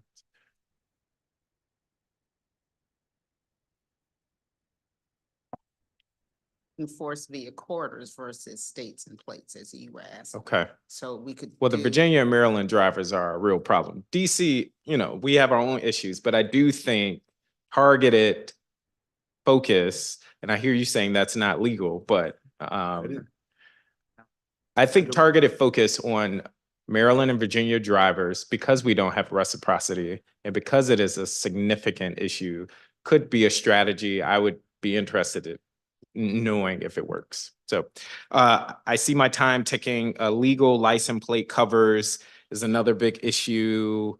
What, if anything, is DPW doing to address this? And by the license plate covers, I assume you're talking about the ones that obscure the plate for Yes. automatic traffic. Or make it really enforcement? hard for it to be scanned by a camera. I'm not sure if we have So if if one of your FT FTs is walking up the street and I see a car that has a cover on it, and these covers are in some ways synonymous with the fake tags, because sometimes there's a tag that says I am fake. And then there are covers that make it almost impossible to see anything, which is in effect the same thing. But on those, they should be ticketing, yes. They should be ticketed. Yes. What stops us from impounding the car immediately? If there's a plate that is not visible or covered. I follow your logic, but presumably the PEO should be able to go to the front windshield and be able to see the VIN plate, and then it would be the VIN plate that would control. So if the VIN, If it didn't have a VIN plate and it had a license plate cover, would then it be possible to impound the car immediately? if the vehicle fell into the category of an unregistered vehicle on public or no tag on public space, then yes, it would. Okay. I would presume it would be Similar impounded. question with, and this came up in Ward 5, a burnt out vehicle where crews came and it was a partially burnt out vehicle, but even still, it seemed like DPW went through its process when I'm of the mind, like, why don't we just remove the car immediately? Clearly, something is going on here and this isn't normal. I would say under those circumstances, the crew should call for the vehicle to be removed as a dangerous vehicle at that point. Immediately. Yes. Well, no, So- it's not an immediate removal. I believe the new law, we have to ticket it and leave it there for 24 hours before we can remove it. What law is that? I'll get back to you. Okay. I don't know. That may be something we need to work on in the committee, That was but just changed, I correct. believe many people would agree. There are some instances where I think dangerous, suspicious cars should be removed from the road, especially if it's a burnt out vehicle, barring that there is no ongoing investigation by MPD or some sorts. Clearly, that car is not going to move down the street or someone's going to retrieve it. If there are legal considerations, I think that's something we need to be mindful of, but I'll defer to Chairperson Nadeau on that. I'm over time, so I just will end with this, that there's robust effort to increase enforcement at the council level. And it will be helpful as just a follow-up. And Director, I will follow up with you to just know what DPW needs in order to help us in that effort. But I want to also thank you for your great work since taking helm of the agency. Before you go, I have a counterpoint for you. This is a little weird. We don't usually do this. Okay. Okay. Well, the chairman does it all the time. Well, that's true. No comment on that. Okay, so many years ago, when I had one of those bumper bully things on my car, you put them on there so, yeah, people don't scuff you. Has like a little cutout for your license plate so you're not obscuring it. I had mine cut out. I still got a ticket for obscuring my plate. I would have been so mad if I'd gotten towed for that. So we'll have to figure out, like, intent matters, right? Like a nefarious thing should be Yes. treated differently. But you do have to sort out those sorts of And maybe differences. in that situation, because you clearly would have had a VIN number, Yeah, they would have said that the VIN number ruled. right. But there are some cars that I would imagine don't have VIN numbers and fake tags. And don't get me wrong, my bill talks about obscured plates for sure. I'm like totally on board with this as a concept. We just have to make sure we build in the right. And I won an adjudication, by the way, because I didn't think it was obscured. Interesting. Yeah, it was the adjudicator decided that it was on the bubble, so he gave it to me. We're inviting you all into council deliberations, but fake tags and the impound lots, I would love to work with you on that. Yeah, Okay. I'm with you. Awesome. All right, Thank let's you. do it. Okay. I just didn't think we had enough material for tonight. Riff a little bit up here. Just that was a joke. Okay. Let's talk about sweep, because we've been talking about sweep all day, and I think it's a good, important topic to highlight how systems can work well. Can you walk us through? It's okay. Can you walk us through a sweep investigation? I want to understand how it works. So similar to PEOs, sweep officers are assigned to certain areas by, I believe it's by ward. And they are expected to patrol their area, know their area. It's not all about enforcement. They're also encouraged to do outreach so that if they come across a violation and maybe it's not something too egregious or it's a first-time offender, they can work with the resident and say, hey, your trash can needs to be in by this time, or hey, business, you really can't do this because it's leading to increased rodent activity or neighborhood blight. So please address this. I'm going to circle back. Or if it is an egregious violation or a number of violations, they can issue NOIs to the homeowners. And then from there, once the NOI is issued, it would go down to the Office of Administrative Hearings, where it would undergo adjudication and the hearing officer would make a decision. And then either a fine is levied or whatever decision the court makes. It could be dismissed if they bring justification. They also, when we receive service requests through 311 or now with the call center that we've stood up, we can also internally create task lists and say, hey, these service requests are pending for these types of issues. Please go out and investigate and then report back what you find. And while the investigators out there, they may see other things that fall within the DPW service portfolio, and we can then take those and either create an additional service request if necessary, or tag it onto the same service request, perform additional services, whether that's alley cleaning. Maybe they note that there are certain cans that probably should be removed, orphan cans that are now collecting trash from passerbys, abandoned cars. That's kind of what sweep does in a nutshell. Do you think it's working like that in practice generally? I think overall, yes. There are definitely areas where we can make improvements. As the director indicated, we're looking for a new administrator. We have the former administrator over there, and he's working with the newer managers that are there to try and impart institutional knowledge and get it back up to our standards. But in terms of where we could probably improve, sure, we could probably be a little bit more proactive. We could probably have the sweep inspectors feel like they're folded into the other areas of the operations. They're not just the eyes and the ears. They can circle back. We can use them for QA/QC. You did that for snow, right? That's where I was going with it. So they play a role in snow. We've even utilized them, I believe, in the leaf season as well under certain circumstances where to free up the manager to supervise the crews to make sure they're doing their job efficiently, have the sweep supervisor come through and utilize either mapillary or check in Rubicon to make sure that the quality assurance is where it should be.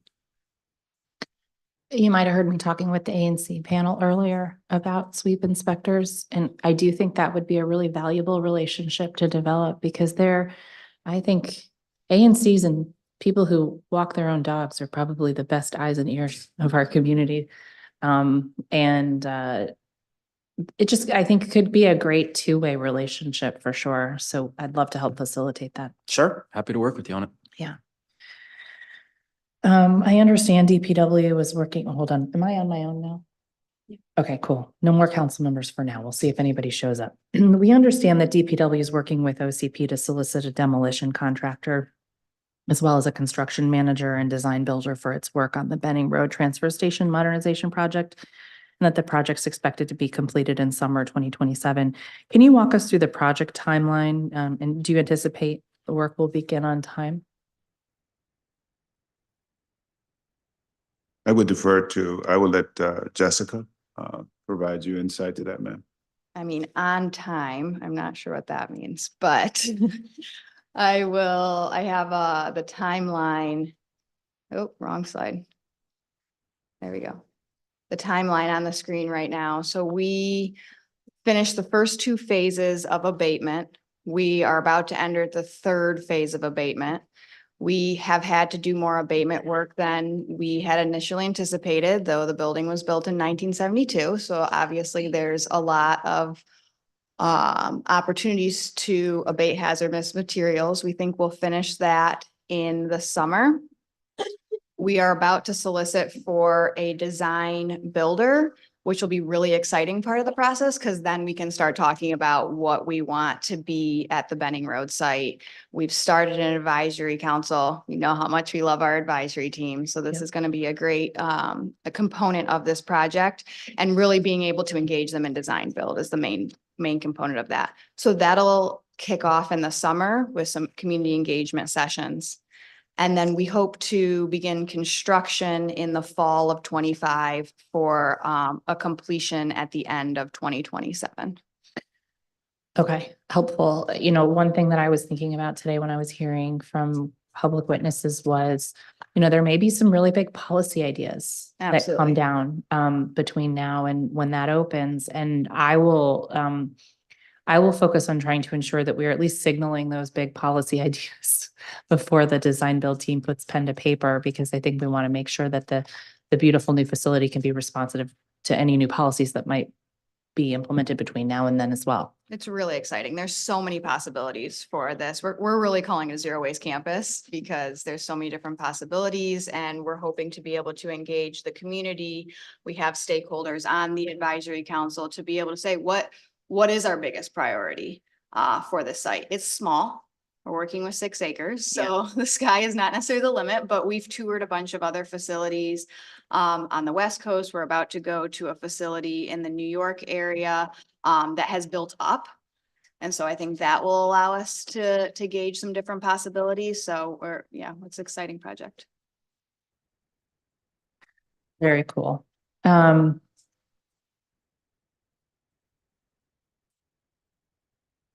Solid waste collectors who fail to comply with the district's regulations are sent warnings and eventually notices of violations if they continue to fail to comply. You noted in your response that in 2023, 58 violations were sent to 29 companies. What happens if a company continues to fail to comply after receiving notices of violations? Do the fines escalate? No, these fines do not escalate. Fine for failure to have a valid solid waste collector registration remains at $500.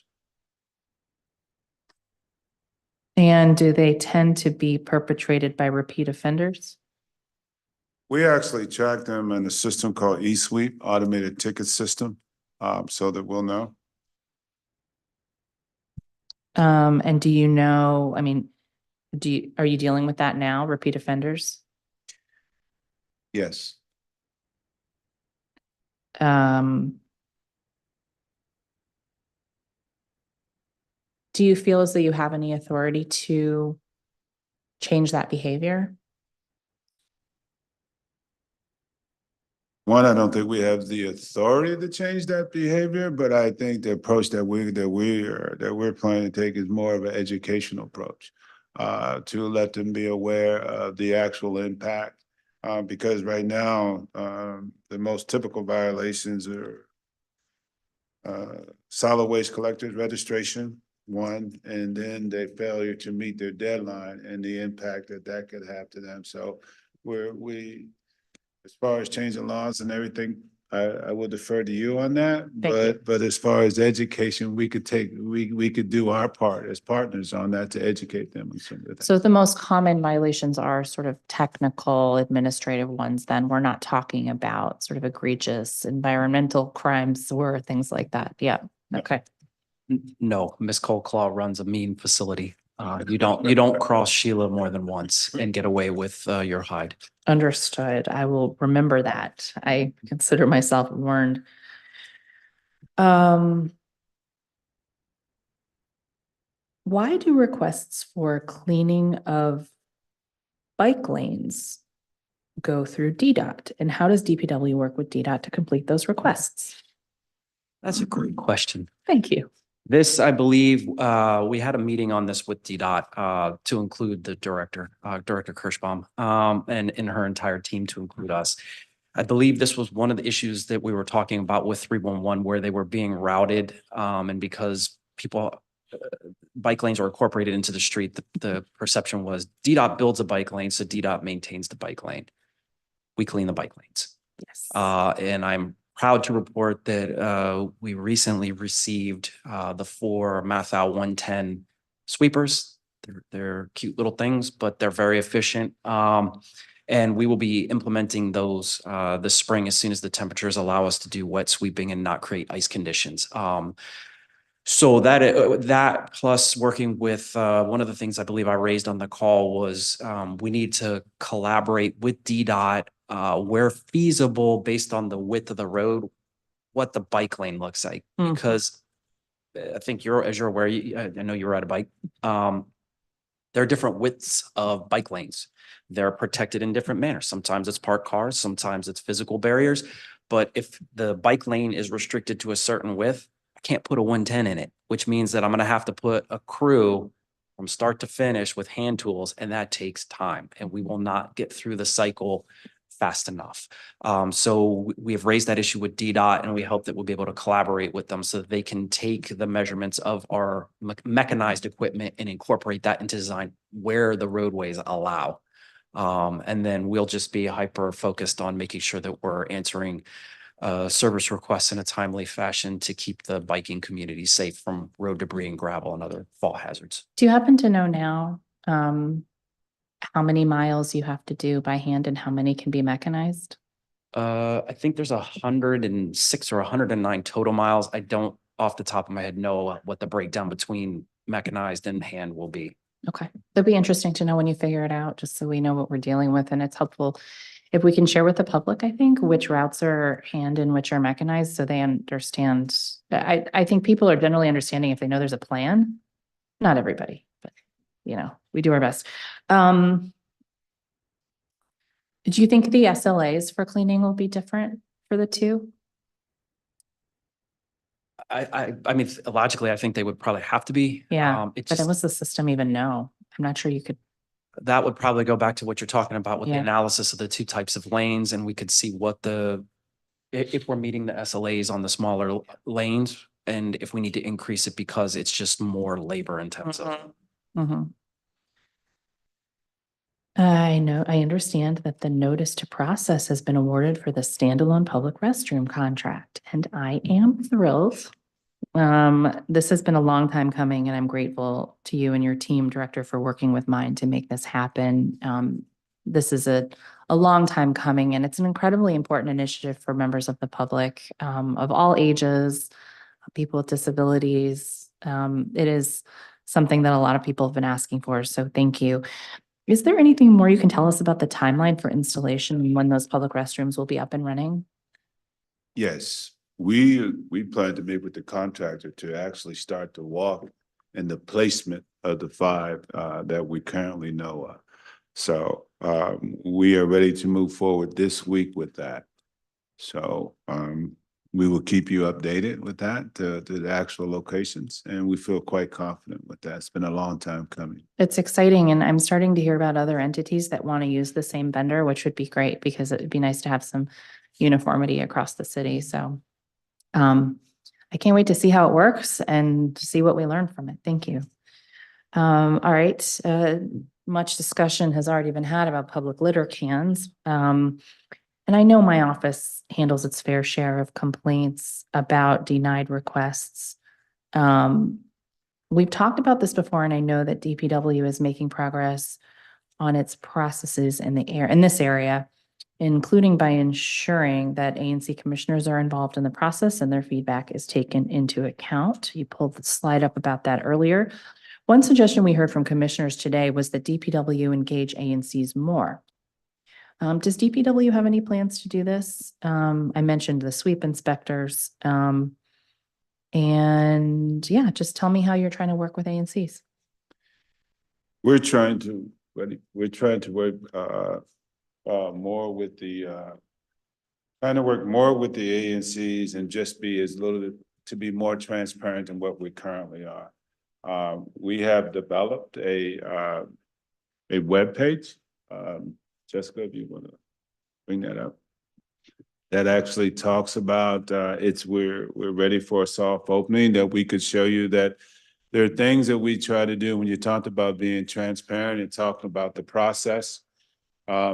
These are this is the new website, because we've heard the citizens talk about litter cans and some of the things in which we have not done well. And this is our one of our attempts to try to do better with it. We finally got a grasp on how many litter cans that we actually have in the city, and how many we're installing, and how many requests that we do have. So it's all about communicating with the ANCs. One of the other initiatives was talk about being transparent, and this is our attempt of it. We know exactly where all the litter cans are placed. There's a map that that will actually depict that. So we're actually getting better, and I don't always believe that more litter cans is what is needed. And in some regards, I think education is much needed, and it has to be an actual shared responsibility. Yeah. Although if you educate people not to litter, it does help to give them somewhere to put it. Just saying. Okay. There's 6,707 places. Okay. Yeah. Okay. I know you've been to Ward 1. Okay. So, on your town hall, your recent town hall, there was an opportunity for ANCs to chat a little bit. And I believe you have a designated person that's meant to liaise with the ANCs. Is that right? Yes. Who's that? Is that Randy? Randy. Thorpe? Oh. Randy Thorpe? Mhm. Okay, great. So that's helpful, and just making sure. It seems like everyone's really engaged and just doesn't necessarily know where to go. So the more we can reiterate that, the better, and help get them. I mean, like I said, their eyes and ears too, that they can help. A lot of them really do want to contribute. So, okay, so in the past, we've talked about DPW only doing public litter can collection at night. Only at night because of resources. And that's the main reason that you don't place cans in residential areas, because you're worried about noise complaints. How many trucks and FTEs are running collections for public cans at night? And what would you need to do this work during the daytime instead? And/or why wouldn't you do that? I believe it's 30 FTEs staff those routes. Mhm. And do you feel it's important that that's done at night? So part of it goes back to the resources. So the trucks that they're using at night are being used for other operations during the day. Right. So at a certain point, we run out of resources. And we try to make it as efficient as possible so that they can overlap in the same space, but at some point there's a give. Yeah.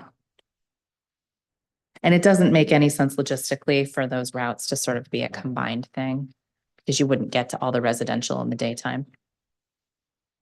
So you're talking about Like I'm combining. doing the 600 block of Lamont, and then I do, the litter cans on Georgia.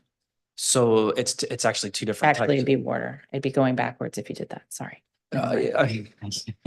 Yeah, so it's actually two different types of trucks. So sort of getting in the weeds, by and large, the routes that are doing residential collection are the large trucks, the 16 cubic yard trucks, whereas the packers that are picking up the litter cans are the smaller trucks. And if you were one of the other reasons we do it at night as well, is during the daytime, the larger trucks with the traffic, if you added these additional stops, I'm not sure we would be able to get to all of the residential customers that we have. So logistically, I don't know if we could pull it off. So the Packers, what are the Packers used for during the day? So the small packers, Yeah. we use those for dog parks. We use those to assist DGS and DPR in some of the parks that we have agreements with. The escalation crews use them, street and the alley crews use them, so that when we're Got it. getting the request to clean alleyways, that's what we're doing. Got it. So they're not on a collections route necessarily. No, Well, no. they may be on a DGS collections route, but that's different. Yeah. Right, yeah. Right, yeah, nuisance abatement. So yes, the packers we're talking about for litter cans are based out of Oakey Street, where the larger packers are based out of W Street and RFK. Mm-hmm. Mm-hmm. I got it. Okay, so then that just brings us back to the conundrum about whether it is appropriate to collect in residential areas at night. And I think that's something we're just gonna have to work through and maybe pilot in certain areas, which we've discussed. But okay, so we'll come back to that at another time. Okay. The new website is great. I'm very excited about it. How are you promoting it? So first, I just want to say a huge shout out to Brendan Ford, who lives, eats, and breathes public litter cans. You should meet him someday. All right. You guys would be friends. Sounds awesome. But we're still working out a few of the functionality pieces with Octo. So you'll actually be able to submit a request using the website as well. And we are partnering with the bids to make sure that all of their cans are inventoried and in there. So they're using our app right now to go around, and we have where we think they're supposed to be, but they're actually checking the box in the app. Yes, there's a can here. Yes, there's a can here. So you'll see the numbers fluctuate a little bit over the next couple of weeks as we confirm each location of each can. But we think in the next few weeks, we'll be able to promote it more widely after all the functionality has been built in. We will be going to ANCs. We have our quarterly conversations, community conversations. We'll link it to our website. And then also ask for OUC's help, of course, because people are calling them frequently for public litter cans. Great. We've talked a bit about snow today.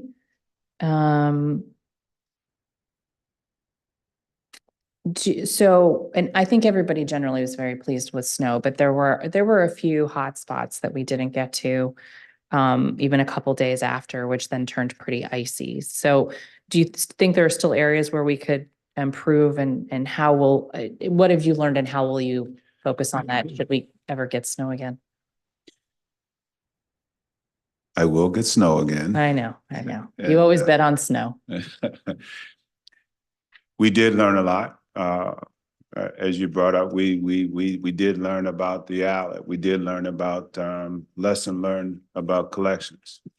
We clearly have identified some known hotspots that we have from 7 to 8 all the way uptown by Sibley Hospital in that area as well.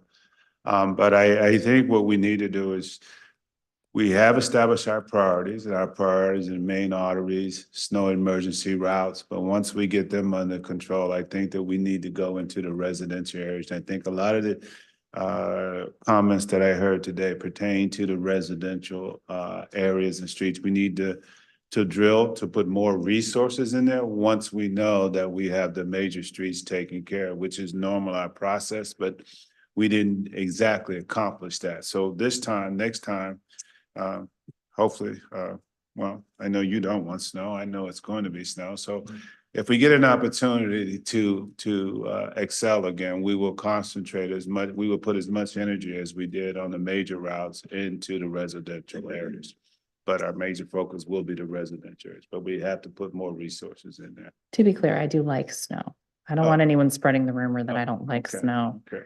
I just don't believe we're going to get much more evidence. That's all. Also, I'd really like school to stop closing. That's really my big one. Okay. And it's not closing because of DPW, right? Like, it's not you guys. Did you hear the testimony about the pedestrian bridge on the way to the MBT? And it's seeming like nobody knows who's responsible for cleaning it. Did you guys pick up on that testimony? Yeah, I heard the testimony, and we do need to figure out whose ultimate jurisdiction that is. Yeah. Because I don't want another if we do get snow as he's predicting.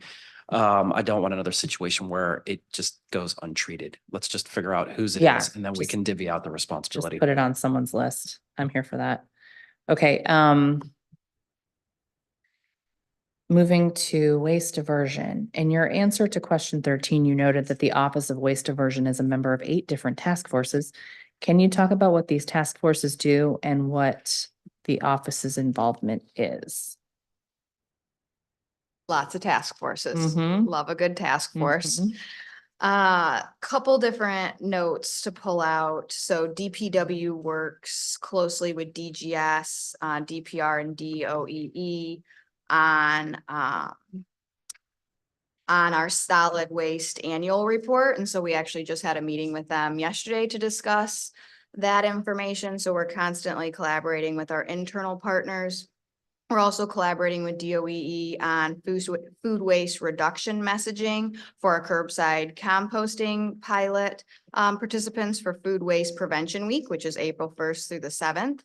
And we met last month to discuss waste diversion projects for some federal grants that we're applying for with DPW and DOEE and DGS, who are also working with on a lot of strategies for waste reduction in our government facilities and how we can better collaborate with DGS, who's obviously managing those facilities, to reduce our footprint in the buildings that we manage as a government. Please forgive me if you mentioned this one. Is the Interagency Waste Reduction Group still active? Yes. And what is it working on these days?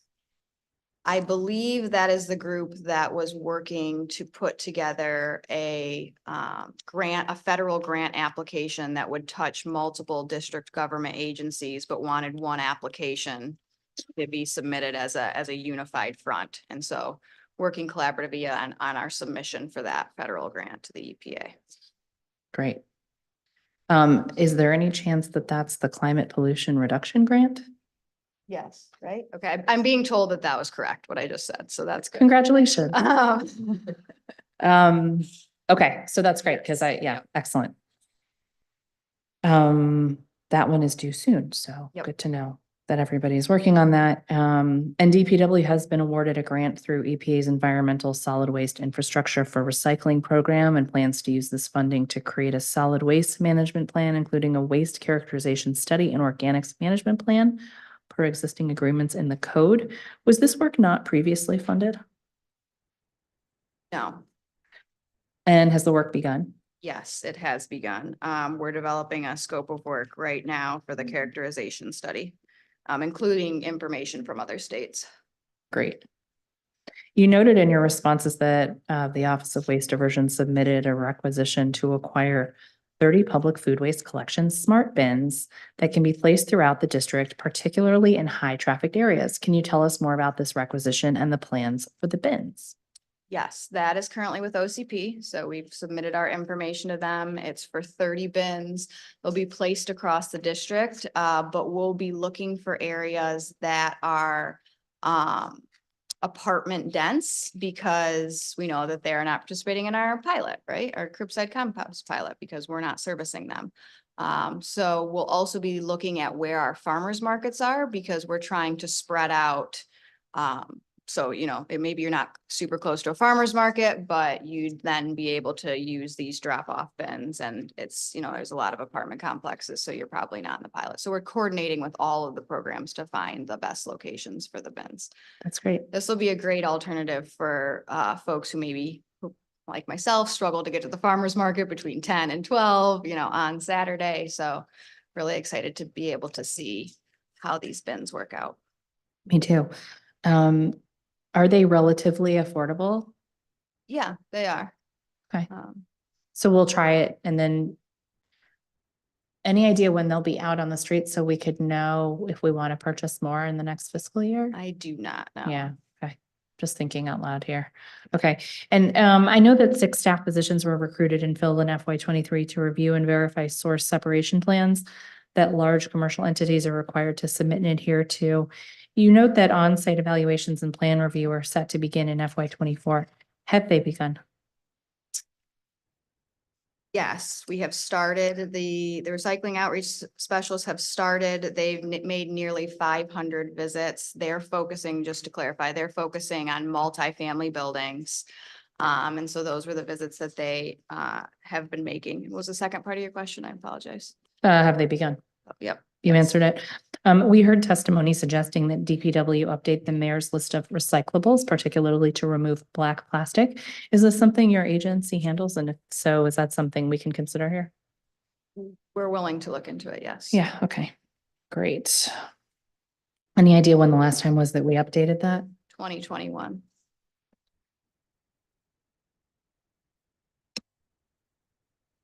I might have that one on my fridge still, actually. That was a good one. Okay, of course, we couldn't get through today without talking about one of my favorite pilots, the curbside composting pilot. Mentioned earlier, great comms. And in fact, while I was sitting here, I got my pop-up reminder on my phone to put out my compost tonight, which I will clearly not be doing for several hours. Sorry. Okay, so for the public, where are we in the pilot timeline? So the pilot goes until September of this year. We are working with the mayor's office with hopes of being able to expand next year, but this pilot goes until September. And we're having great success with this. We're having about a 70% participation rate, which if you look at other states, a lot of times it's 20% participation. So we feel great about that. You probably didn't get this because you're participating and putting your bins out, but we identified a list of folks who have not been setting their bins out for more than like 4 weeks in a row. We reached out to them to ask, why is it? Do you want more information on how the program works? Is there a specific reason? Some people responded and said they were traveling, but targeting folks who haven't been participating, even though they have the bins, to try to better understand what the barriers are there. Like there's a wait list, people come on, get with Right. the program, right? Like that kind of thing, but nicer. Okay, and when does it exit pilot? I mean, it sounds like the agency has a lot of buy-in here on your end. Do you feel like there are other parts of government that are seeing the benefit to this and understanding its importance? It's easy to say that DOEE is a big partner of ours. We really are in lockstep. What we're trying to do now is to get DGS involved because a lot of what they're doing is facilities and everything. So, and schools as well. One of the biggest things that members of this team, in particular Jessica, is doing a much better job of actually outreaching, making kids involved into, throughout the district. And we also realize that we have to do a better job in Ward 7 and 8 as well. And I think that the energy is there. I just think we need to get out there more with them and find ways to actually engage them and to bring them and just to educate them more about some of the benefits and just make it fun.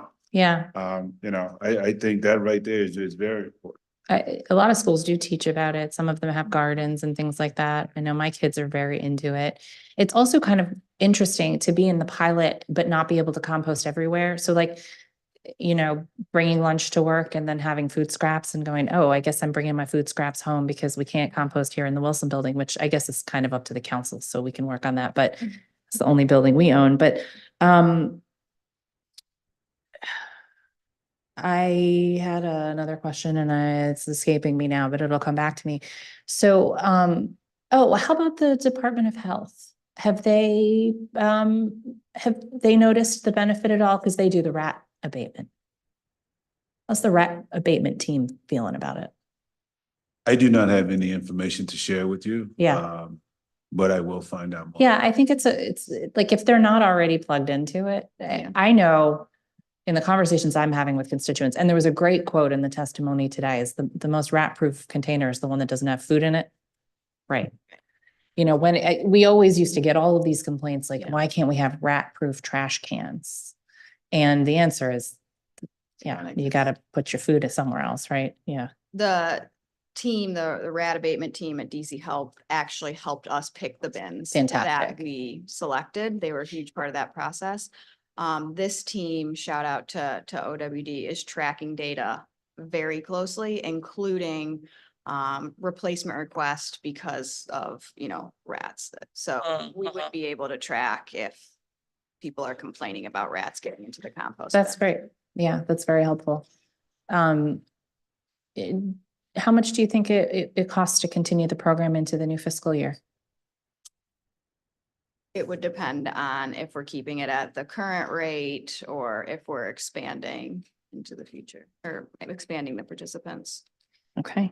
We also have been in contact with our current contractor to see, are there different bins that we should be using? Are there ways we can be more efficient? So we hope if we get to expand that we'll be able to change a few things up to be able to be program enhancers and cost savers. We can't say an exact amount, but. Yeah. Okay. Well, let's keep talking about it. I think it's really important, and I'm glad to see it's been so well received by the participants. Hopefully that can help with recruitment. All right. So I'm moving to PEMA for now. What's the difference between the parking enforcement and abandoned vehicle team? We heard testimony from commissioners, they get bounced between the two.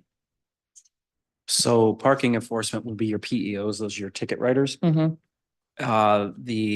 abandoned vehicle unit, their primary function is to seek out and address abandoned vehicles on public space.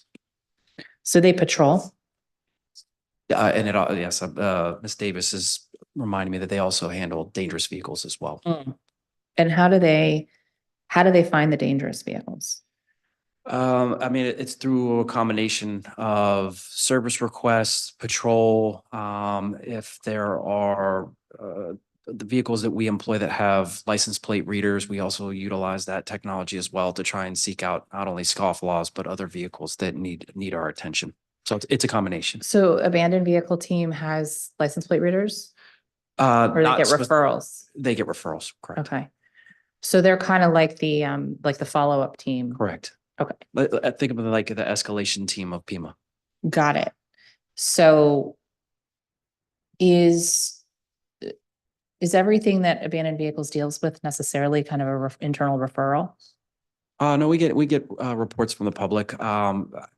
Shoot, I was in Ward 8, as I think I mentioned earlier, checking on leaf season, right off of South Capitol, down near Oxen Run, and I encountered 2 vehicles that were up on blocks rusting, and met the criteria, and I called it in to Mr. Hainsworth, and he had. Because you can abandoned select that in 311. It's Yes. the referrals are more when people pick the wrong thing. And it's not just limited to vehicle, like road vehicles. I mean, there's also in certain areas, you'll see boats on trailers, things of that nature, RVs, campers. Sure. Okay. I want to dig into the responses on FEMA staffing. I just want to ask if anybody needs a break, because we do have more. We're going to be going for a while, or you can let me know if you need a break later. I believe this is a good time for a break. Okay, let's take, how long do we need? 5, 10? 5. 5? Okay. All right, so we'll be back around, let's say 7:25. Okay. We'll recess until then.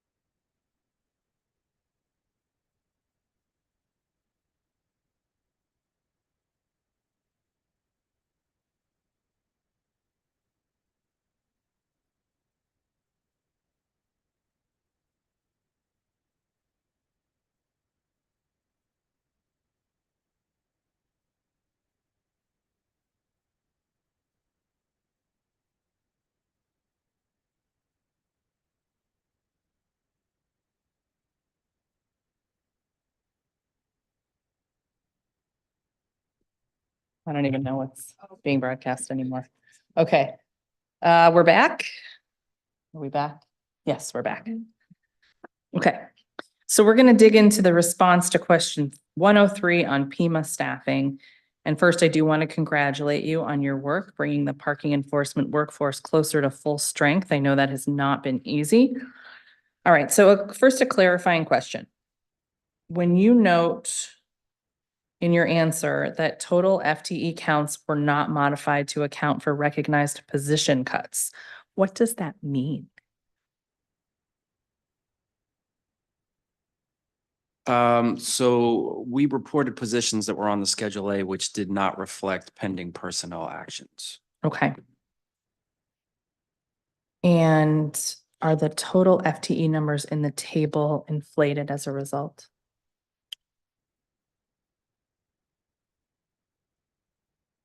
Or if inflated sounds like the wrong word, are they higher than actual? Depending on the outcome of the personnel action. Got it. Okay.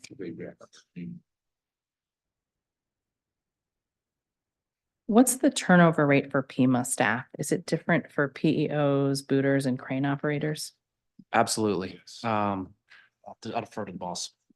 Yes, a lot of it because they're out there face to face with things, and a lot of them are concerned about their own safety as well. That is a big problem, and what we try to do is put things in place to whereas if you're afraid, if you're scared, if you think that it's a scary area, call your supervisor, stay out of the area, move away from the area. Because you will have the opportunity to actually ticket another day. So what is the turnover for those teams?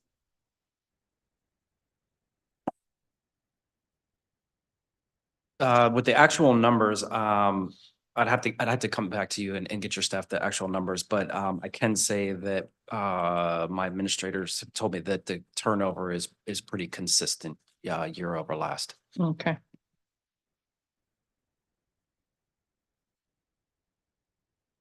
And has PEMA staff, oh no, you said it's consistent. Any strategies you're working on to reduce that turnover? So similar to any of the other divisions under within my portfolio, we are constantly looking at ways to increase training. As the director talked about, the hiring model that we employed with LEAF, modifying it so that we can apply it here so that we get the best applicants that are available, and can make it through PEMA's rigorous training program. Unlike the other divisions, because they are actually enforcing statutes, it is an extended training regimen, which goes over several weeks, as opposed to say like a LEAF person who a sanitation tech just needs to know how to run the back of the truck, how to ride the truck safely. You know, they actually have to know the ins and outs of the municipal regulations, the DC code, and things of that nature. They are required to actually know all the parking codes, and it's over 100. Correct me if I'm wrong, it's over 100 and something Wow. parking codes that they have to be familiar with. And although they come on board and they're actually hired, but if they do not pass the test, it is under condition. So if they do not pass the test, then they are no longer part of DPW's role. And How it's about a common is 9-week, that? it's a 9-week course for that. How many people, or how common is it someone doesn't advance? There are, I think in this last class, I think they had about nine people that started out, and 3 of them have already tapped out for one reason or another. Wow. About 30%. I could do that math, Perry. Thank you very much. Thank you. Appreciate that. What's the status of the review of PEMA salaries? We actually did a a desk audit with that. And what we did when in the desk audit, we continued to look at the pay equity and that they will warrant a salary. And so a salary increase. And so, of course, we did that.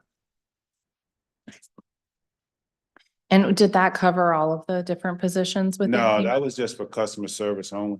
Okay.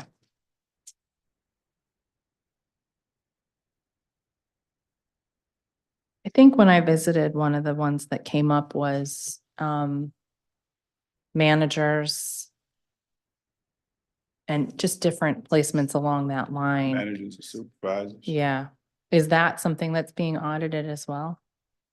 It is not being audited, but it is something that, Anthony, we need to critically take a look at. Yeah. Yes, ma'am. I'm sure you're always thinking about retention after investing that much training in folks. Absolutely. Yeah. Okay, so everybody wants to talk about ticketing. In all of FY 23, PEMA issued 1,303,207 citations with a total value of $16,085,290. In the first quarter of this fiscal year, there have been 274,058 citations with a total value of 16 million. No, that's got to be a typo. It can't be the same number. Is that a typo? I think so. Okay. Yes. Okay, it's gotta be. Okay, so it looks like it's about 200,000 fewer citations. And 11 million less in total value this fiscal year compared to FY 23. Do you expect that to change between now and the end of FY 24? Well, remember, what should be clarified is that just because a ticket is issued doesn't necessarily mean at the end of the process, which is through adjudication, that the total fine amount is going to be realized. Mm-hmm. And that the figures were provided, I believe, reflect the $16 million number was the Q1 FY 24 potential revenue. Oh. And that the FY 23 for FY 23, the 1.3 million and change citations had a potential revenue value of $75,683,915. Okay, but those aren't apples to apples. Is that a corrected value or is that a ticketed value? Like, is that what it netted out to, the 75 million? No, that's the potential revenue of the total fines that were issued. Okay, so we are comparing apples to apples then with the 16 million. It's just only one quarter. Correct. Okay, so it does, but it doesn't, okay. So are we on pace to keep up with FY 23 or not? We believe we're on pace. There'll always be fluctuations, the certain impacts such as the adverse weather that impacted trash could impact the ability to issue citations. So there'll be some variance, but yes, we believe that we're on track. And in FY 23, to get to your point, about 6% of all tickets issued were dismissed upon appeal, up from 5% in FY 22. And nominally, that's an increase in about 15,000 more dismissals. Is that any cause for concern or is it in line with year-to-year variation? I don't believe that. I think that's in line. We haven't made any changes on our ends. Dismissals are done by DMV hearing officers. Mm-hmm. Any grounds for dismissal that have increased over the last few years? I don't know off the top of my head, so let me check with PEMA and circle back with your folks and get you that information. It would be good to know in case there's any gaps in the law, regulation, or agency procedure that have resulted in more dismissals, or if, a particular infraction is no longer, relevant or in this era. So thank you. I do have a few questions about the information you provided on the shifts and deployments of parking enforcement, booting, and towing. For booting deployment, you mentioned that you have 6 booting teams that work from 6 a.m. to 2:30 p.m. To clarify, are there 6 teams working simultaneously for that whole period of time? That is correct. Okay, and why is 10:30 a.m. to 7 p.m. the shift you're choosing to add once vacancies are filled? Because we believe that we'll be able to capture more scofflaw personnel. Because they're here during the day. Yes. And can you explain, and do you make that determination based on when their tickets, their open tickets are issued typically? Right, so like, that's when they're here because that's when they're normally getting tickets. What we're trying to do, one, is go with that particular shift to see how it is, because we believe that we could increase the revenue by extending another shift. Excuse me, there's been discussion about, hey, why don't you do it overnight? Or why don't you do it for a longer period of time?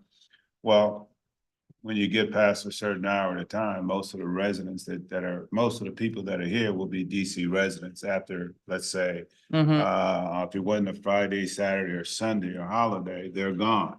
So I have to look at that too. So I want to go past the morning shift to try the actual 10:30 to 7 shift, just to see. And I think with that shift that we can increase revenue and get more scofflaw people. Okay.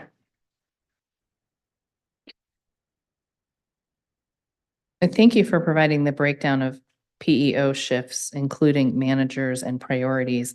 I think this is the most detail council has ever gotten on this issue. If I could ask for one more level of detail. See how that worked? You did a great job. Let's do more. Can you provide in follow-up the number of officer per deployment and how many of them are typically dispatched to specific areas? Great. Are there any additional shifts you plan to add for PEOs or shifts you've recently added? Not at this time. And why don't we have managers for the AM rush hour shift outside of wards 2 and 6? So for that, the 6 a.m. shift of park enforcement officers and supervisors are responsible for covering the AM rush timeframe. Okay.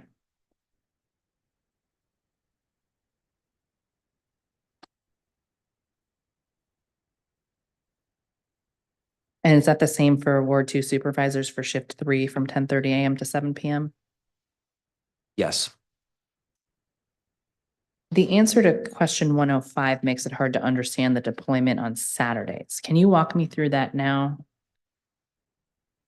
I mean, in a nutshell, the agency deploys 2 shifts, Tuesday through Saturday, and that's to ensure that we have citywide coverage for Saturday. I guess it operationally creates an overlap. Okay.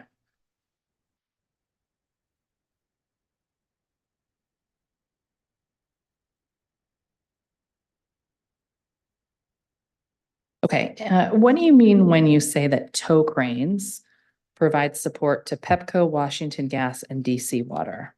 So that's a good question.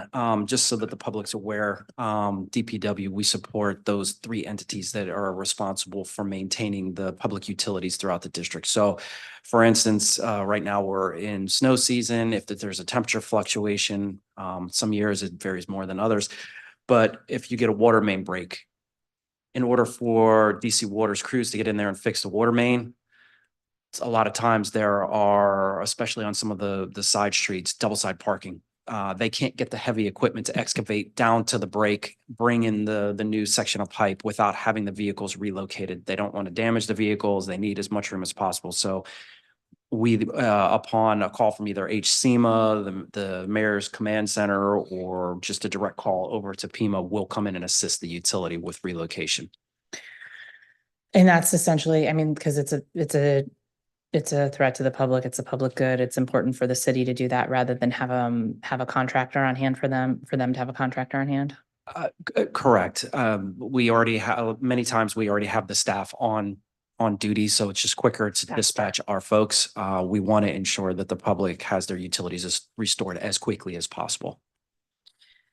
What about DDOT paving operations? I believe some agencies like the Department for Hire Vehicles and MPUD have their own authority or contracts for towing. Should we grant the same to DDOT? We would not oppose that. I'm here to support Director Kirschbaum, but yes, there's nothing that would impede them from having that authority. Understood. And you may only be able to answer this anecdotally, which is fine. How effective is the enforcement of AM and PM rush hour restrictions? In areas that are heavily impacted, anytime that we can ensure that these arteries through in and out of the city are clear, I think that it works.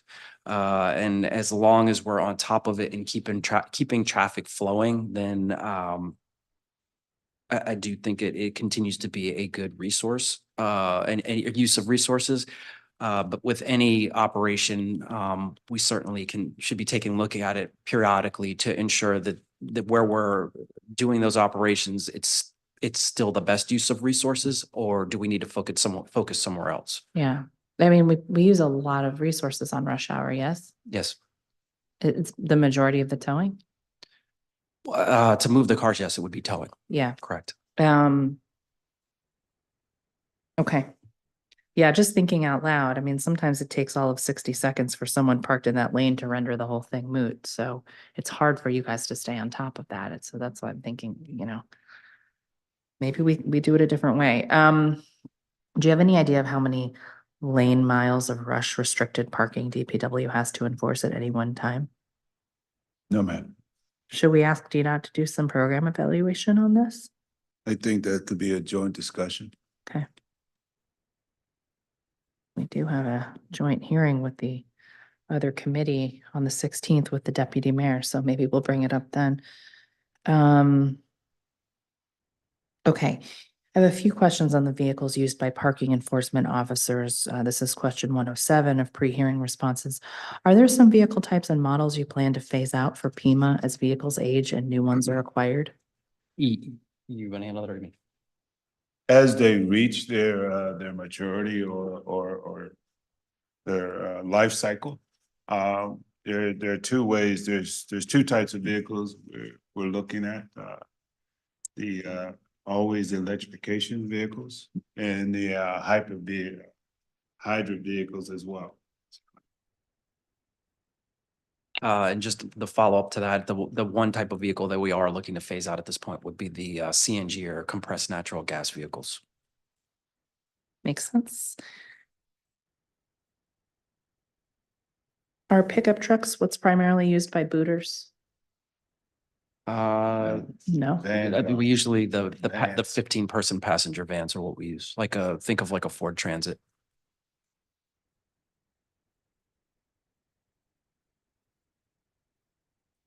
All right, so moving into some more specifics of PEMA enforcement.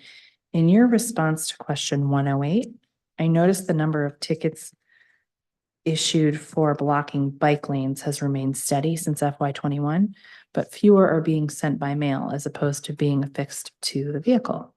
Any reason for that?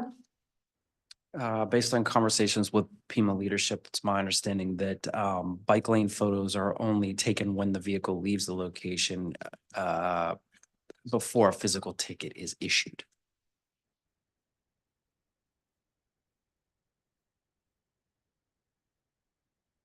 Meaning typically they can just hand it off. Yes. So they don't have to mail it. Yes.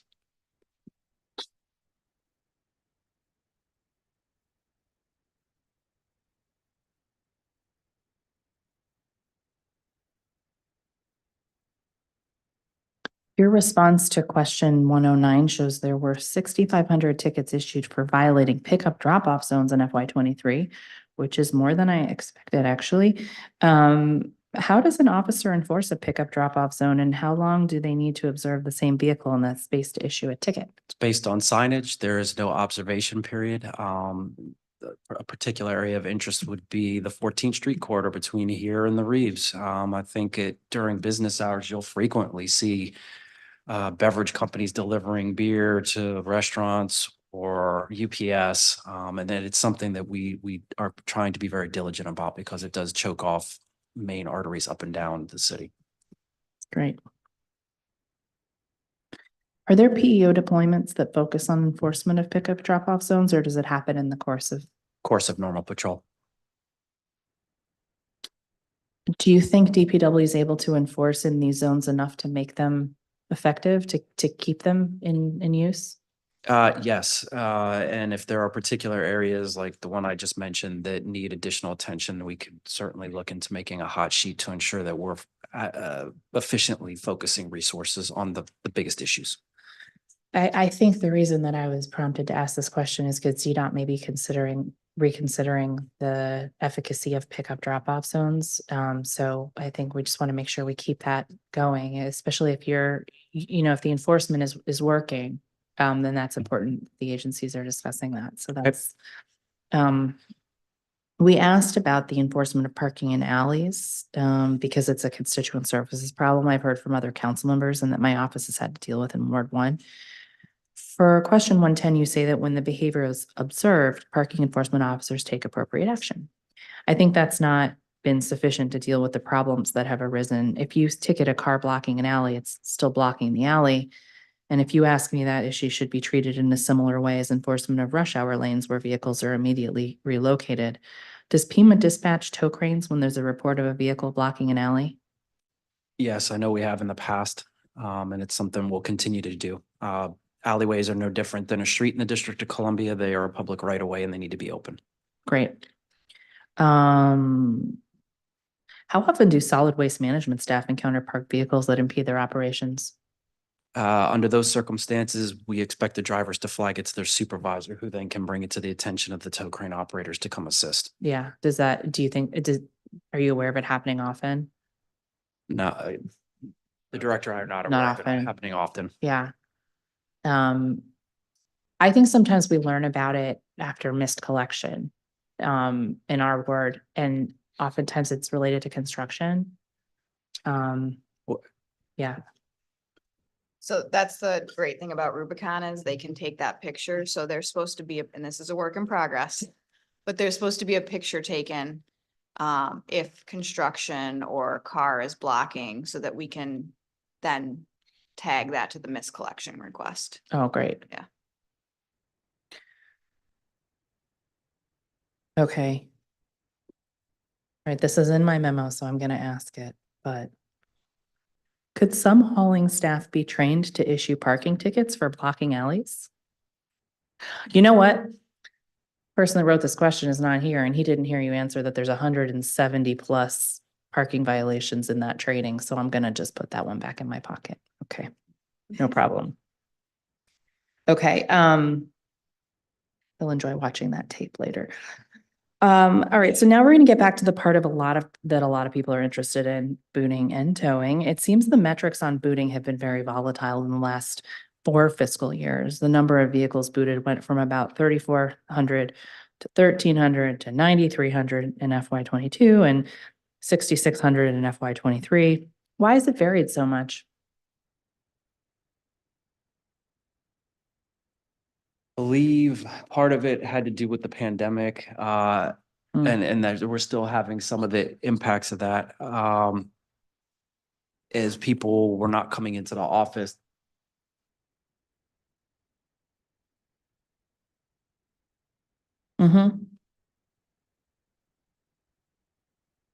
The other, I believe the other portion of it as well is, we have put in a request to purchase more boots. It's just the availability of the boots. I think as I testified earlier, we lost 400 boots to various means to replace them to keep booting. Yeah, it's wild. All right, and it looks like the RFP for self-release boots is closing at the end of this week. Can you talk more about how you're planning to implement that program?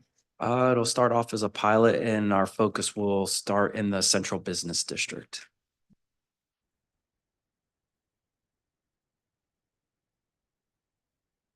Do you think it makes sense to include the nightlife task force areas? We would be open to trying it out as part of the Yeah. pilot, excuse me, to see what the metrics suggest. I'm not suggesting that I know better than you because you're looking at the data. I'm just curious. Yeah. I mean, we're open to it. Yeah. Wherever we can make a difference. Oh, where do you think so you want to start with the central business district. What is it about that you think makes it a good environment? And what are the circumstances in which you think the self-release boot is going to be really versatile? I mean, I think this goes to the conversation that the director was having with your colleague. Mhm. In the central business district, you have an influx of drivers from all over the place. I think with this pilot, it'll give us an opportunity to see if this mechanism, the self-release boot, gives us an opportunity to cast a wider net equitably across the drivers that come in and out of that section of the district. And in terms of efficacy, the hope is, based on what we've tentatively seen from other jurisdictions that use one of the varieties of the boot, is that it will free up our booting officers because they don't have to come out and physically release the boot and then put it back into the vehicle. The whole point of it is that the release part, if you will, and the payment part of it occurs upfront and it's automated. Well, yeah, go ahead, Director. That right there is a big part of it, but one of the other things that I am concerned about is just like you see these bikes and things laid on the side of the road, we have to find places that actually store the self-relief boot, or somebody has to take it back to a facility or structure.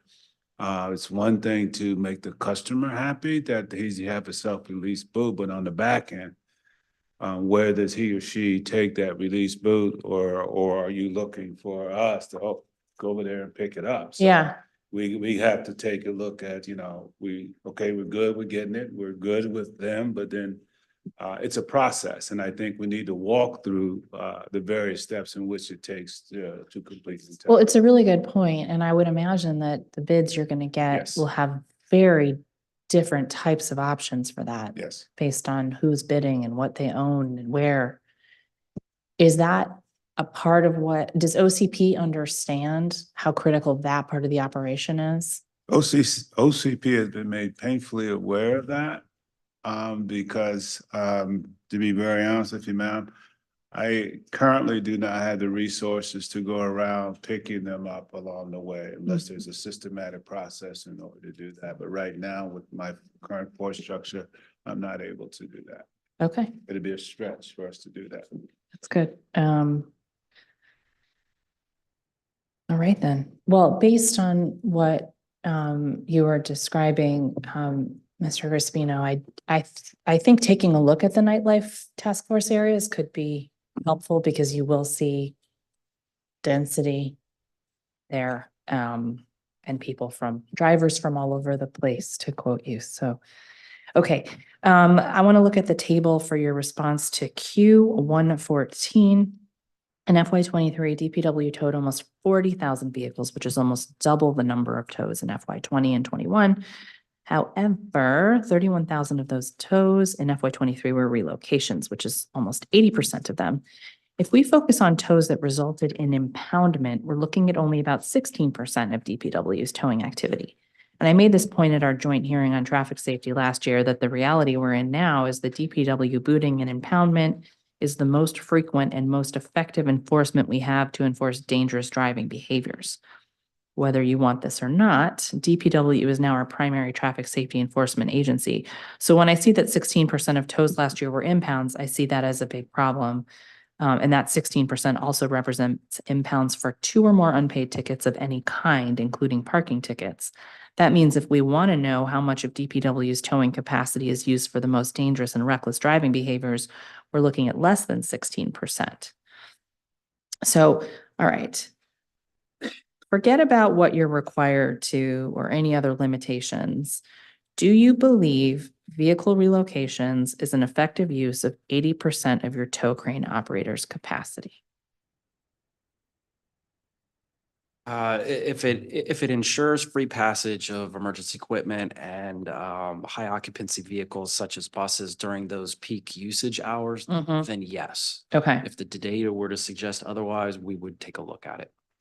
Okay, so that's important. So it's not just if it's prioritizing buses, if it's prioritizing ambulances, if we're talking about emergency routes where those things have to get through, and if those vehicles weren't moved, they wouldn't, because rush hour creates gridlock. That's what you're saying. Correct. More or less. Okay.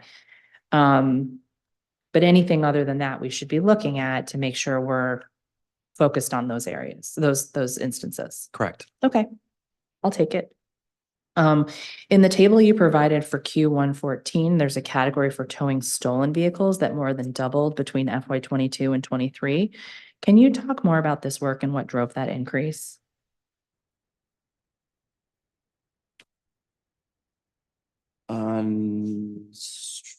Stolen vehicles, I believe, that would come about with just, greater. Right. Those are I believe, as, Mr. Fitzpatrick said, those are contract cranes that are doing that. Okay. Okay. Moving right along. Let's finish with parking enforcement by talking about license plate readers. Can you clarify your answer to Q117A in pre-hearing responses? Is 67 the number of vehicles that enforce residential and visitor parking permits? The reference to the number 67 is the number of additional vehicles that we intend to install the license plate reader systems on.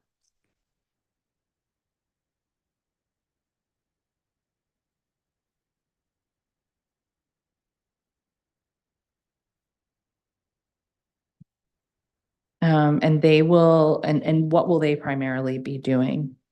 What type of enforcement? I mean, scofflaw, and so the license plate reader doesn't differentiate it. It literally just captures the license plate, and then any violations scofflaw that are all associated with that tag will be brought up to the operator's attention for whether that's boot and tow or an additional ticket, whatever attention is needed. So anytime an LPR is in use, it's being used to identify scofflaws? Correct. It's analogous to what the police department's been doing for years with theirs, looking for stolen vehicles. Are they used also in neighborhoods to identify other parking violations like RPP or Yeah. ROSA? Yes. Okay. And if someone is operating a vehicle with an LPR, are they just, is it just pinging for all of that at once, or are they on a certain type of mission? It's just taking in all of the data and Okay. it's returning any hit that's associated with that tag. Okay.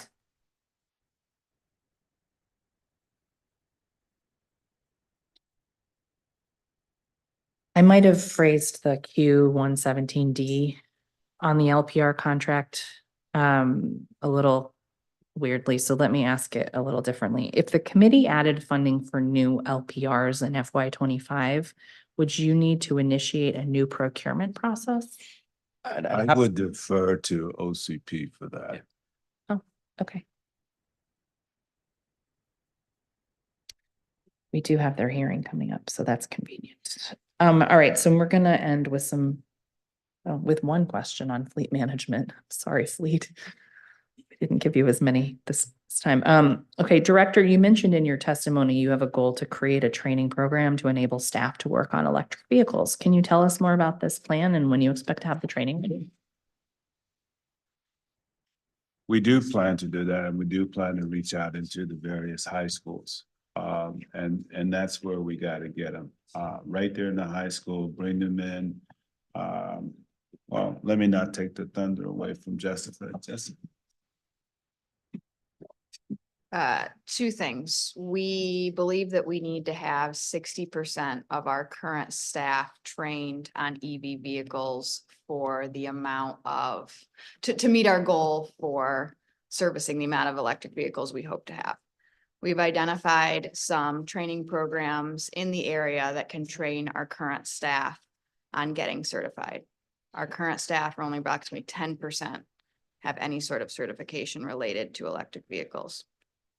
We do have an aging workforce, and so we know not everyone will want to be trained on this or want to gain a new skill set. And so we do think that we have to, like the director said, start reaching the younger generation, think this is a great career pathway, and want to model a pilot program based off of what FEMS and MPD cadet programs are doing, where we could go into the high schools, meet with folks in their junior year, and then when they start their senior year could be doing this part-time be being paid minimum wage to do so.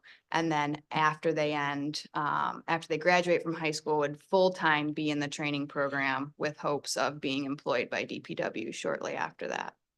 That's very cool. Anything y'all would like to add?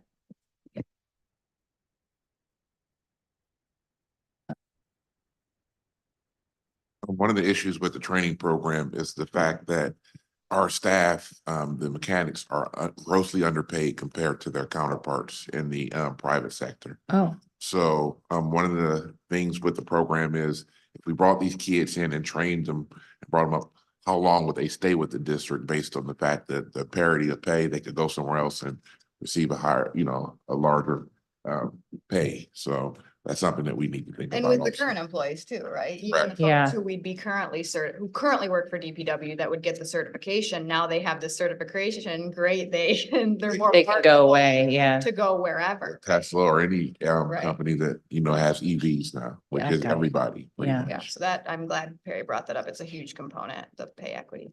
How many people would be a fully staffed team of mechanics? We're actually down, I don't know the exact number, I know that we're down 10 mechanics as we speak right now. To add to not only equity of pay, but we also have to take a look at the infrastructure of our facility. How do we could train them, but can we keep them when they could go to Tesla, Mercedes-Benz, or some other thing with much more attractive facility or functional facility? So that's when DPW, when you talk about infrastructure, we're concerned about the EV chargers, we're concerned about the facility, and we're concerned about training the personnel. And 10 of how many? There's 10 applicant. And we were then- trying to fill 10 positions. And how many people remain on staff in those positions?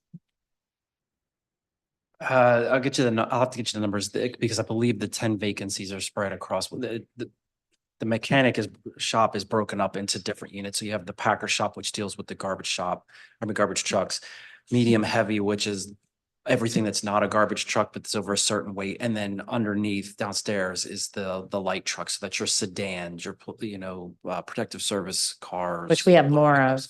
That's where the most is, yes. And, is it like a handful of mechanics per type of vehicle? Is it like an army? We need to train all of our mechanics from the eastern. For sure. I guess you don't know the baseline number. You don't have to give me the exact number, but are we talking about, I think you're right. tens of, hundreds of? No. 40. I 40. was, yeah, like the right. whole fleet organization is about 100 to 110, so Yeah. I would say. 144 FTEs total. Okay. A little under 10% Yeah. of the Okay. workforce, yeah. I promise to pay more attention to fleet in as we go on. I know you've been trying to get me over there. Okay, so that's helpful to know. Thank you for, looking out for that potential bubble. And is that something that you're currently discussing in the budget in terms of, wage increases or anything like that?